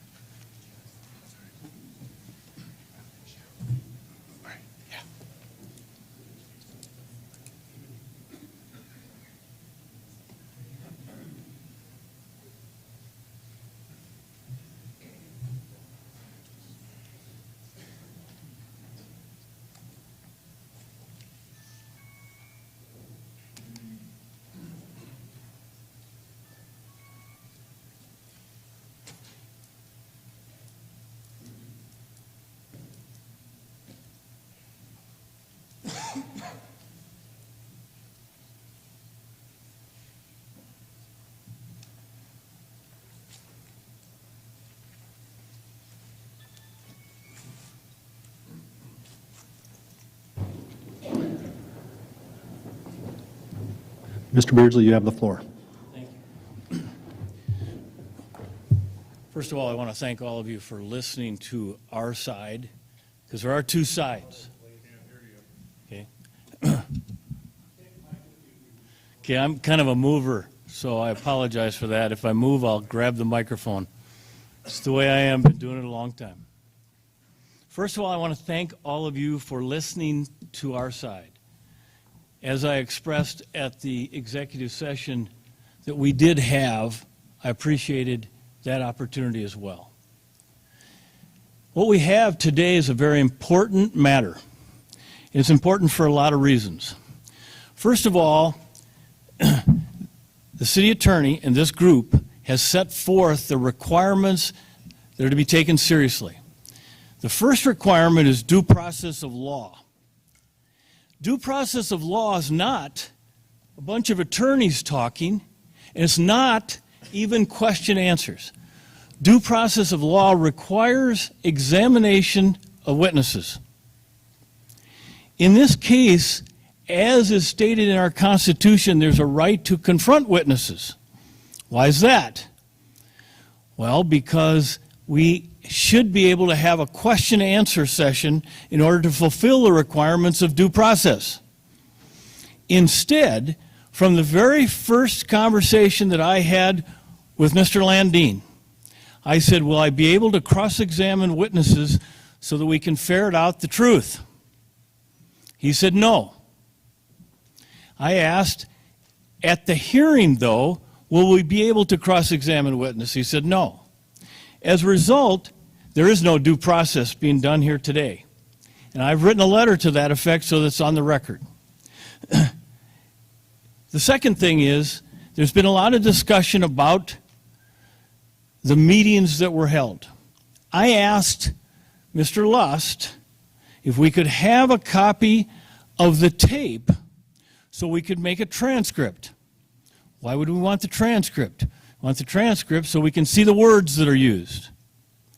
Because all Mr. Landine is saying, look at the tenor, look at the tone. The words being used and the threats being made are actual words that are critical to a determination of whether there's intimidation and whether there's a threat. What we've given you in that transcript is the best we could while we were listening to it. But instead, we don't get a transcript either. So we don't get to cross-examine witnesses. We don't get a transcript of what is said. We did the best we could to provide all of you with the words, and I'm going to explain how the words are threats, how they're intimidation, and how they're not as was depicted here today. Members of this council, the statutes are important. We all think we know what the law is. Lawyers stand up and pontificate about what the law is. So first, there's a right of due process we didn't get. Secondly, it's my position that SDCL 9-8-5, which is in the front folder of your notebook, basically tells you the circumstances in which you can even consider a removal of a council person. And they list it. Now, why is that important? Because council can't just run off on some city attorney's idea or Mr. Lust's idea that we can just have a conversation and remove somebody. The document itself, the words themselves are what you're bound by. The words say on SDCL 9-8-5, which has been promoted by the legislature, approved by the legislature, are that the council is the judge of election and qualifications of its members.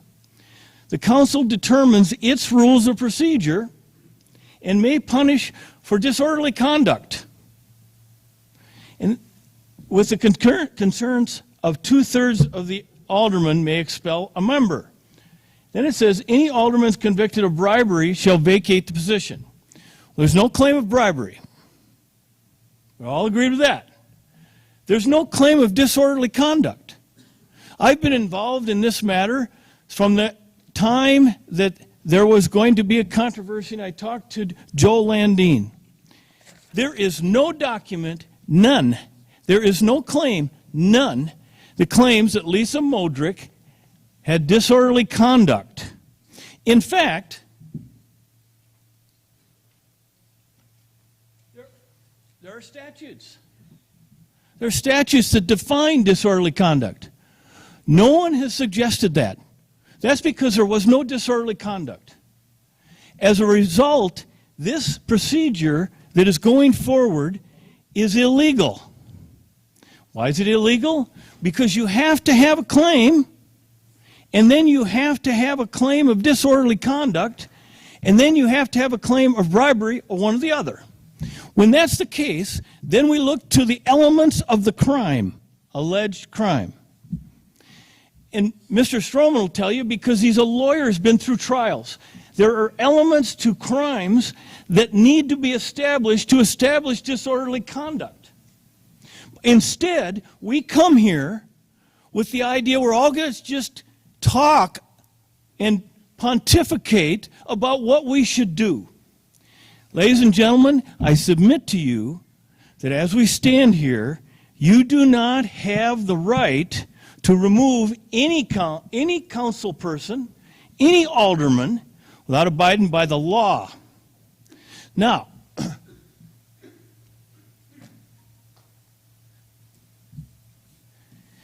interestingly, there's another statute no one's even bothered to address. Not Mr. Landine, not the mayor, not anybody. And this statute says, grounds for removal, SDCL 3-17-6, and it is number 12 in your notebook. It says you need to be charged and tried to be removed. That means there need to be charges that meet with the requirements of the other statute, and then you need to have a trial. This isn't a trial. This is a discussion, and this is the council. And you're not getting led to the law, which is required to be met. And it is not due process either if you ignore our South Dakota laws. And that's all that's taken place so far.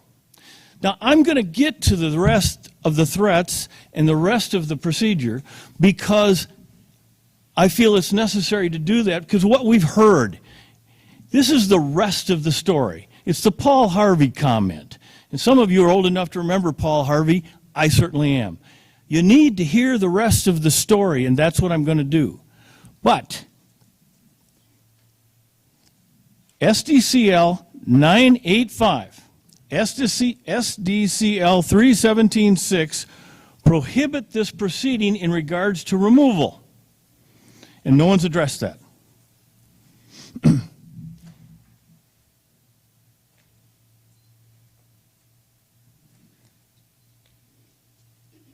There's another law that wants to be ignored. And I didn't draft these laws. I didn't draft this handbook I'm going to talk about. But South Dakota law mandates you follow the handbook. And so Mr. Landine has the HR person write a memo that says, well, it doesn't really apply to aldermen. The HR person isn't even a lawyer. What we have, and you don't have to take my word for it, but the law itself is set forth in the handbook. And the handbook is entitled Non-Union Employee Guide. The council members are not union, so you look to the handbook of the Non-Union Employee Guide. Why is that important? Well, so what they've come up with is a distinction between at-will employees and non-at-will employees. At-will employees, so that everybody knows, are ones you can fire for blowing their nose wrong. We have it under South Dakota law. There's a discussion. You can make a comment, be fired. Okay, that's an at-will employee. Lisa Modrick and the rest of you are not at-will employees. You're in the other category. The other category, whether it's a public official or somebody that you have as a contract employee, there are two kinds. So the non-union employee guide, which is people choose to ignore, basically says if you're non-union, all they had to do is write in about 2 words. Say this doesn't apply to public officials. Or they could write in this only applies to at-will employees. Doesn't say that. But the interesting thing about the guide that's more important is that it guides behavior, what's reasonable. And why is that significant? One, South Dakota law says you're supposed to follow the handbook as your guide of what you're going to do. That isn't what the mayor chose. Interestingly, at the beginning of the handbook, it says you are encouraged to freely ask questions of your supervisor or manager. Lisa Modrick did this right. She went to the mayor. Not only that, but it also says if your manager makes a decision you don't like, you take it to the mayor. So that's the route that's supposed to be done. The definition in the non-union employee is active employment, receiving compensation from the city. So there's no question that all of you are receiving compensation from the city. In fact, Exhibit 8 is a listing put out by the city of the city employees receiving compensation. All of you are listed. So is she. You're all employees. Are you at-will employees? No, but you're employees, so this handbook applies. Then it goes to the grievance procedure that, of course, was ignored by this mayor. But he doesn't care. The city attorney doesn't care. They just wanted to find the easiest route to inflict pain on Lisa Modrick. But you know what? I'm listening to these comments here today, and that isn't even the target. The target's WestJet. Mr. Har gets up here and says, I had problems for years with WestJet. David Lusk gets up here, says the same thing. Joel Landine gets up here, says the same thing. Their target's WestJet. No, I don't know. I don't have a relationship, but Joel Landine said for years we've had problems with WestJet. So how do you get back at him? Take it out on Lisa Modrick. Don't follow the rules. Don't follow the statute. Don't follow the handbook. And then go, hey, we can do anything we want. It's not accurate. You're bound by the statutes that are set forth by South Dakota law. And you're bound by the grievance procedure. if you'll notice in the handbook, there's a section on workplace harassment. So if a council person who's an employee has a handbook, gets harassed, or she believes or he believes they're harassed, where do they go? You go and it says, city expressly prohibits any form of workplace harassment, and it goes on from there. Well, good for the city. But now they're cherry picking which employees can be harassed and which can't. And that's baloney. And they know it. You know why it's baloney? Because if you're a contract employee, you shouldn't be harassed either. So if you take out the people that are not at will, and you say, well, I guess there isn't a procedure for grievances. I guess there isn't a procedure for workplace harassment. That's silly. Every single employee is to be protected, and that's what this handbook says. But instead, Joel wants to say, no, just the at-will employees. Everybody else, it doesn't matter. So where do you go? You have no recourse. None. You get harassed on the job, council members or contract employees or anybody that's not at will, you're just out of luck. That's not what it's intended for. It divided in two groups, union and non-union. So, when this came up, I'll bet you $50, nobody looked at the handbook. I guarantee the mayor didn't look at it. I guarantee the city attorney didn't look at it. And Mr. Lester and Mr. Hart wouldn't have a reason to look at it. But there's a reason that we have such a reasonable handbook. It is the smartest, most reasonable thing to do. What do? So let's assume, and let's just assume that the harassment didn't take place. I'm going to get to the threats in our position. Let's assume it's not founded. We think it's founded. Where do you go? Nowhere. You just go, well, just take it. You get harassed, you just take it? No. Here's what you do. As a council person, as anybody's got a supervisor, you go to your supervisor. That's what it says to do. Then it gets appealed to the mayor. So the mayor's in this chain either way. But some people don't care what the words of the handbook are. And that's too bad because South Dakota law says we are bound by the rules of the handbook. In fact, they have a procedure in the handbook for if the mayor says, I don't buy this, I don't agree with her. The procedure is go to the Department of Labor and appeal it. But what they're suggesting to all of you is that there is no procedure to bring workplace harassment claim for you or any other non-at-will employee, and there's no appeal. So you're just out of luck. That's not the intent of this handbook, and it's not the law. And lawyers can disagree about what the law is. We do it all the time. But the words are critical because they mandate what you can do and cannot do and what you should do. And I'll venture to say most of the time, the words in here are dictating to tell people of power, like the mayor, like anybody else with power, here's how we do it so that everybody's protected. It's the reasonable way. And I'll tell you what's not reasonable, and that is turn it over to the media. Turn it over to the press. You know, I heard a question at the press conference, well, you know, we checked on that. We were the paper, and we checked on FOIA requests are made all the time. There's a 20-day delay on FOIA requests. Why is that important? You know what it gives time to do? It gives you time to meet with parties, gives you time to get them together, gives you time to analyze it before you turn it over to the press. What happens when you turn it over to the press? You get all sorts of people interested in commenting and influencing. This shouldn't have ever gotten out of the mayor's office, and there's a reason for that. Mr. Lust failed to mention, and Mr. Haar failed to mention, that Lisa Modrick called the mayor on January 2nd. We put the chronology in the notebook for a reason and said, I got a concern, so I'd come in and talk to you.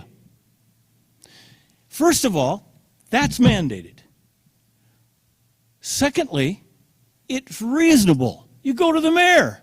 As was said on the tape, he's the CEO of the entity. January 2nd, I want you to keep that in mind. January 3rd, Mr. Lust sends a letter to the mayor objecting to Lisa. She hasn't even met with him yet. That's January 6th. This is all contrived. Because how would Mr. Haar know Lisa's complaint if she's never voiced it to the mayor? The mayor wants to get rid of her. The mayor wants to get rid of WestJet. The city attorney wants to get rid of WestJet. All they can talk about is this terrible relationship for 4 years with WestJet. This isn't about WestJet. In fact, Mr. Landine stands up here and says, well, you know, Lisa called the FBI. She didn't call the FBI. Rydstrom's did, her employer. That's the facts. That's the kind of thing we'd get if we actually had cross-examination. She didn't call him. They want to make her the bad person to everybody here and everybody listening. She didn't call him. She did what she's supposed to do. What's she supposed to do? Report a concern. That's what she did. Rydstrom wants to call the FBI. Have at it. She doesn't control them. And what they're trying to do is commingle all of these things. This terrible relationship for 4 years with the airport and say that Lisa's the bad person because Rydstrom's calls the FBI. Ladies and gentlemen, interestingly, in this letter from Mr. Lust to the mayor of January 3rd that I referred to, page 2, and it's in your packet, page 2, what does Mr. Lust suggest? Off with her head? No. Removal? No. They suggest on page 2 we should have a meeting. It's novel. Why don't we sit down at a table and talk? Why don't we get the mayor with his help, Lisa, and Mr. Haar together? That's all they wanted, was to sit down. But we've avoided all that. We don't want to do that. We don't want to be reasonable regarding this. And even if the mayor decided, you know, Lisa, I'm not buying your claim.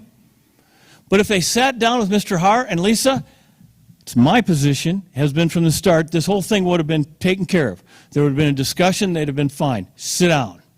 No. There's an agenda here.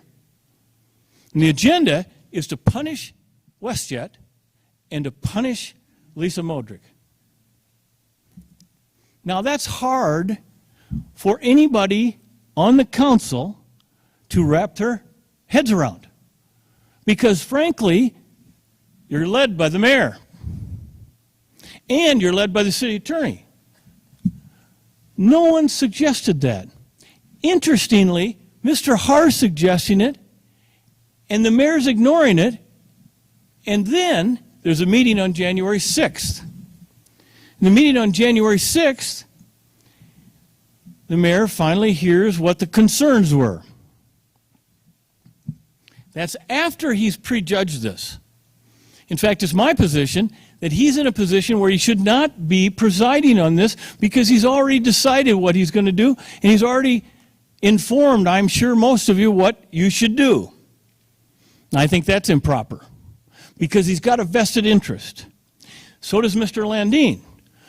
Mr. Landine, if you notice at the beginning of the interview on December 10th, Mr. Haar had just finished a conference with Mr. Landine and with Mr. Dame. Then he comes and puts a tape recording in his pocket, or wherever he hid it. I don't know where he hid it. But you want to talk about being above board. In fact, at the beginning of the tape, Mr. Haar says, well, there was some tape recording of Patrick at the airport board meetings, and I'm concerned about that. Why don't you take the tape recorder, put it on the table? Everybody knows. In fact, Deb Jensen wrote in, and it's in your notebook both from the city and from us. And Deb Jensen said, I've been doing this business journalism for 28 years. I put the tape on the table. I'm honorable. I tell them when they're going to be taped. Why? Everybody knows then. You don't hide it. You know, Mr. Haar comes here and says his wife told him to do it. I'll bet you his wife didn't say hide it. If she did, I'm sorry. Because I don't think anything should be hidden. Just like this. Just like the statutes we're ignoring. Just like the law that we're just avoiding. Just like the handbook we're avoiding. You guys didn't hear any of that until she got counsel and could pretend or present it to you. Why is that? From the very get-go, why is that? My concern is that they didn't want to know what the law was. They didn't want to know what the procedure was supposed to be. Why? They got an agenda. The agenda is WestJet, and Lisa's the pawn.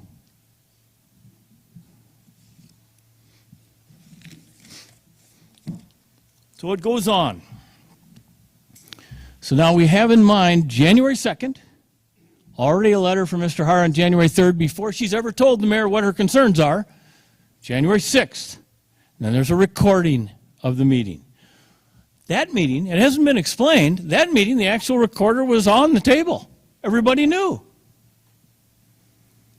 Then you go to January 28th. January 28th, that's the time in which the mayor gives Lisa an ultimatum. And the ultimatum was, either you resign or we're going to take your name through the mud. Now, why would anyone do that? Seriously. I've been in Rapid City since 1978. I have never once heard of any elected official threaten anybody that you have to do what I tell you or I'm going to take your name through the mud. We don't need those kinds of threats. In fact, Lisa's response, isn't there a third option? Can't we sit down and try to figure this out? No, there's no third option. So here we are, taking her name through the mud, just like he wanted. We're also taking WestJet through the mud. So he's accomplished two goals. I talked to Joel when he first started on this. He went for 50 minutes, he was so upset. I finally said to Joel, why are you so mad? He said, well, WestJet's been a problem for 4 years, and he went off on it. Why is that significant? Because that's the agenda. The agenda is Mr. Dame has had problems with WestJet. Joel's had problems with WestJet. Darren Haar comes to meet with Lisa. Why? Problems with WestJet. So now I'm going to take you through the words. And I hope everybody's listening, because I listened to that tape in a private room and listened to the words and wrote them down as best I could. Why? I asked for a transcript. You know why I asked for a transcript? Words are important. Words are critical. Because there are a lot of ways to convey threats. And I'll tell you something. Everybody goes, well, the tone wasn't bad. Ladies and gentlemen, the best way to provide threats is not jumping up and down. It's not screaming and yelling. It's conveying a message. In this instance, the message from Mr. Haar on that day on December 10th, when he had a one-on-one conversation with a lady in a room, was totally different than what we heard today. And people think it's no big deal. It is. First of all, though, I know that people go, oh, it's a damn lawyer. He's coming up with the law again. I want this council to know that there are statutes that define threats. And they do not have to be physical. They do not have to say, I'm going to beat the snot out of you. They do not have to say, I'm going to break your arm. The statutes, as I mentioned at the executive session, are the same ones. I have them in the book that I gave to you. Tab 3, credible threat defined. Because not everyone understands what that is, and I'd say the city attorney and the mayor don't care. For purposes of this chapter, a credible threat means a threat with the intent and apparent ability to carry out the threat. A credible threat need not be expressed verbally. You know, you don't even have to have the words. We have the words, and I'm going to go through them. But you can do a threat without even saying the words. The next statute regarding defining threats, nobody even looks at the definitions. Well, we're here about intimidation, about threat, about coercion. Nobody bothers to look at them. I'm presenting them to the council because I'd like the council to look at them and read them. Theft by threat. Person's guilty of theft, then it goes on to explain, to expose any secret tending to subject person to hatred, contempt, ridicule, or impair any person's credit or business repute. Now, we're going to go into the threats he did, but I want you to keep that in mind because there was no question he was attacking her in various different ways set forth in our statutes. In addition, it says, number 7, inflict any other harm which would not benefit the person making the threat. Ladies and gentlemen, there's another section. And I mentioned it at the executive session. I didn't have copies then, and I apologize. And they define duress because duress under South Dakota law is the same as a threat. It says duress consists, number 4, actual or threatened injury to the character of any person or persons. Now, when Mr. Hart comes and says what I'm going to go through, because it's hard to hear, there's no question that he is threatening to injure the character of the one person he was sitting with, and that's Lisa. So when the mayor writes and says, oh, it's all a fabrication, it's not accurate. And I'm going to go over those comments as well. But let's talk about the threats. You see, I heard not only threats, but setups to threats. One of them was, I've looked at all the records, I do a lot of digging, I don't give a shit, I'm willing to die on the hill.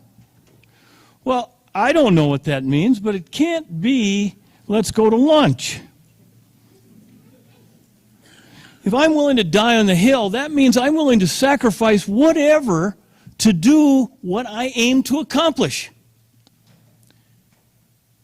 And I told all of you at the executive session, not everybody's like a lawyer.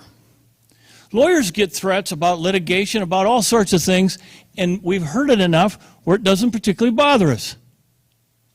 And it bothers us, but we usually say, go stick it in your ear. But this is different. This is a man in a room with a woman. And he has the audacity to tell a councilman, councilwoman, alderman, I'm going to dictate to you. I'm going to tell you what you're going to do. I'm done with this. And I'm going to go through the words. Who on earth does he think he is telling an elected official that does the best job possible any of those things? And knowing the audacity of it, the reaction would be, my God, he must be serious.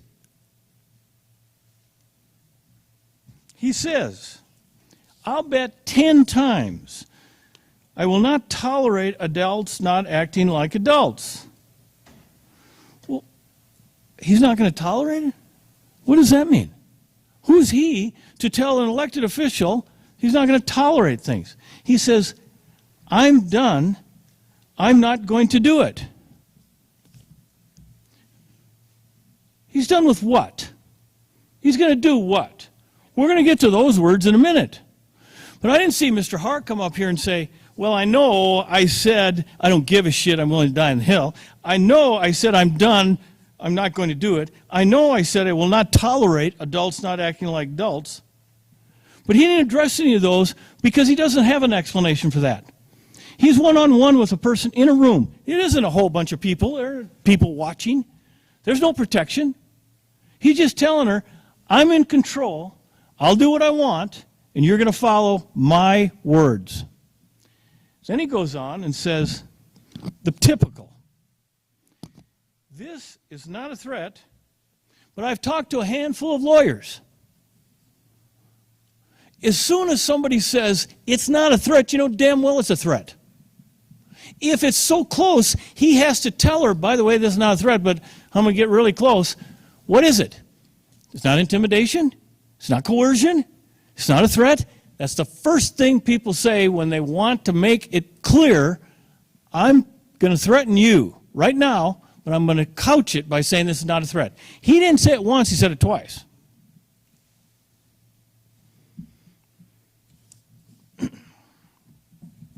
And then he says, this is 2535, and it's in your notebook. You know what I'm going to do? I'm going to trigger something. There will be a lot of embarrassed people.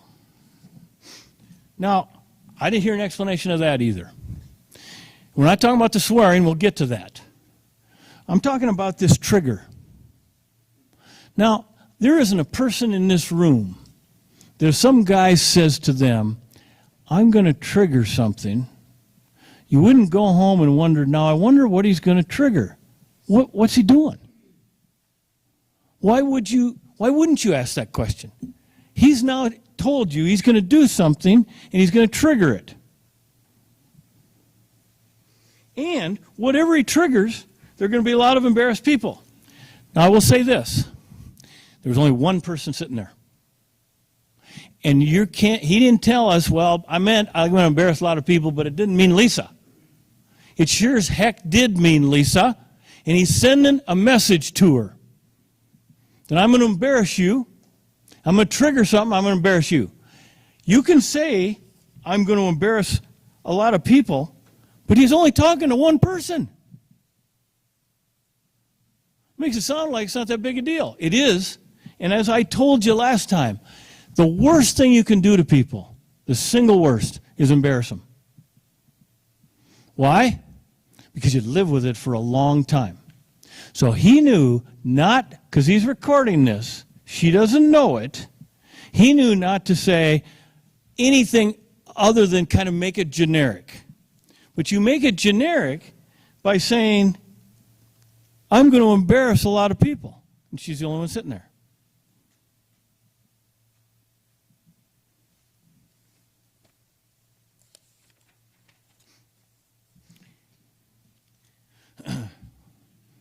The next one is on minute 25. I'm not playing games. I've done a lot of digging. Now let's see. Again, one person listening. I've done a lot of digging on you. That's what he's saying. So when somebody comes up to you, or any of us, and says, I've done a lot of digging on you, that's the start of, what do you mean, what do you dig up? She's about as public and open as anybody I know, but most of us would sit back and go, I'm not sure what he's talking about. Why is that important? It's important because it's a setup to let her know I'm intimidating you, I'm taking advantage of you, I've done a lot of digging on you, so you better watch out. Better follow what I say. Then he says again, I'm going to trigger those. And then he says, and I'm not supposed to swear, but I've been in court of law a long time, many cases, and you say what's on the tape. What he said is, I'm not fucking around anymore. Now, I've used that term, the F word, but I don't do it to threaten people. Because if I say that to somebody, they know it's threatening. And the response is, now what? And God bless her for staying in the meeting. Because I think there are some people, including me included, that would have said, I'm out of here. Why? Because I don't take threats very well. She's an alderman. She's a council person. She agreed to go to a meeting. So you tell me in the middle of it she's just going to say, I'm leaving? That's not her nature. She's going to try to stay there. It doesn't mean the words aren't important. It's just that means she's going to try to bear it out till the end. We all go, well, it's the tone. Ladies and gentlemen, you can convey messages of a threat without physically pushing somebody against the wall, without doing anything except let them know you own them. And what he was doing was letting her know he owns her. How? I don't know. I don't know what he's digging up. I don't know what he's triggering. We're going to get to this word, I have a path, in a minute. I don't know what that is. They didn't address it. They didn't tell you what they're going to trigger. They didn't tell you what the path was. They didn't tell you what he meant by, I'm not effing around. So it was a whole different atmosphere than here. And somebody's life's at stake here, and it's Lisa's life.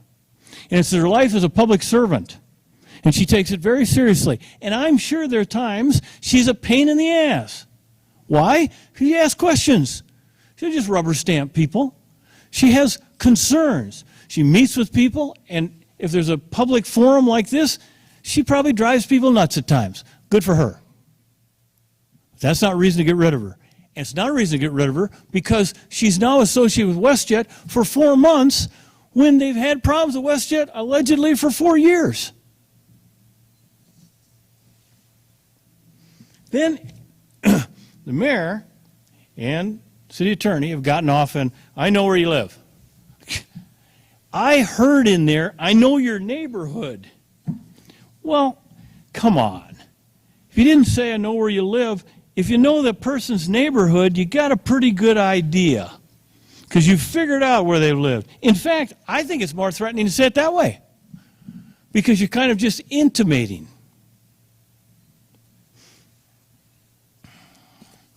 Then he said, again, I'm telling you it's not a threat, I have a path. None of them are going to like it. Then he says at the end, it's going to be real ugly. I assure you no one's going to be happy.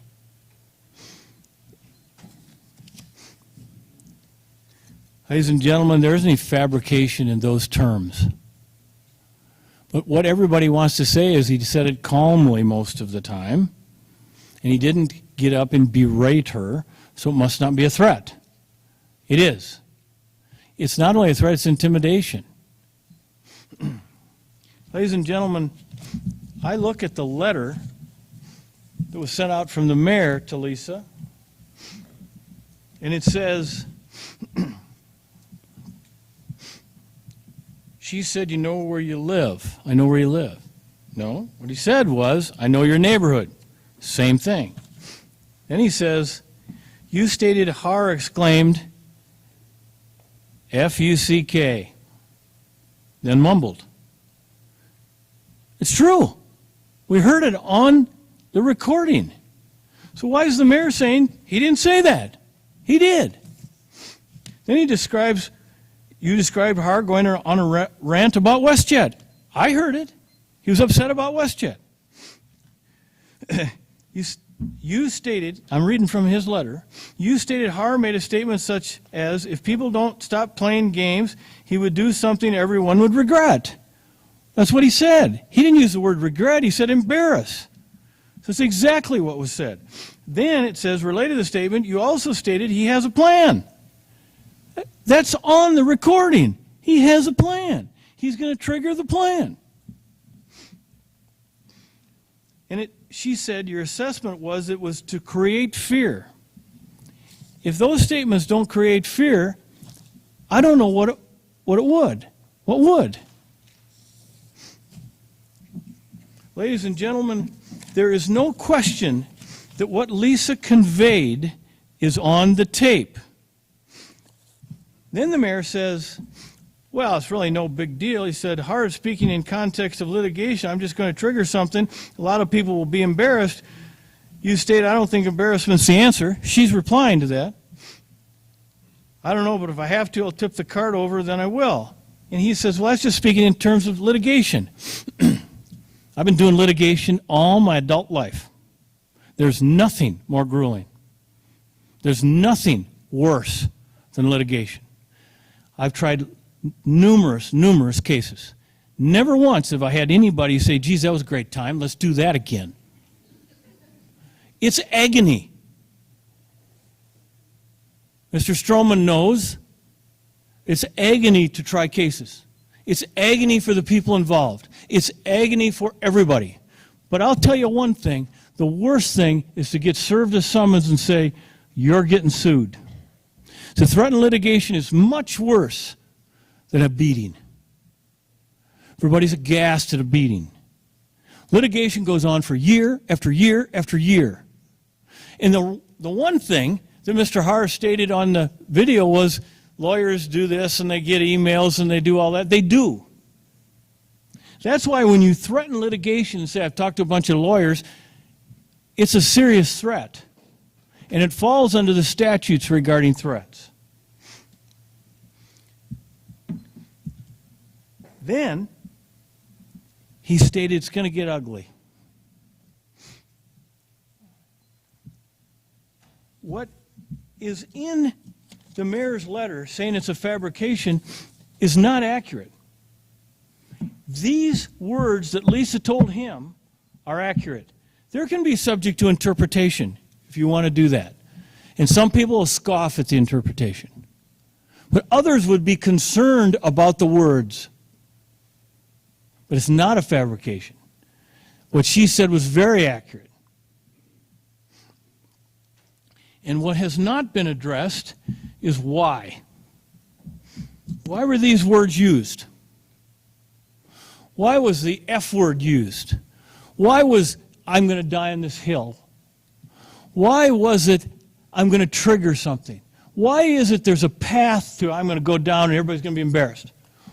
You know, I've been doing this a long time, and what happens if you cross-examine somebody is you actually get answers instead of just give a presentation.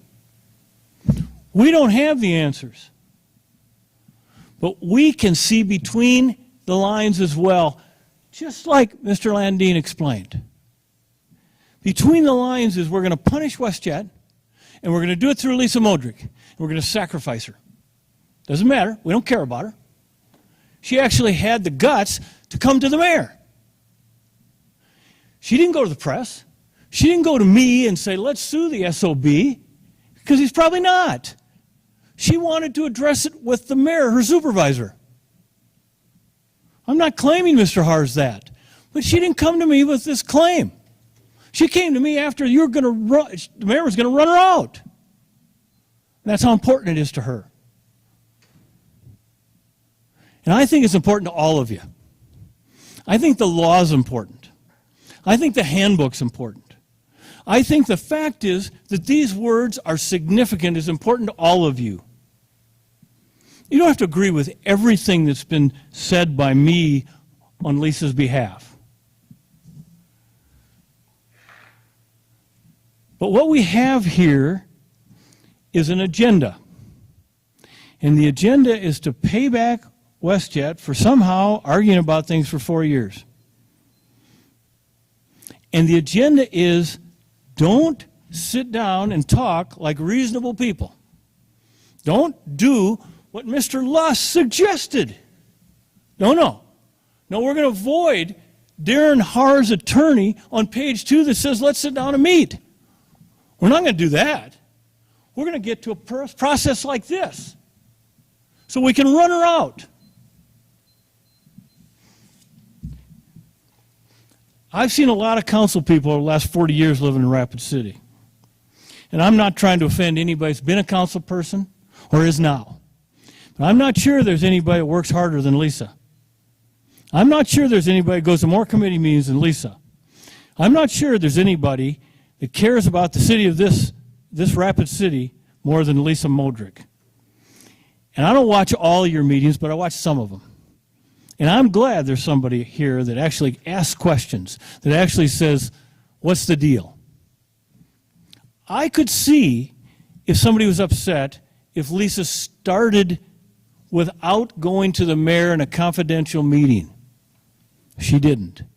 She didn't run to the FBI. She didn't do any of that. She didn't run to the press. She didn't say that. She went the same place I hope each and every one would go to. But I do have a suggestion for Lisa. If it happens again, you bring some other alderman with you to try to ferret things out. Because I believe it would have been ferreted out if we had either followed the rules or followed Mr. Lust's suggestion.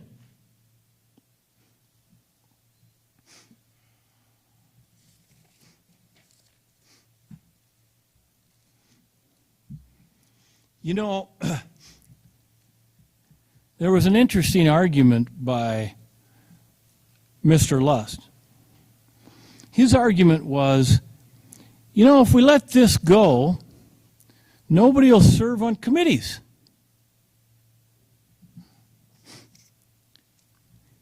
You know what Deb Jensen's suggestion was, or comment was, in her letter that is part of the record? She said, this kind of behavior of trying to lynch Lisa Modrick is going to discourage good people from actually running for the alderman position. And here's why. If you don't have anywhere to go with any kind of complaint as an alderman, you're lost. You're alone. What Deb Jensen said, the reason it will discourage people from actually running to be an alderman is if you can't go to the mayor to have a confidential conversation and keep it there, where do you go? Nobody cares. It's time to care. It's time to say to the mayor who's running this proceeding, and I think should not be, by the way, she did the right thing. She came to him. And that's what an alderman should do. Whether it goes beyond that, it should stay there till we try to figure it out. If you can't get it figured out, there's an appeal process. None of that happened. And Deb Jensen's right. It's going to discourage people from serving. You know, what you guys do oftentimes is extremely thankless. I mean to tell you, I've got an education because I've paid more attention. The committee meetings, the meetings other people ask for, the sit-downs, all of the meetings you go through just bi-weekly. It's enormous. You get paid next to nothing. You're an employee, and we take you for granted, all of us. But what you do is critical to this city, and it's critical to justice in this instance. Because what she does is overtime, what you guys do too.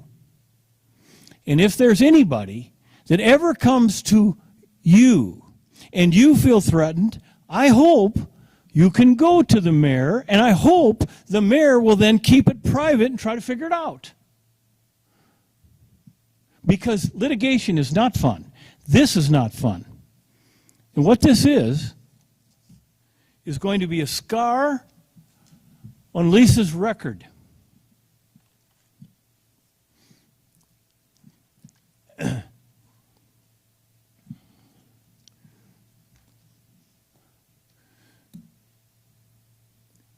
problem is that when you start giving threats, it goes nowhere but down.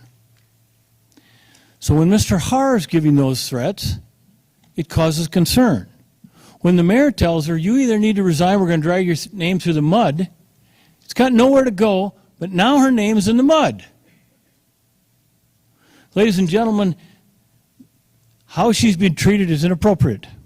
The law hasn't been followed, the law hasn't been considered, and there's no question that the meeting on December 10th was threatening and was intimidating to Lisa Modrick. As a result, she did the right thing and went to the mayor. One moment.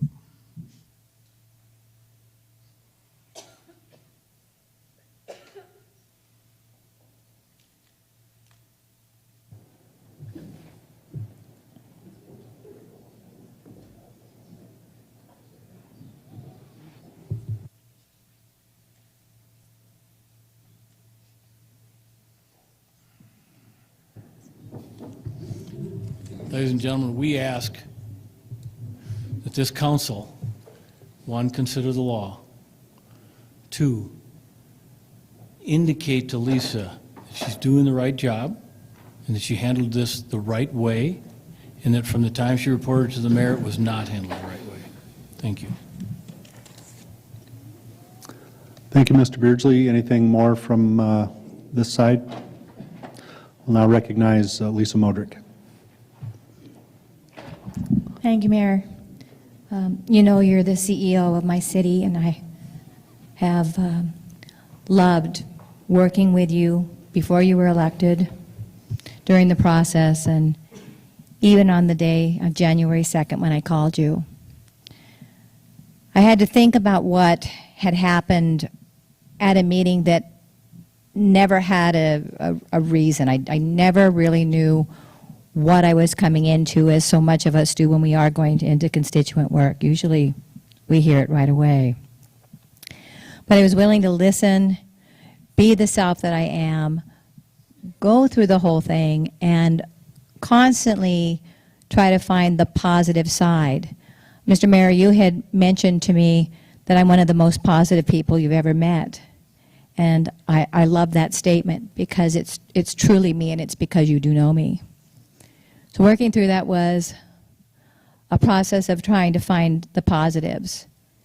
It was leaving that meeting with the confusion and knowing that there were certain words in my mind, I couldn't put them together.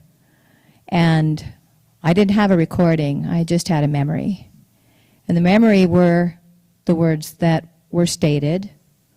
I didn't say them even as long-termed as they were. I just knew that I had to write down what I felt was really happening. Not all the long and drawn-out conversation, but what was really being said to me, and then where was that supposed to go?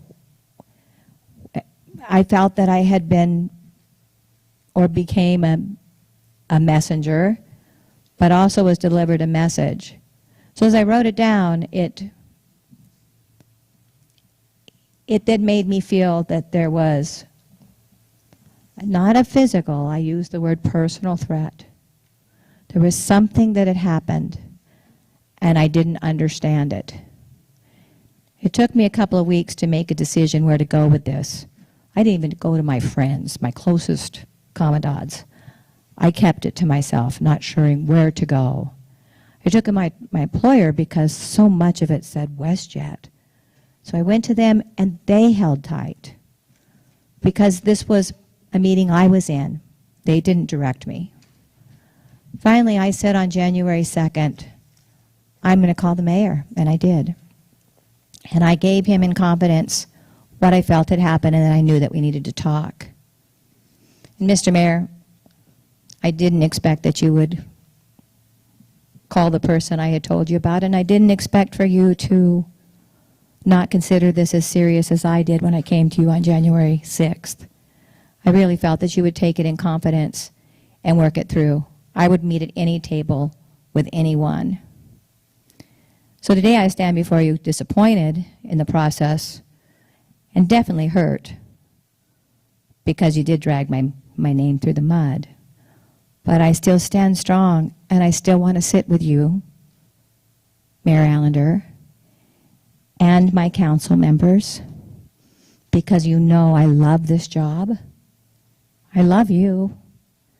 I love the people of the city, and I'm not ready to give up being their voice. So I hope you'll consider what has come before you, which has certainly come before me. I apologize to Mr. Haar for what our meeting turned out to be, but that apology, I think, is from this whole room, not just from me. Thank you. Thank you. And now, a brief rebuttal from Mr. Lust.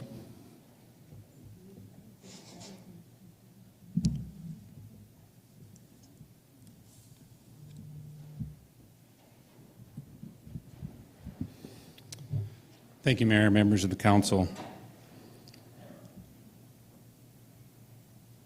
I share the disappointment that was expressed. I am very disappointed that there's been no acknowledgement None. The impact this has had on Mr. Har. We just sat here for the last hour hearing about the victim being Miss Modrick. Not an ounce of regret or remorse toward Mr. Har.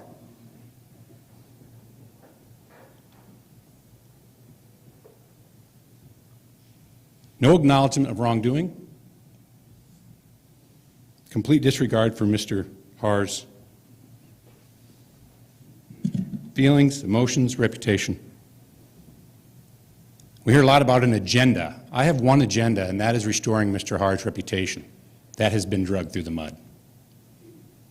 That's the only agenda I have. Care less about WestJet. Care a lot about my client and what he does for this community, as you all should. Should not be subjected to this. What you didn't hear in the last hour, again, not an ounce, the allegations that were made in the meeting with the mayor. Machine gunning people down, blowing up houses, protection orders. He leaned over, looked in my eye, and said, "I know where you live." Didn't hear about that. These were threats, she said, of violence, not some statutory definition of threat that's now created ad hoc after the fact. She indicated they were threats of physical violence. The idea of process, should the FBI be the first starting point? And to contend that because she didn't call the FBI, she should be exonerated? But for her allegations, it doesn't get to the FBI. That's like somebody starting a fire and saying, "I'm not responsible for what happens. I'm not responsible for who gets burned." All of this has to do with her allegations and her conduct. You know, I wasn't going to go down the path Mr. Beardsley went down of pulling context and snippets and sentences out of an hour and 15-minute conversation. But let's do that, okay? And we all heard the tone, we all heard the context. It was light, it was civil. There was laughter throughout that conversation by both parties. Ms. Modrick says, "Thank you for your leadership. The two of us need to be walking hand in hand. I know your leadership and my leadership is all about reaching a common goal, and we've got a common goal here." And concludes it with, "I love it."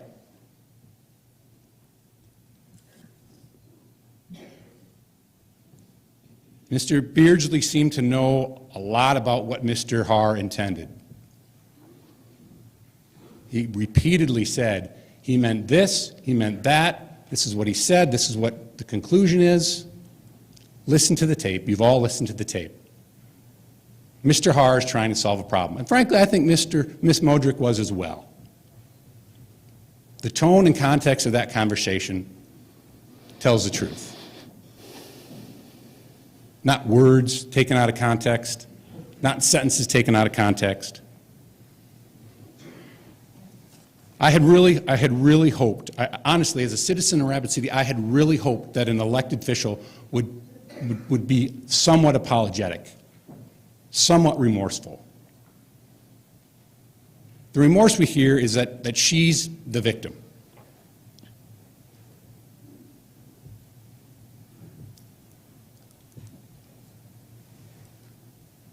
I again want you to look at the code of conduct. I'm not asking to look at statutes. I'm asking to look at the code of conduct this body adopted years ago. Did her conduct inspire public confidence and trust in elected officials? Did she demonstrate the highest standards of conduct, personal integrity, and honesty in all her activities? Listen to the tape, listen to the evidence. I agree with Mr. Beardsley. It shouldn't be about statements made up here. It should be about the evidence that you have before you, that you've all listened to. Understand what the purpose of that meeting was. It wasn't nefarious, it wasn't sinister, it wasn't menacing. It was about trying to solve a problem. That's all Mr. Har wanted to do. And instead, he gets put through something like this. I ask you, I don't care what the situation is with regard to the type of punishment, but I do want you, the best you can, to restore Mr. Har's reputation for doing what's best for this community, which is repeatedly stated in that tape. Restore that to him. That's really all I'm asking. Thank you. Okay, thank you. Mr. Landine.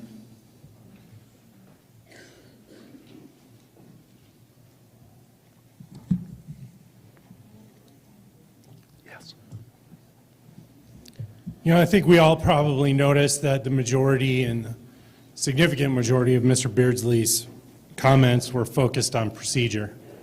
And after having listened to the recording on several occasions, I think it's understandable why the focus was on procedure rather than the substance.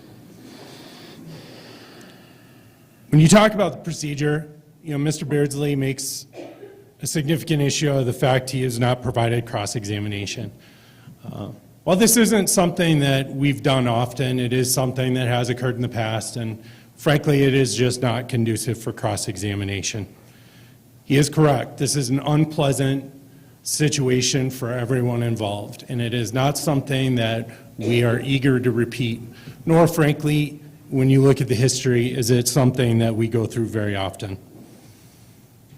I will say that Mr. Beardsley and also Mr. Har and his attorney were provided the opportunity to submit questions because you as council members, the purpose of this hearing is for you to become informed and make sure that you have the information you need necessary to make a good decision. So you will have the opportunity to ask questions of staff, of the mayor, of Alderman Modrick, of Mr. Beardsley, and of Mr. Har and his attorney.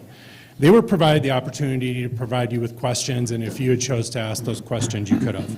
I'm not aware, perhaps they've done that, but that was the opportunity for all the parties to ask questions. Mr. Beardsley also cites a number of statutes. Again, he said that lawyers like to pontificate about the law, and I am certainly will acknowledge that I generally fit that bill, and he then proceeded to pontificate on it for quite a while. But I've looked at SDCL 3-17-6, and I do not believe it's applicable to this proceeding, nor does it require that you follow that procedure. If you look at that statute, it is a statute that authorizes a state's attorney to file a complaint in circuit court for removal of a public officer. Now, looking at it, I'm not going to seriously argue that you aren't public officers, but that complaint is filed in the name of the state and it is heard by a circuit judge in court. I do not view that as the exclusive remedy for removal of a alderperson. As lawyers, when we look at interpreting statute, we try to give all statutes effect and read them so you can give them the effect that they have on their face. And my interpretation is that there are multiple avenues to remove a public official. You as a council don't have the ability to remove all public officials, but you do have the ability to judge and remove your fellow aldermen. So you have a much more limited scope of power in removal. But it is not conditioned on SDCL 317-6. It is separate.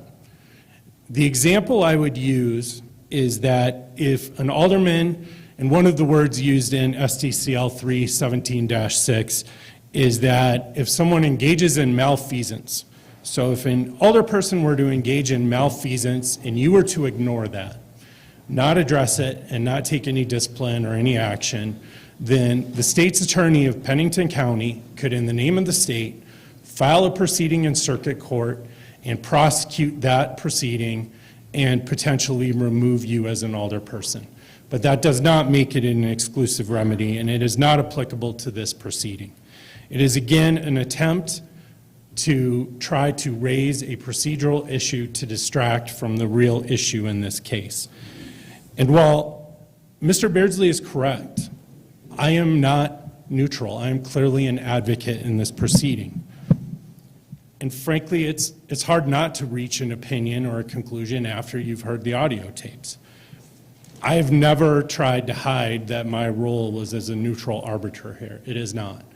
It is confusing because I also am required to give you legal advice on the proceedings. But again, it is not in my interest to give you poor legal advice that then Mr. Beardsley files a lawsuit over this matter and we end up in a difficult position in court. So I do have to make an effort to be neutral and give you advice. And my advice is you are not employees. The grievance procedure did not need to be followed, and 317-6 is not applicable to this proceeding. You know, when you talk about why we're here, Mr. Beardsley spent a lot of time, again, talking about procedure, but when he did talk about the threats that Darren Haar made, I find it interesting that he spent a lot of time talking about litigation and embarrassment. Because again, that wasn't Alderman Modrick's complaint about Mr. Haar. She didn't complain to the mayor. She didn't go to the mayor and say, you know what, I met with Darren Haar and he threatened to embarrass me and litigation, and I don't feel comfortable with that. And quite frankly, if she did, I don't think we would all be sitting here today. As Mr. Lust pointed out, her allegations were that this was a clear physical threat. She and the representatives of WestJet and her husband take every opportunity available to exaggerate and amplify and basically dramatize what was said in order to make this, to justify their position, this was a physical complaint. That this was a physical threat. Does the police chief really need to attend a meeting where somebody is expressing concern about litigation or embarrassment? No, of course not. You know what's funny is that when Darren tells her a lot of people will be embarrassed, and she says, I don't think that's the answer, his response was, I agree. I think we should work together to try to avoid that. Is that a threat? I think he was stating, I think if this continues down the path it does, that it's going to get ugly and people are going to be embarrassed, and we need to try to work together to avoid that. I think that is how most reasonable people would have taken that statement. Nobody is suggesting that Alderman Modrick shouldn't have gone to the mayor. I think it was appropriate for her to go to the mayor. What I disagree with is that the mayor was required to follow the grievance procedure. And what I'll also say is whether or not there's a written policy, the idea that if you are being harassed or you are harassing somebody, that the city is just going to fail to act because, well, if the grievance procedure doesn't apply, well, there's just nothing we can do, is frankly absurd. We are going to act, but there may not be a written policy that specifies exactly how we act. We're all here today not because of some procedural glitch. We're here today because Lisa Modrick made allegations against Darren Haar that are completely unsupported by the conversation that occurred. That's why we're here today. This isn't a procedural issue. Now, Mr. Beardsley thinks that if they had just followed the procedure in the non-union guide, even though it's not applicable, this could have all been kept confidential. Well, it's understandable why Mr. Beardsley would, for the benefit of his client, believe that confidentiality and sweeping this under the rug would have been the best course of action. Alderman Modrick is an elected official, and I personally believe that it's good that the public got to see this and knows what occurred. Thank you.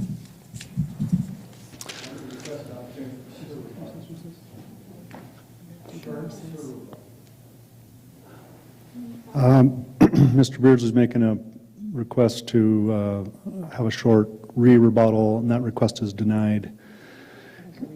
Is there any objection on the part of the council to take a 10-minute recess now? Okay, we are in recess. Thank you.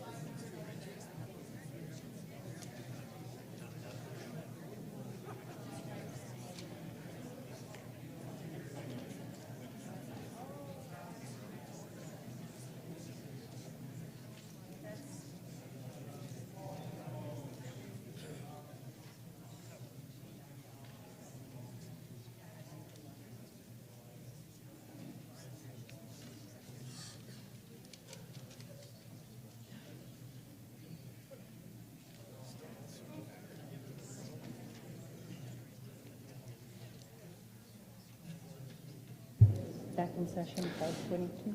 Okay, we are back in session. And now is the time for public comment. We've had you sign up on a sheet over at the table for public comment. And there is a number of you that would like to speak on this issue. I'll just give you some friendly advice that the more efficient you are with your time, the more people we will be able to get in who wish to speak. You're allowed 3 minutes. And you might notice that we're in the Civic Center instead of at City Hall, and the reason for that is construction at City Hall. We would be there if we could be there. So we're without our typical technology to run the meeting. So for the timing of the public comment and later for the council action, I'm going to be using my phone with a stopwatch on it. And when you have 30 seconds left, I'm going to hold up this sign so you can see. And then I'm going to have this stop sign, which means just finish the sentence you're on and give the time to someone else, okay? So here we are in public comment. I'll just go through the list. If you're here, approach the podium to speak. And if I can, without causing confusion, I will let you know who's up next behind that person. So first up on the list is Mike Modrick and Al Hall on deck.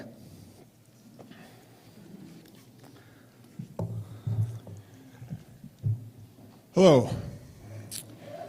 My name is Mike Modrick, and I've lived in Rapid City for the last 33 years, and I have had the honor to be married to Lisa Modrick for the last 31 years.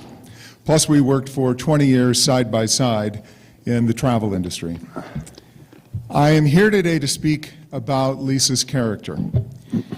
Her character, her honesty, and her integrity. And those three items are intertwined. So I have some definitions of traits of people who demonstrate true integrity. Number one, integrity is all about having a high level of honesty. And I can tell you that Lisa Modrick is the most honest person I have ever met in my life. We're all taught from a young age that honesty is a virtue, but being honest actually can be difficult sometimes.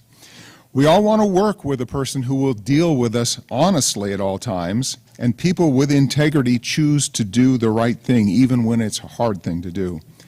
Integrity means being honest, and someone with true integrity will live this quality every day. You can always trust this kind of person to give you their honest opinion. 2, putting other needs above their own. People who put the needs of others above their own show true integrity, and they don't do it for praise or recognition. Someone with true integrity is only interested in doing the right thing. When Lisa Modrick teamed up with Eric Bringswhite in a project to make sure that school kids in North Rapid had enough school supplies to be successful in the school year, an event that went from 30 kids to last year 400 kids, went to 400 kids. She did that because it's the right thing to do, not for recognition. 3, being reliable and dependable. Integrity is all about being the best person you can be, and reliability is a part of that. Lisa gives everything to any task that she does, and she does it with passion. I have watched her work with constituents from the moment she wakes up in the morning until well past midnight so that she can understand their problems and try to find solutions. 4, being humble. A person with integrity will be proud of their accomplishments, but they will at the same time be humble. In other words, they know the difference between having confidence versus arrogance. And a person with true integrity will know their strengths as well as their shortcomings. Lisa and I say a prayer every night, asking God for the strength to be humble. At lunch a couple of weeks ago, a man named Ed came up to Lisa and said, "Lisa, I'm praying for you on this." And Lisa said, "Ed, I want you to pray for one more prayer. I want you to say a prayer for the people who are doing this to me." That is the woman that you are judging here today. Thank you for your time.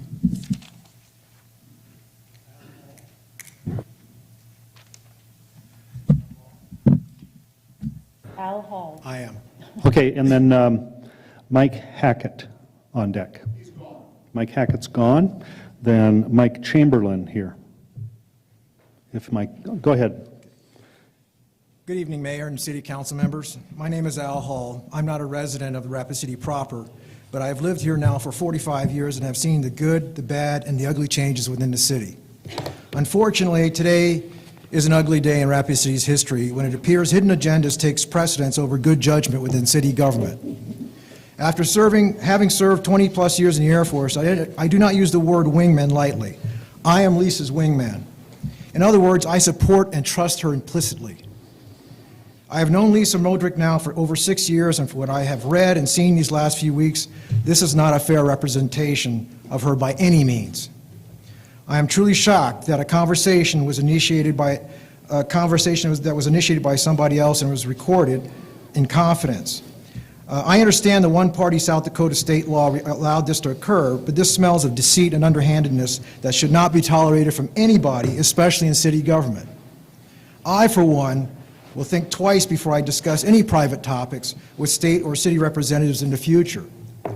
Lisa is one of the most dedicated, hardworking, and passionate of Rapid City representatives I have had the privilege of knowing. She is committed to representing her ward and the citizens of Rapid City in the highest traditions and never misses the opportunity to help others. Since the first time I met Lisa, I knew she was caring and a compassionate person. As time went on, I could also see her honesty and integrity were beyond reproach. Lisa's the type of person you can count on to keep a cool head in stressful situations, as evident the last couple of days and weeks. Her positive attitude has always been contagious. Above all, her professional qualities and achievements, the thing that I admired most in Lisa is that she is an honest, decent human being. Her helpful nature is not restricted to matters of work or as a city council member, but is extended to personal matters too. Lisa is a good listener and makes people approach her with their problems and concerns, which she makes every attempt to solve with intelligence and care. Lisa, you epitomize the values of integrity, fearlessness, responsibility, and I will always be proud to be your wingman. Mayor, council members, thank you for your time. Thank you. Is Mike Chamberlain here? Okay. Mathina Braveheart, I know you're here.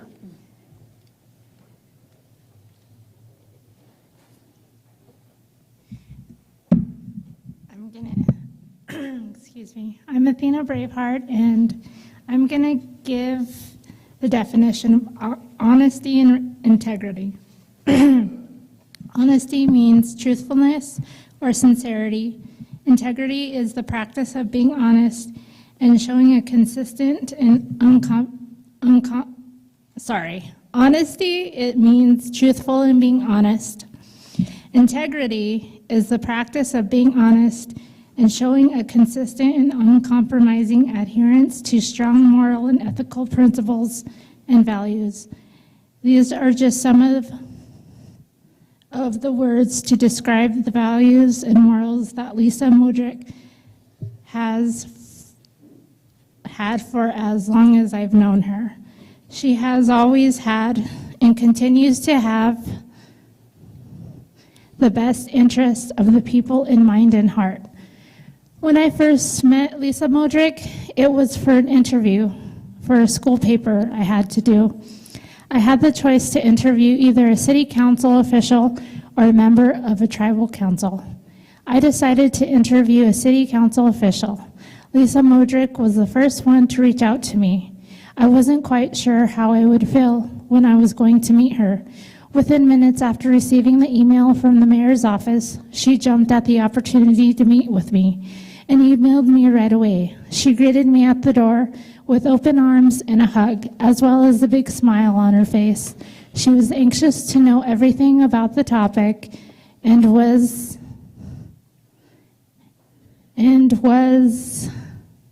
how we as a community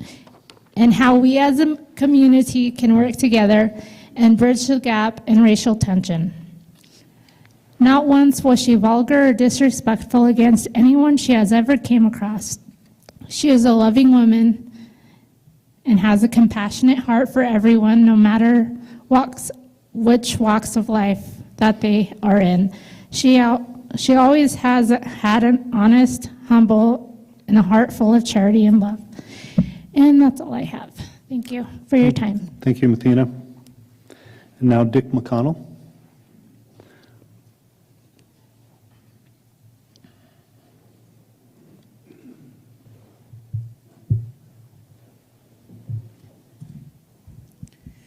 My name is Dick McConnell, and I live at 201 Franklin, Rapid City. I moved to Rapid City in 1978.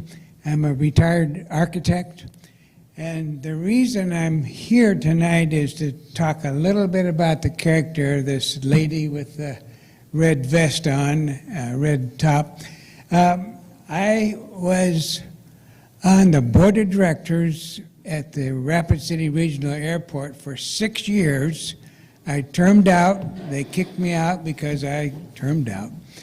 But the interesting thing about it is I was president of the board for almost half of my 6 years. And Lisa Modrick, I've known for 20 years. Lisa, in her travel agency, had packaged together various trips overseas that my wife Linda and I have taken. So I got to know her professionalism, and I got to know her acuteness of getting details all put together. And so I want to say to you, council, tonight, that I've not met another woman with the professionalism and the desire to do what's right better than Lisa Modrick. So I would say tonight, after listening to both of the tapes, that all of this is much to do about nothing, and I use the lawyership language to say, I totally and ask you to exonerate Lisa and put her back on the aldership council board tonight. Thank you so much. Thank you. Now, Rod Pettigrew. Good evening, Mayor, City Council. I'm Rod Pettigrew. I live at 1203 St. Cloud Street, and I'm also the current Vice President of the Airport Board. Joining me is Sean Gabb and Michelle Thompson, and I'd just like to make a few comments in reference to this whole process. I've been a volunteer for this city for many years. Mayor Hanks put me on some boards and committees. Sam Quaker did, and now Mayor Ellender has had me serve on a few committees. And I believe these boards and committees are a hand or an arm of the City Council. You guys can't do it all. You depend on us to sit on these boards, offer some guidance, some insight, hopefully some direction to help you guys out. Whether it's the airport board, the library board, the task force, if the appointed committee is not doing their job, then the city's got problems and you guys have more problems. What I believe that if I were to ask the mayor, is there an abundance of volunteers, I would say he'd probably say no. I don't know. It's hard to find people, qualified people, to serve on committees and boards. People are busy, they have lives to live, they have families, and those of us who do serve give a lot of that up in order to benefit Rapid City. Given the recent attack by Lisa Modrick on our current board president, Darren Haar, if you, the City Council, do not defend, protect, and support us, you will have a mass exodus of board members and committee members from this city. You guys will be sitting on all these committees and running all these operations. We cannot afford, I cannot afford to suffer the liability that comes with this. Darren Haar, our president, has had to seek private legal counsel to defend himself. And I'm at the point now, after watching today's transactions, it's not worth it, folks. You have to draw a line in the sand tonight, and you have to defend these boards, because you will not find people to do this. Lisa Modrick's actions to me are just another attempt by her employer, WestJet, what we've heard a lot, to undermine and take advantage and reap the benefits of 30-plus years of low lease rates. The current airport board, under the leadership of Darren Haar, is attempting to correct and make the lease rates at the Rapid City Regional Airport fair. WestJet not only continues to attack our executive director, but they have attacked Darren Haar or any employee who supports the executive director. They started with attacking now the city attorney, now the board president, and it appears that the actions by Steve Beardsley, Lisa Modrick's attorney, are attacking the mayor and the city council. My final words are, folks, this insanity has to stop. This is ridiculous. You can't make a TV program this ridiculous. I'm asking you to support the boards that represent this city, draw a line in the sand. Otherwise, you guys are going to be doing it all. And if that's what you want as a lowly paid council person, that's up to you. Thank you for your time. Thank you. And now Patrick Dame.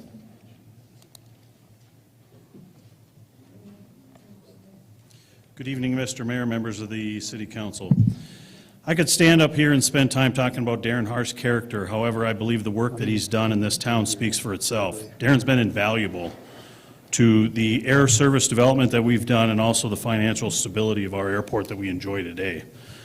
That being said, the accusations against Darren is another in a long line of accusations made by leadership of Ms. Modrick's employer and now their employees from that end. Over the past 4 years, I've been accused of numerous accusations that have impacted my family, my character, all that from taken into account over a number of years, federal accusations that have had to be defended on this.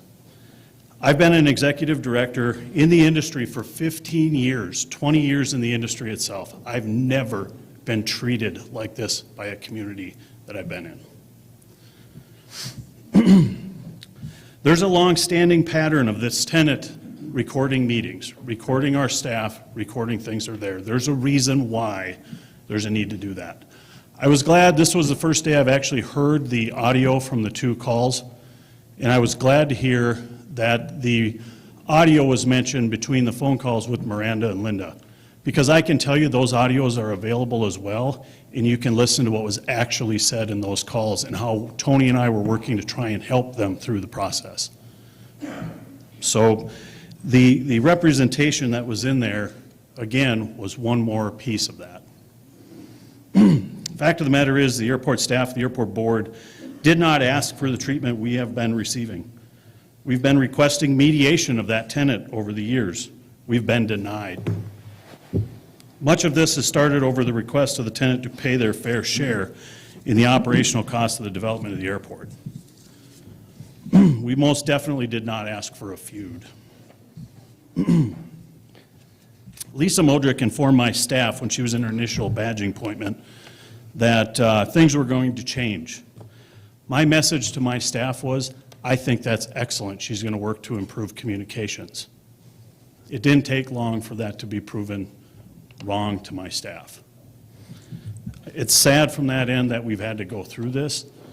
From that standpoint, Darren met with Lisa with good intentions, and much like all other meetings with her employer, there has been a later misrepresentation of the meeting after it took place.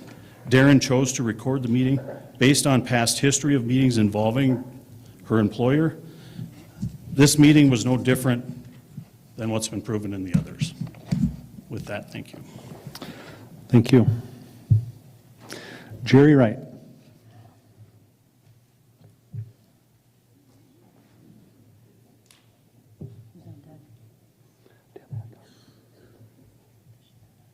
And Deb Hadcock will be on deck.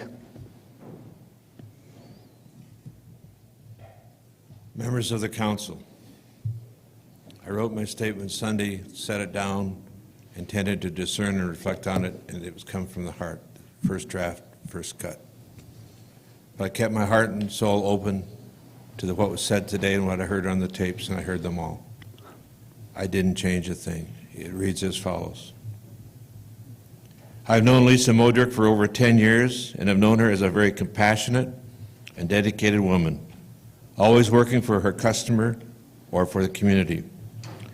Lisa and Mike are pillars of our community that have contributed for many years to our city's well-being. Lisa served several years on the city airport, worked for and saw completion of the Mount Rushmore beautification reconstruction project, and has served on many, many charitable and community-oriented efforts. I had the privilege of serving with Lisa on the city council as a council liaison to the airport board for 3 years, during Lisa's time on that same board. In all of my experiences with Lisa, I have never heard or saw her conduct herself in a negative or improper way. I find the discussion on the issue at hand to be extremely out of character for her, and the sense is there is more to the story than has been printed, broadcasted, or made available to the public. Apparently some things were said, probably by both sides, which do not rise to the occasion of removing my friend and the friend of Rapid City from her elected position as one of the alderpersons from Ward 1. If I remember correctly, Lisa received about 76% of the votes from her ward. The citizens of Ward 1 must hold her on the highest regards, as I do also. Please honor their faith in Lisa with yours also. As Shakespeare said in The Merchant of Venice, the quality of mercy is not strained. It droppeth as the gentle rain from heaven upon the place beneath. It is twice blessed. It is blessed him that gives and him that receives. Please be fair and gentle with my friend Lisa and retain her in her rightful elected position that she sought to serve our community. Thank you. Thank you, Dr. Wright. And now Deb Hadcock.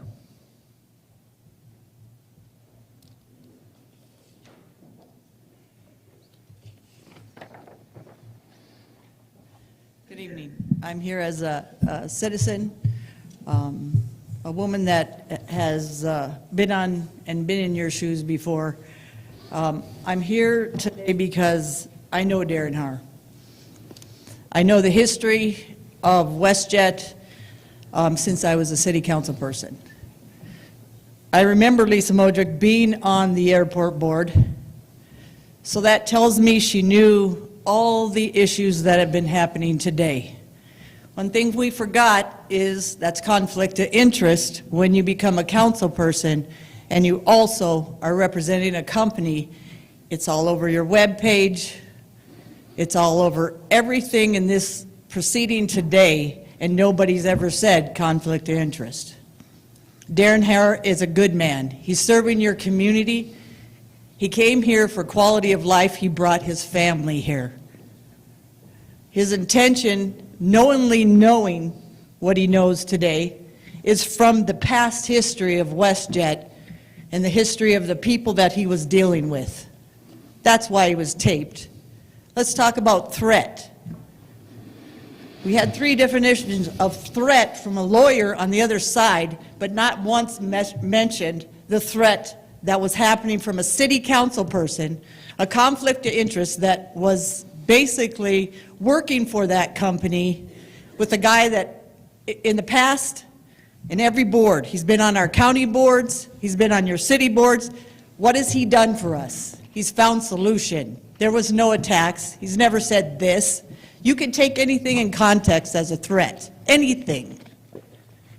This isn't a Me Too movement today, it's a poor me from the other side. I'm sorry. I'm a woman and I've been in this place before. If I felt threatened, I would have went to that mayor or one of you council people, and people know. You would have went to one of you and said, guys, I had a meeting with this guy. There's some issues here. This isn't about if I like Lisa Modrick. I do not dislike her. As a person sitting up on a dais, you're making a decision by fact and not because you love someone or like somebody. We're not saying she's We dislike her. We said she did something that she should have admitted long time before this all came to where it is today and said, Darren, I'm not going to play, I'm not going to call this a threat. I felt like I was threatened. That's what I would do. I would say, I felt threatened, Darren, and we need to visit. Let's meet with the mayor. I wouldn't have went to the mayor first and said I was threatened. There's a difference. There's a history that goes with this, and I believe the game kept going with Lisa Modrick doing the same thing to another person at the airport, just like anybody else and the Ridstroms were doing in the past. Why would you follow that same agenda on a guy to ruin his whole friggin' life? That's the bottom line. You're going to ruin his life, and you didn't think twice, and you're an elected official with a code of conduct, and you took an oath saying, I would uphold the law, and I believe in God and country first. This doesn't smell of that at all. It's horrible. Okay, next, Brian Teachout. And Patty Nicola on deck. I was wondering if before I have my timing start, can I ask you a question of timing? How long from when Modrick talked to you did you get the record? Did you know there was a recording? Not get it. Did you know there was a recording? How long was that? It's important. It's important what I want to present. And I may comment on that at a later time, but this is a public comment time. Okay. Well, it impacts what I want to talk about. Was it a week, 2 weeks? State your name and please start your comment. All right. My name is Brian Teachout. I'm a community member of Rapid City. I do see why the airport and WestJet are in conflict. The city council needs to act like adults. I work in real estate. Due diligence is important. Personally, there should be 3 tables here. This table, that table, and the mayor's table with the city attorney. Because if I was able to go through what I need to talk about here, I'd probably get permission from an unbiased board to go more than 3 minutes. I've tried to highlight the things I've heard here. I've never heard the recording before until today. Lisa, I know her. I'm not necessarily here to take care of her because I don't think we've ever really been officially together. Your name's Darren. I got to tell you, there were 2 recordings today. I'm glad there were. The first recording where the WestJet owner and Lisa were talking to you, I would have been scared as hell of all of you guys. The influence that tone had on me. You're a pretty good-looking guy, Darren. You've got a gentle spirit. I think you had an agenda that day because you were there and she didn't know what you wanted to talk about. You said I a lot and you said you guys a lot. I think that there's been a total mismanagement of this situation by the city council, especially the mayor. I believe that if Lisa Modrick, this is why I wanted to know about the timing, if Lisa Modrick would have had time to hear that recording a second time, the first time, she might have thought, wow, maybe it wasn't as personal as I thought it was. Has anyone in this room ever said something where if it was recorded, you'd realize it wasn't really what you meant to say, or it wasn't exactly what you heard? Mr. Har's comments were threatening. Maybe not so much personal, but they were threatening. All right, she worked for a company. I believe that Lisa acted on her perspective in the moment. Personally, from what I heard, I'm going to be very wide here, I think the WestJet owners are psycho.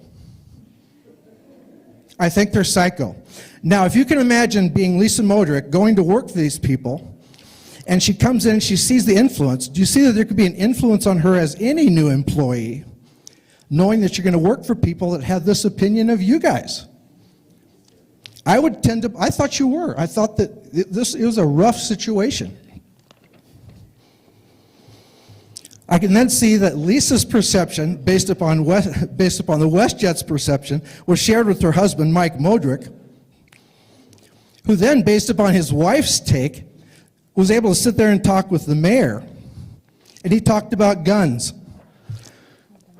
And then Mr. Haar, he takes Mike Modrick's comments today about guns at the House, and he said that, and these guns in the House comments were about another incident. He actually implied that Lisa said Haar threatened that he came with her, that he was threatening with guns. Can I have permission to complete? You're at 3:30 right now. Okay. Thank you.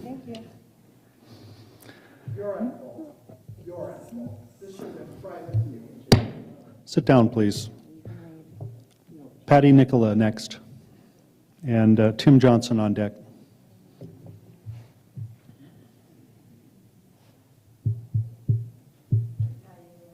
A little louder.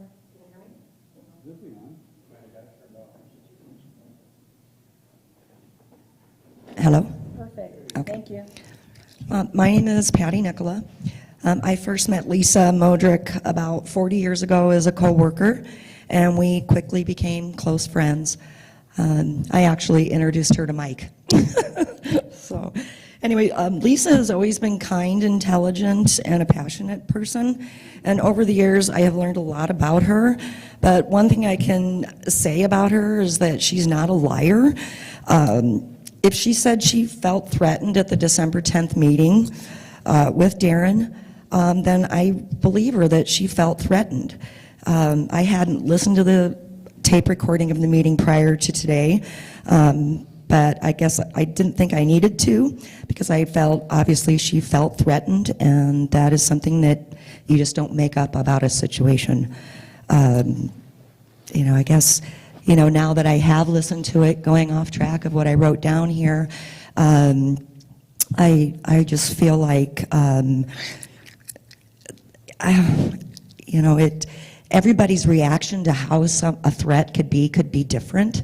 You know, it's like when someone dies, people react differently when they mourn. You know, I mean, you know, looking at what Darren's had to say and what she's had to say, it just, you know, I don't know. In my opinion, I think, you know, if anything, you know, just give her the benefit of the doubt, give him the benefit of the doubt, create a task force maybe to deal with your city tenant situation, and, you know, I guess, you know, just try to work out an understanding instead of making blame, and put the events behind you.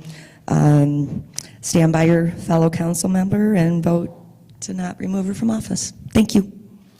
Thank you. Tim Johnson. Tim Johnson? Okay, Ted Wolk.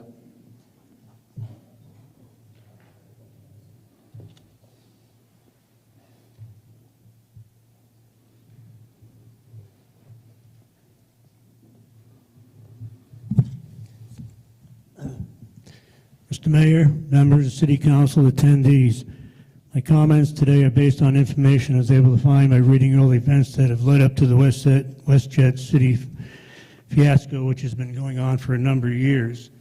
Most recently, it's been aggravated further by the situation with the rental rates. First of all, I'd like to say I had the opportunity to work with Lisa Modrick on a citywide sewage problem. She's the first council person that I have ever worked with that actually followed up on stuff versus just giving me rhetoric. And every case responded back to me in 24 hours every time I contacted her. Unlike other city employees or the mayor's office, and I call that professionalism. She probably should be your model for all of you. As for the hearing at this moment in time, Lisa was in the wrong place at the wrong time as related to this fiasco. This entire situation is a smell of someone's political agenda. I have no clue what that meeting was all about that she was invited to, but it seemed like it was a situation to intimidate somebody. When you vote, you should not vote on the actions that occurred at this moment in time. Your vote needs to consider all the events leading up to this moment in time. Lisa is set up as a pawn. The whole issue is about WestJet. Everything everybody's talked about is WestJet. One needs to look at the events leading up to this. You know, maybe the meeting probably wouldn't have even happened with Lisa if the mayor stepped up to the plate and solved the issue of going ahead and sitting down with these people and trying to solve the problem.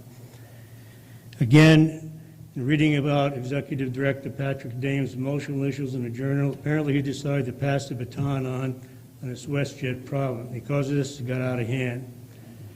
You know, so as David Luss said, who started this fire? Well, it sure as hell wasn't Lisa. It was somebody that set up a meeting with a pre-planned agenda and a pre-planned script. And that particular script, I believe, having these recordings, probably was designed to try to entrap Lisa into getting some information on her that maybe could be used further on. I've been involved in the corporate world, and I have been in a lot of meetings where I've seen this kind of stuff happen. So the language Mr. Har used was designed for one purpose, and just maybe we're looking at the wrong person to censor or get fired. You know, you control people, and I listened to that tape, and all I hear was behavior, behavior, behave, behave. What he was trying to say is you behave my way, or I got a plan. So, you know, I'm sorry for his, you know, thoughts that maybe he thinks he wasn't saying something wrong, but it sure was coming out that way. I've got a couple other things here, but my 3 minutes up, I let other people. Thank you. Monique Mousseau.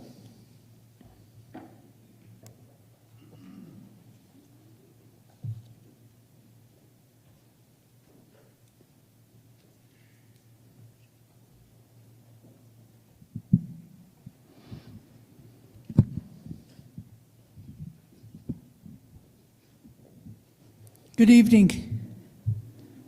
Chante washte na pech yuza. Chante washte na pech yuza. Chanupa maniwi. I extend each and every one of you a warm, heartfelt handshake. Each and every one of you a warm, heartfelt handshake. I am Walks with the Pipe. That is my Lakota name. I am a Native American. I've been here on this earth for 51 years. My European American name is Monique Musso.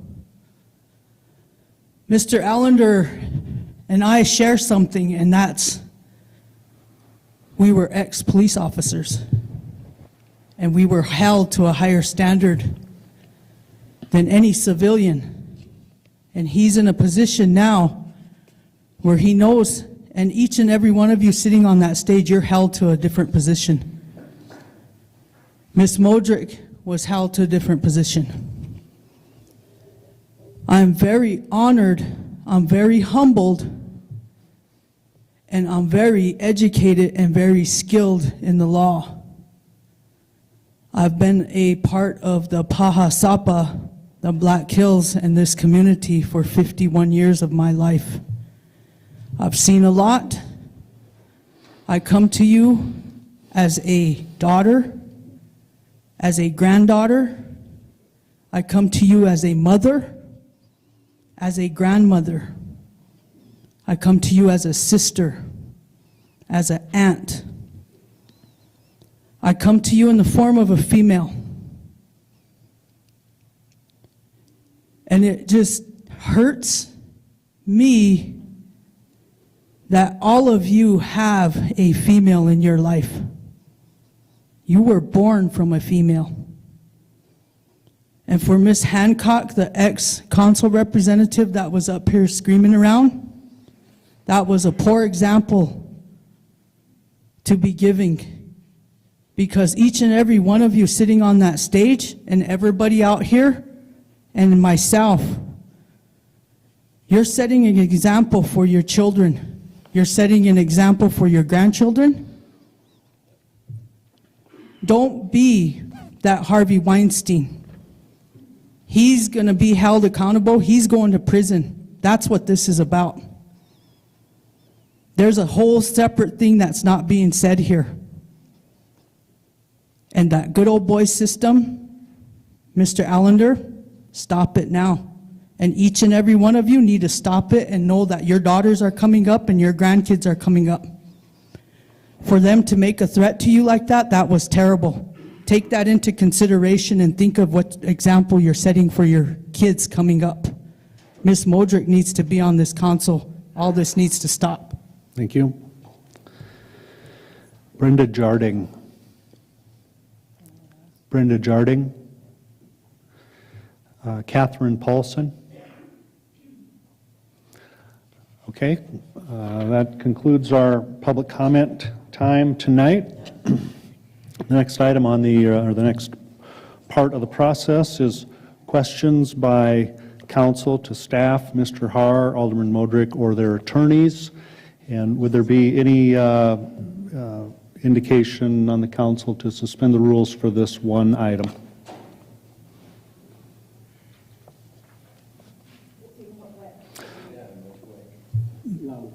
At this point through the meeting, the standard time limits apply. So under questions to the council, you'd get 5 minutes to ask your questions, and then after a motion is made, you would have 5 minutes to debate that motion. I'm just asking, knowing that, does anyone have a desire to change the rules for that time limit or leave them the same?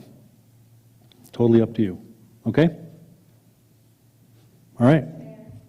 Yes, sir. Yep, ma'am.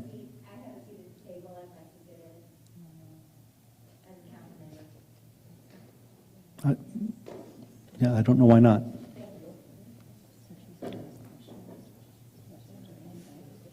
Okay, so starting off with section H1, questions by the council to staff, Mr. Haar, Alderman Modrick, or their attorneys.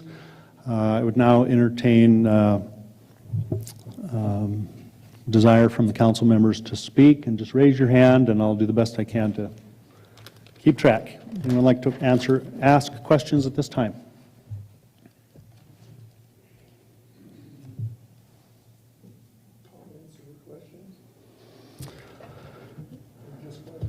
This is pre-motion questions. I imagine you can make comments if you choose. Then I guess now is the time I will speak. So we just if that's raise our okay. hands? Yeah, just raise your hands. Bill Evans, go ahead. You know, the irony of this taking place during Lent has not escaped me a little bit. It seems like all we need are some torches and we need to find some sacrificial lamb here, and I don't know who that is supposed to be. I got to tell you, I don't know exactly how it modified itself from what took place in the meeting with Mr. Haar to what Lisa's recollection of the meeting was 3 weeks or 4 weeks later, whenever it was. I do know that people are notoriously bad at remembering things. In my mind, she did a reasonably good timeline of most things. I don't know where this business of looking at me and saying a personal threat like that came from. It's obviously not there. I found the conversation to be, for the most part, congenial. But I also know that body language matters. I also know as a 6'6" guy, I'm regularly accused of being hostile when all I am is excited or energetic because I want to portray a thing. So I know that there's a lot of things that go into a conversation that aren't necessarily reflected on a tape. I do kind of find some of the allegations against Mr. Haar to be confusing because obviously they are not reflected in the tape.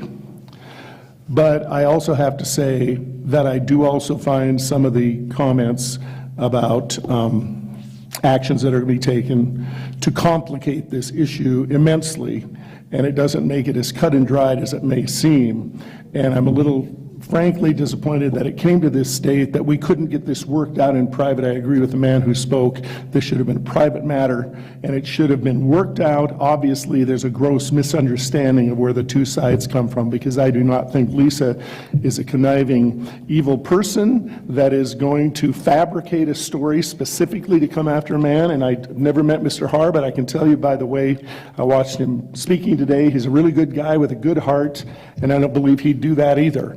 So I think we just have a misunderstanding. I wish there was a way we could get these two parties to come together yet before the city council does something that's embarrassing to everybody and puts a scar on our reputation that's going to be hard to go away. Because if somebody has to win this, I believe the whole city is going to lose. And I believe everybody is going to lose in the long run over what I see as just a gross misunderstanding. So I could support whatever comes up in a motion as some kind of sanction against Lisa's claim, some kind of comment. I could not support removing her from the council based upon what I've heard today, because I can see how some of the comments over the course of 3 or 4 weeks, input from family, and as a person who had a butcher knife that long come through my screen door a couple of years ago, it changes the way you think about things, okay?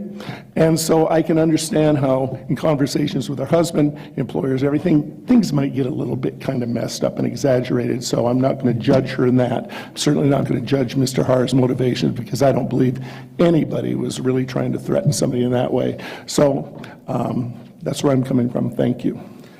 Okay, any questions from council members of anyone? Okay, let's move on to the next section then, which is H2, and this is where the council may make a motion to resolve the complaint. And as stated, there are 4 options for the council to resolve this by taking no action, a reprimand, a censure, or expulsion. So is there a motion? Darla Drew? Thank you, Mayor. I would like to make a motion that we expel Lisa Modrick from the council, and I'd like to get a second and retain the floor. We have a motion to expel. Is there a second? Second. Second by Greg Stroman. Go ahead. Thank you. We're not happy about this. This situation brings us no joy. We don't want to be here. And as women on the council, we're very conscious of threatening words and actions. We simply find no evidence of threats here. Lisa Modrick is no damsel in distress. She was always strong. I always saw her as a strong woman.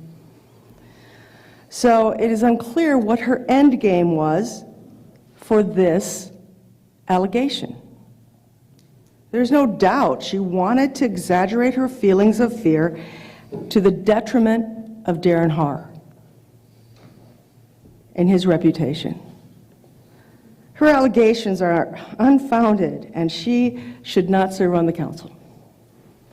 There was no threats. There was no verbal assault. Any profanity used was not directed at her. This was a spirited negotiation, in my estimation. She was my friend. This is not a happy time for me. She was good on the council, and she's great in the city. But people are good until they're not. Sometimes people are good until they're caught. And I think that she was caught making allegations that were simply not founded. Thank you.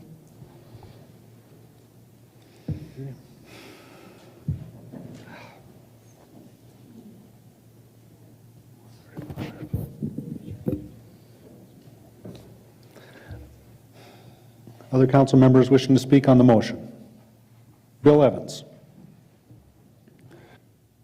I'm just going to make one more comment about that. The implications that here that the only reason Lisa made this comment is because she didn't believe in what she was saying.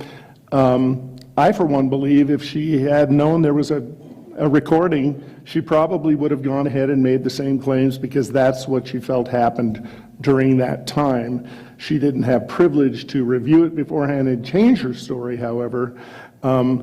I just think it's a little more time for empathy and understanding here, because I honestly do not believe she purposely fabricated this. I'm certainly glad there was a recording to vindicate Mr. Haar. But again, there kind of were 2 threats. I mean, you can't ignore that, I'm sorry. No, So, not in my mind, Bill. well, You're wrong. then listen to the tape. I have to respond to that. I am a woman, I've been in threatening situations, and you take your out. If you're really afraid, you get out. So she didn't leave. She stayed, she laughed, she acted like it was just another conversation. I'm not buying that, because I've been a woman that has been in threatening positions, and I took my out. Thank you. Mr. Evans, have you completed your? Well, I wasn't talking about the physical threat. All I'm going to say, if this is to go to some other level where we're asked to, Mr. Har is asked to explain what he meant by those things, he's going to have to explain those. And that's my only point. I don't think in any way it was nefarious. I don't think he was threatening her physically. But those are words, though, and they're on the tape.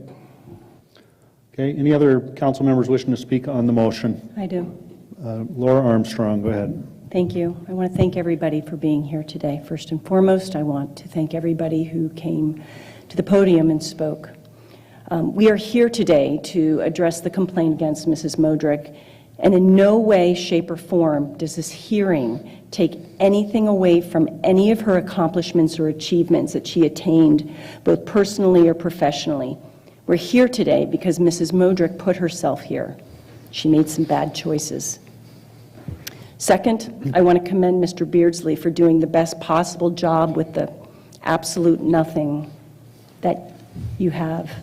I've spent the last 2 months doing research and fact-finding, and the following is a list of my observations over the last 2 months, including today, and I'd like to start with what Mr. Beardsley said.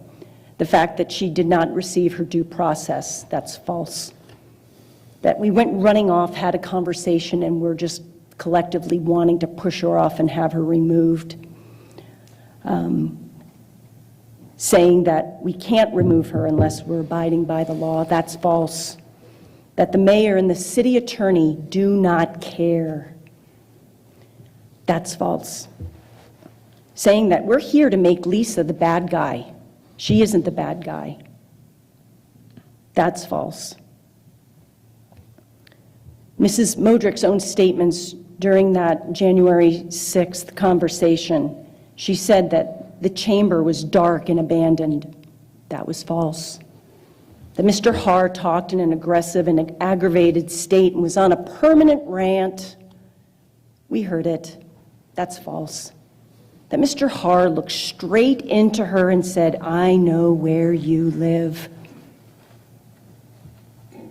That's untrue. That Mr. Har was mumbling, spitting out words in a rambling status. Once again, false. Stated repeatedly that Mr. Har had some sort of insidious plan. Another lie. After Mrs. Raby left, that she quickly got up and parted ways. I timed it again.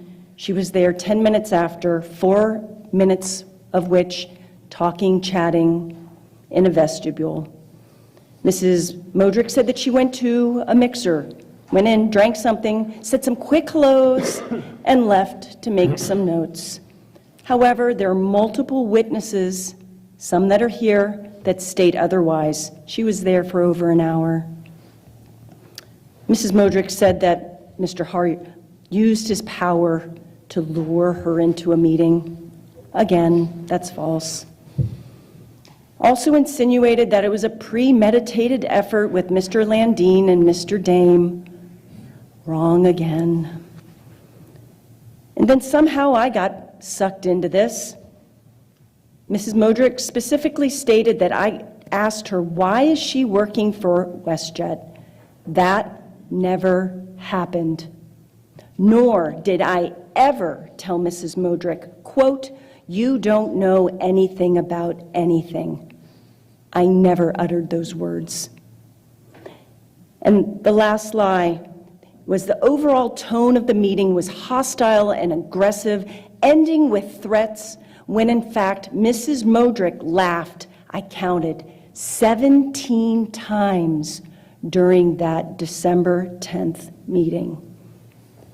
She laughed all through that meeting and that conversation, and it ended with her saying, "I love it."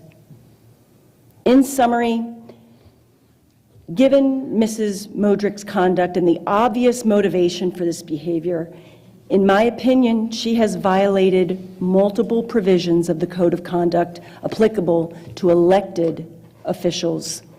These ethical violations were not insignificant nor minor, but they go to the heart of our obligations and our sworn oath that we took to this city and our constituents. It is my opinion that I could never safely have a private conversation with Mrs. Modrick without it being recorded now. And I know for a fact that this is shared by many others of the members of this council as well. Unfortunately, Mrs. Modrick created and amplified a situation where it is no longer feasible for us to work together. The trust is broken. We were elected to put this city first, and our constituents deserve honest, ethical, and trustworthy members of the City Council. And I'm going to conclude by saying Mr. Haar is owed an apology, a genuine, heartfelt, and sincere apology. And if Mrs. Modrick doesn't have the bravery, integrity, or the moral conscience to acknowledge a smidgen of responsibility or accountability, it only cements my decision here tonight. Thank you. Any other council members wishing to speak on this motion? Richie Nordstrom.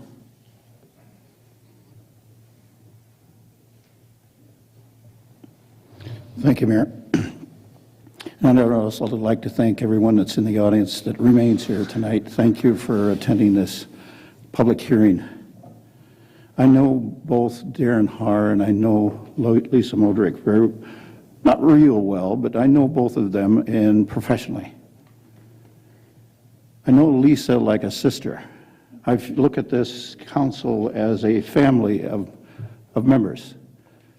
I'd like to think of Lisa as a sister that I adore, I appreciate, and I love. And Lisa does have a lot of passion. I won't deny that. I've seen it in action so many times. But my major concern is the trust, as was mentioned here in previous speakers. My concern is having that trust remain. Because it only takes one time or one incident to crush that trust. Today's process is not a perfect process. And we all know that there could be a better process, but this is it. This is democracy. It gets messy. But it's the process that we have.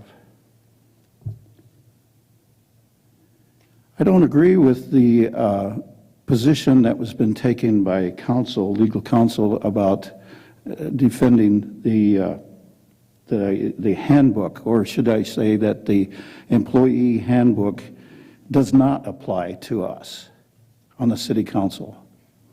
It is used as examples of how the conduct should be taking place, but we have a code of conduct already in place that supersedes everything else, except for state law. This employee handbook I am familiar with. I used to have a union contract that I'm very familiar with. I also had to become very familiar with the code of conduct that we have. I take those conducts, those contracts very seriously. That's why I have this very, very deep concern about having trust, because I feel like those procedures were not followed or complied with or trusted.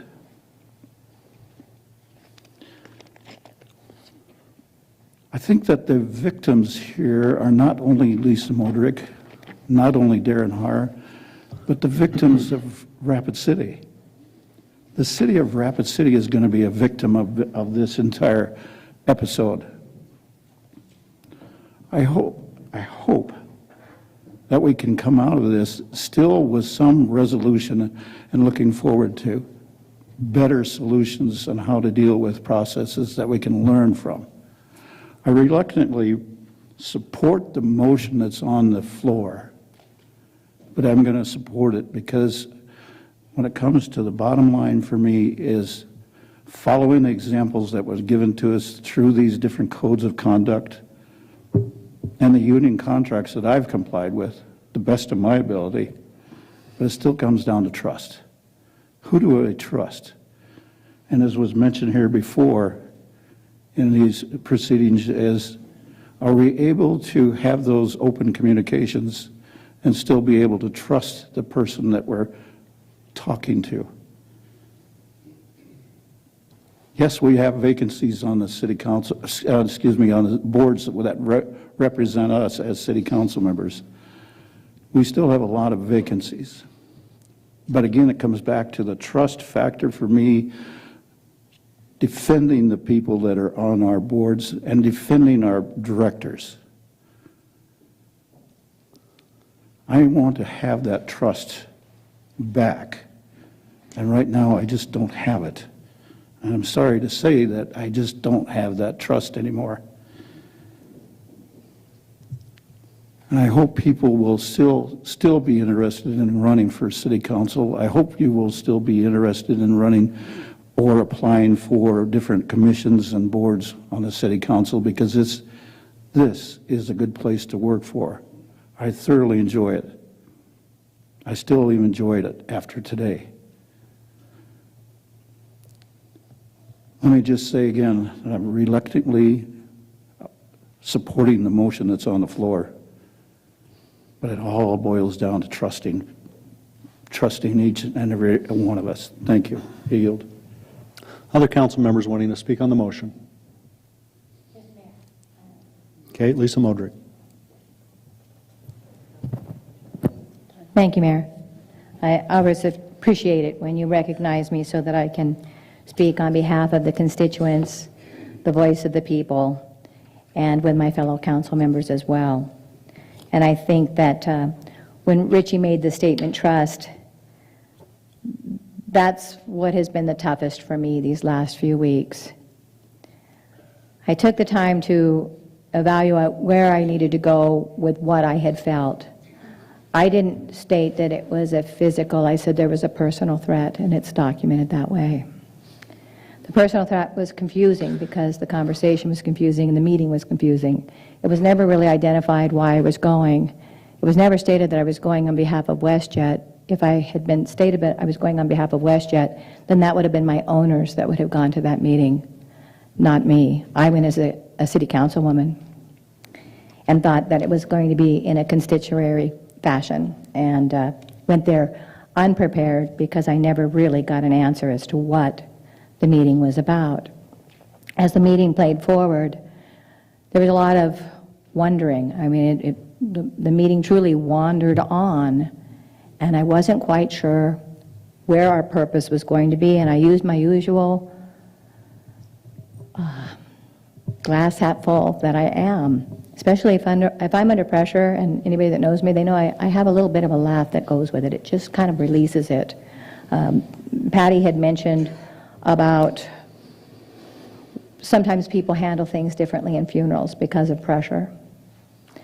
Some people laugh, some people cry. Some people don't let it go for a year. People handle things differently. So I'm going to come back to the trust, because that's why I believe I'm here today, right now, before you, with a motion that says that you're going to remove me from the work that I've done so passionately for this community. And I can tell you this community does not want this removal.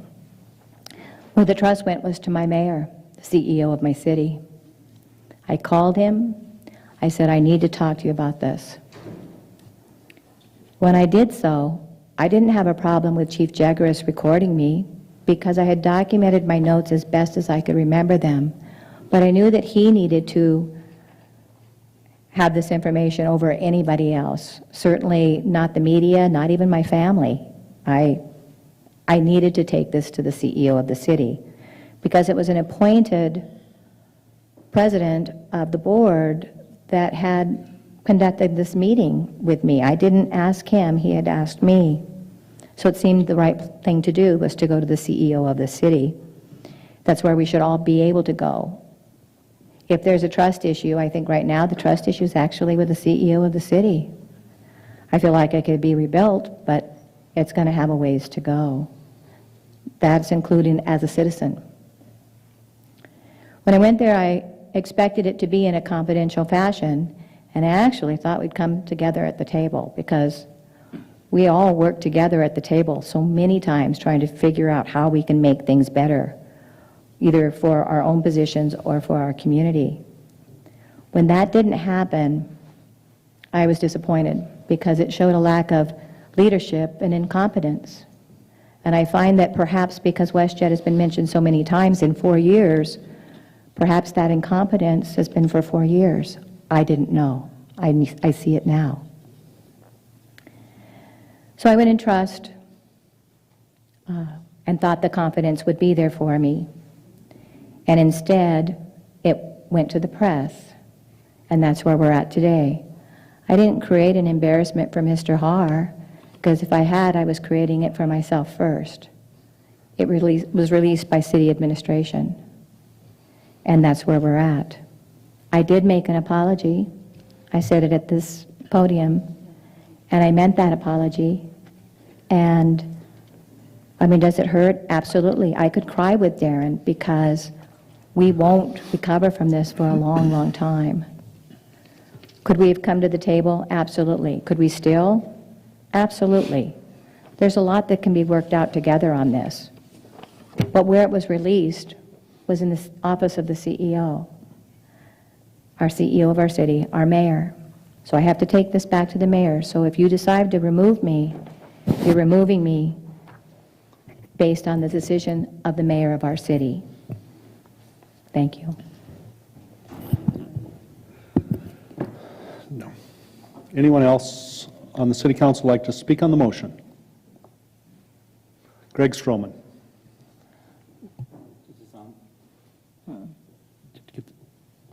Thank you, Mayor.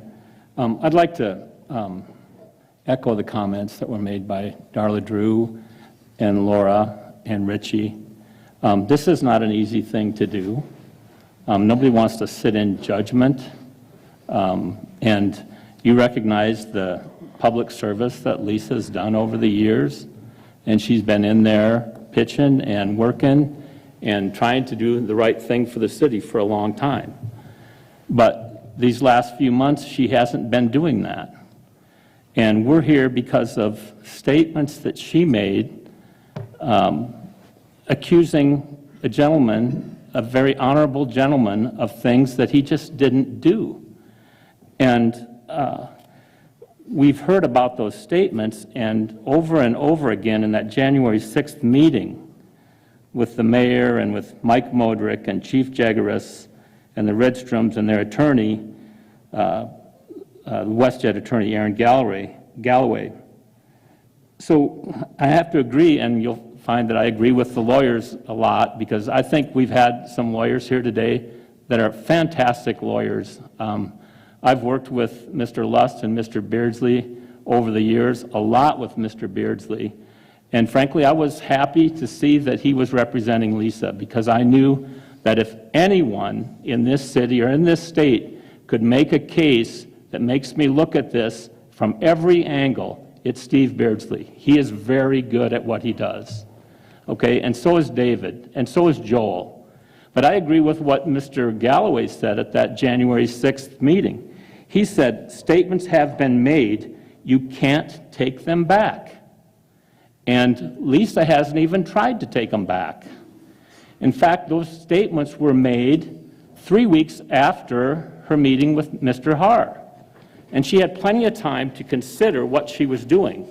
Those were not statements made at that January 6th meeting that were in the heat of the moment or off the cuff or in an excited state. She had time to deliberate and plan and decide exactly what she was going to say in that meeting that she set up with the mayor. She wanted to explain all the things that she had trouble with concerning Mr. Haar. And once again, I'll have to agree with Mr. Beardsley. I agree with the lawyers again. He said, the single worst thing you can do to a person is embarrass them. And that's what she did. And she damaged his reputation. That was a slanderous episode when she talked about him in the way that she talked about him. I'm basing my decision today on the recordings that I heard. That's the evidence. And I've listened to those recordings twice now, and I've listened to every possible interpretation of what I heard for myself. I listened to the tone of those recordings and that conversation that took place on December 10th, and they don't resemble anything about what the charges that she made against Mr. Haar. And I will also say that there's been a lot of talk about WestJet. That WestJet doesn't play a part of my decision. My decision is based on what I heard on those recordings. And the other thing that doesn't play a part in this is there was never, in all the time that this has been brewing, has Mayor Allender pulled me aside and said, Greg, here's what I want you to do here. This is what needs to be done. He never expressed anything to me about how he thinks this should come out. The only thing that he said was, we have a process that we're going to follow. We're going to have an open public meeting, and that's why we're here today. I appreciate his leadership throughout this and the entire time I've been on the council, the entire time he's been mayor. And if you want to talk about trust, there's a man who is as trustworthy as any man you'll ever find. And so I'm sorry, I know it's not going to be popular with a lot of people, but I think that we have a duty as council members. We have a duty that's based on the code of conduct. And, you know, council members are going to come and go, but this city council is going to continue. And we have a duty to protect the institution. And I think that I know that the thing that we have to do to protect this institution is to vote in favor of the motion to expel Mrs. Modrick. Okay, thank you. Chad Lewis. Thank you, Mr. Mayor. I guess I should have spoke earlier because everybody that's spoken so far is going to make me look really inadequate. But I'm just going to take a second to kind of touch on what Mr. Stroman was finishing with, and that is just the idea that any idea that the mayor or Joel Andine or any member of the city attorney's office or our police chief, who is a red cape short of being Superman because he's all about truth, justice, and the American way, I mean, is absolutely ridiculous. To imply in any way, shape, or form those people would have anything to do with a conspiracy to get rid of somebody and look for a reason to get rid of somebody on this council is the kind of stuff we don't need. We need to be able to trust our government and to trust the people up here. And I can tell you what Mr. Stroman said is completely true.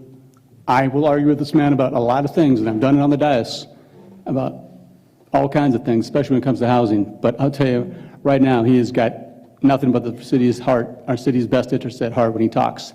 And he has never said any one word about, like Greg said, he never said anything about get rid of Lisa or anything along those lines. You have to make your own decisions. And to say the police chief went to the FBI, that's in your press release, it is there. No, of course he didn't. That guy would, if I walked up and did something wrong right now, he'd arrest me right in front of all of you. That's what he does. He's all about the rule of law. And Joel Andine gives great advice. I mean, you may not like everything he says or does, but he goes out of his way. That guy works constantly. Sometimes I wish he wouldn't write as long memos as he does, but he does. And his staff is very good, very supportive. I find all of them to be very honorable people. They have never, ever led me astray. I will disagree with them, but when it comes to executing their jobs, they're stellar. And we are very lucky to have them. And I will vote for Mr. Mayor again if he ever runs, which he probably won't. I wouldn't blame him. But, and like I said, Chief Jagras is as honorable as they come. So I think about those kind of things. I think about the institution we have here and the people we have working here and the staff. There is no conspiracy, folks. This is not something when people are looking for. And Mr. Haar, thank you for everything you've done for our city. Honestly, I'm obviously a big supporter of the Vote Yes movement. You gave your soul to that. Hopefully we'll get that going again. But you've done so much for the city, and I don't think you were looking for trouble. I think you're trying to just make things better. And all you people on the board that serve, every board in Rapid City, you know, that is, like we said, we don't have a lot of people lining up to do that. And there's a reason for that, and this makes it even harder.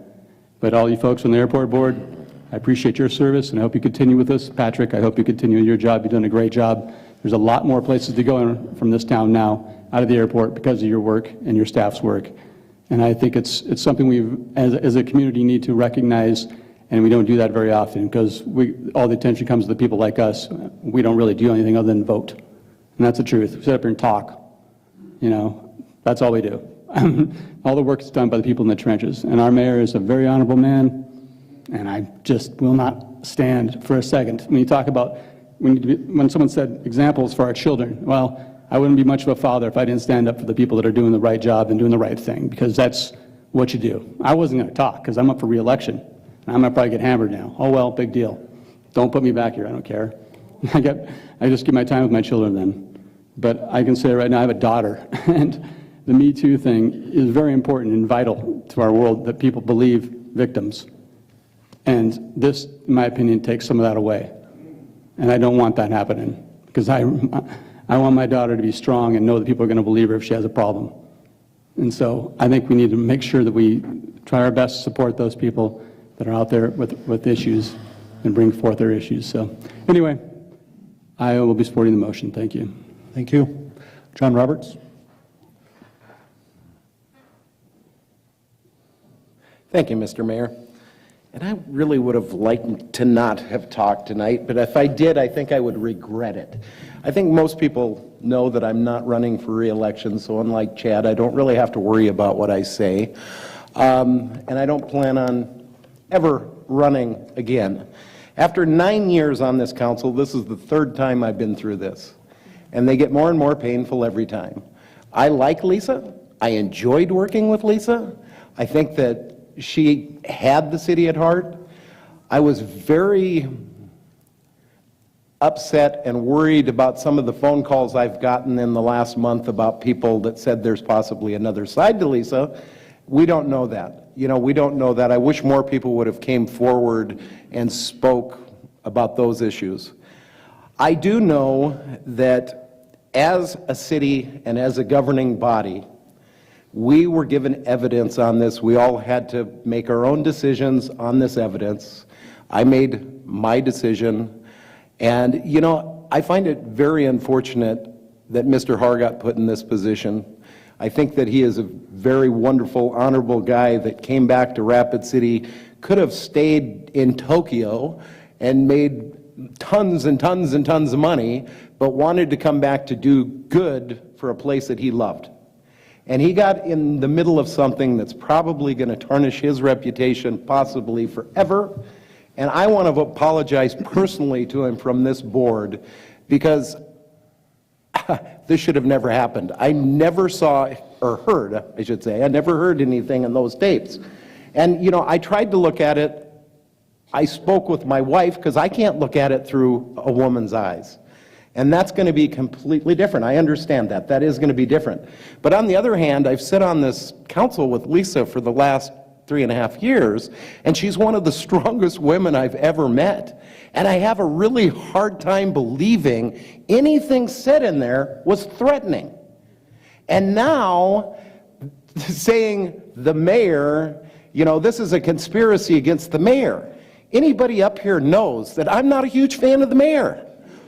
I would love to find a reason to throw him under the bus. But I can't. And I completely, 100% support the mayor and the way he has handled this. I think he has done a wonderful job, and he better write this down because it's probably the last time he's going to hear it. I think he has done a wonderful job. I think he took a terrible situation, and unfortunately it was thrown on his plate. Can this tarnish him again if he wants to run too? Absolutely. He supported this lady when she ran. So, you know, her saying that he wants to get rid of her, I don't know why.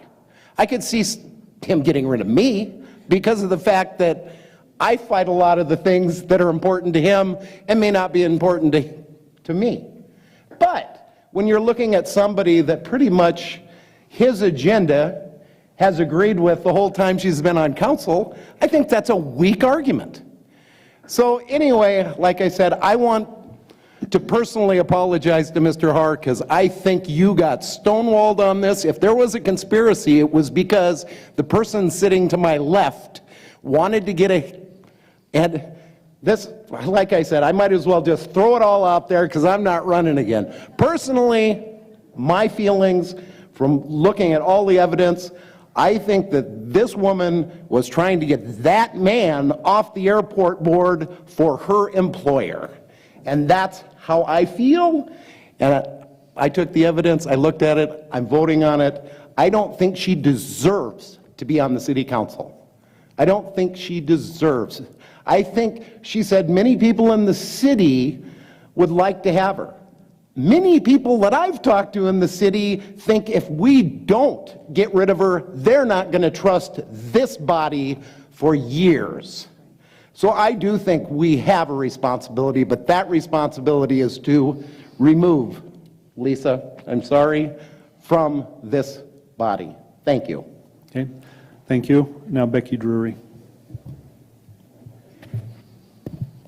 Thank you, Mayor. I happen to sit as the liaison to the airport board, and they are a group of very talented, educated, respected members of our community, and they have the airport and the city of Rapid at their heart and core. They are out for the best. Mrs. Modrick's unfounded accusations towards Mr. Haar can't be allowed in her position as a member of the council. I'm going to respect the council's vote today, and I hope that however the vote comes out, Mrs. Modrick, I wish her the best, and hope that the vote today stops all these actions and we lay it to bed. I hope the citizens of Rapid City understand that these are not easy votes. This has not been an easy time to serve on the council, but it's for the best of Rapid City, our volunteers, and our board members that we've gone through those proceedings. Thank you. Okay, thank you. I believe that's all on the council that are going to speak now. So we will go to a roll call vote on the motion for expulsion. Yeah, microphone's on, please.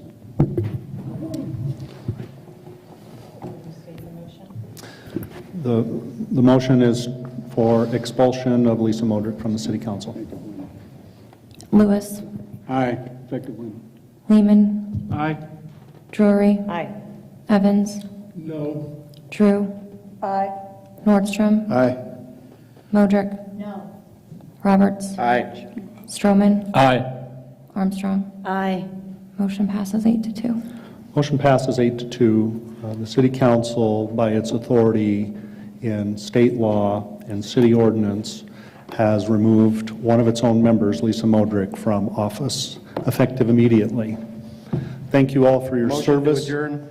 Second. Just a minute. Thank you all for your service. Thank all of you for staying here, being interested in something that city government is doing, although controversial. Thank you for being here and for participating in this debate. Take a motion from John Roberts for adjournment and a second from Laura Armstrong. All in favor of being adjourned, say aye. Aye. Opposed? We are adjourned. Thank you. I want to keep this. This is going to be worth something.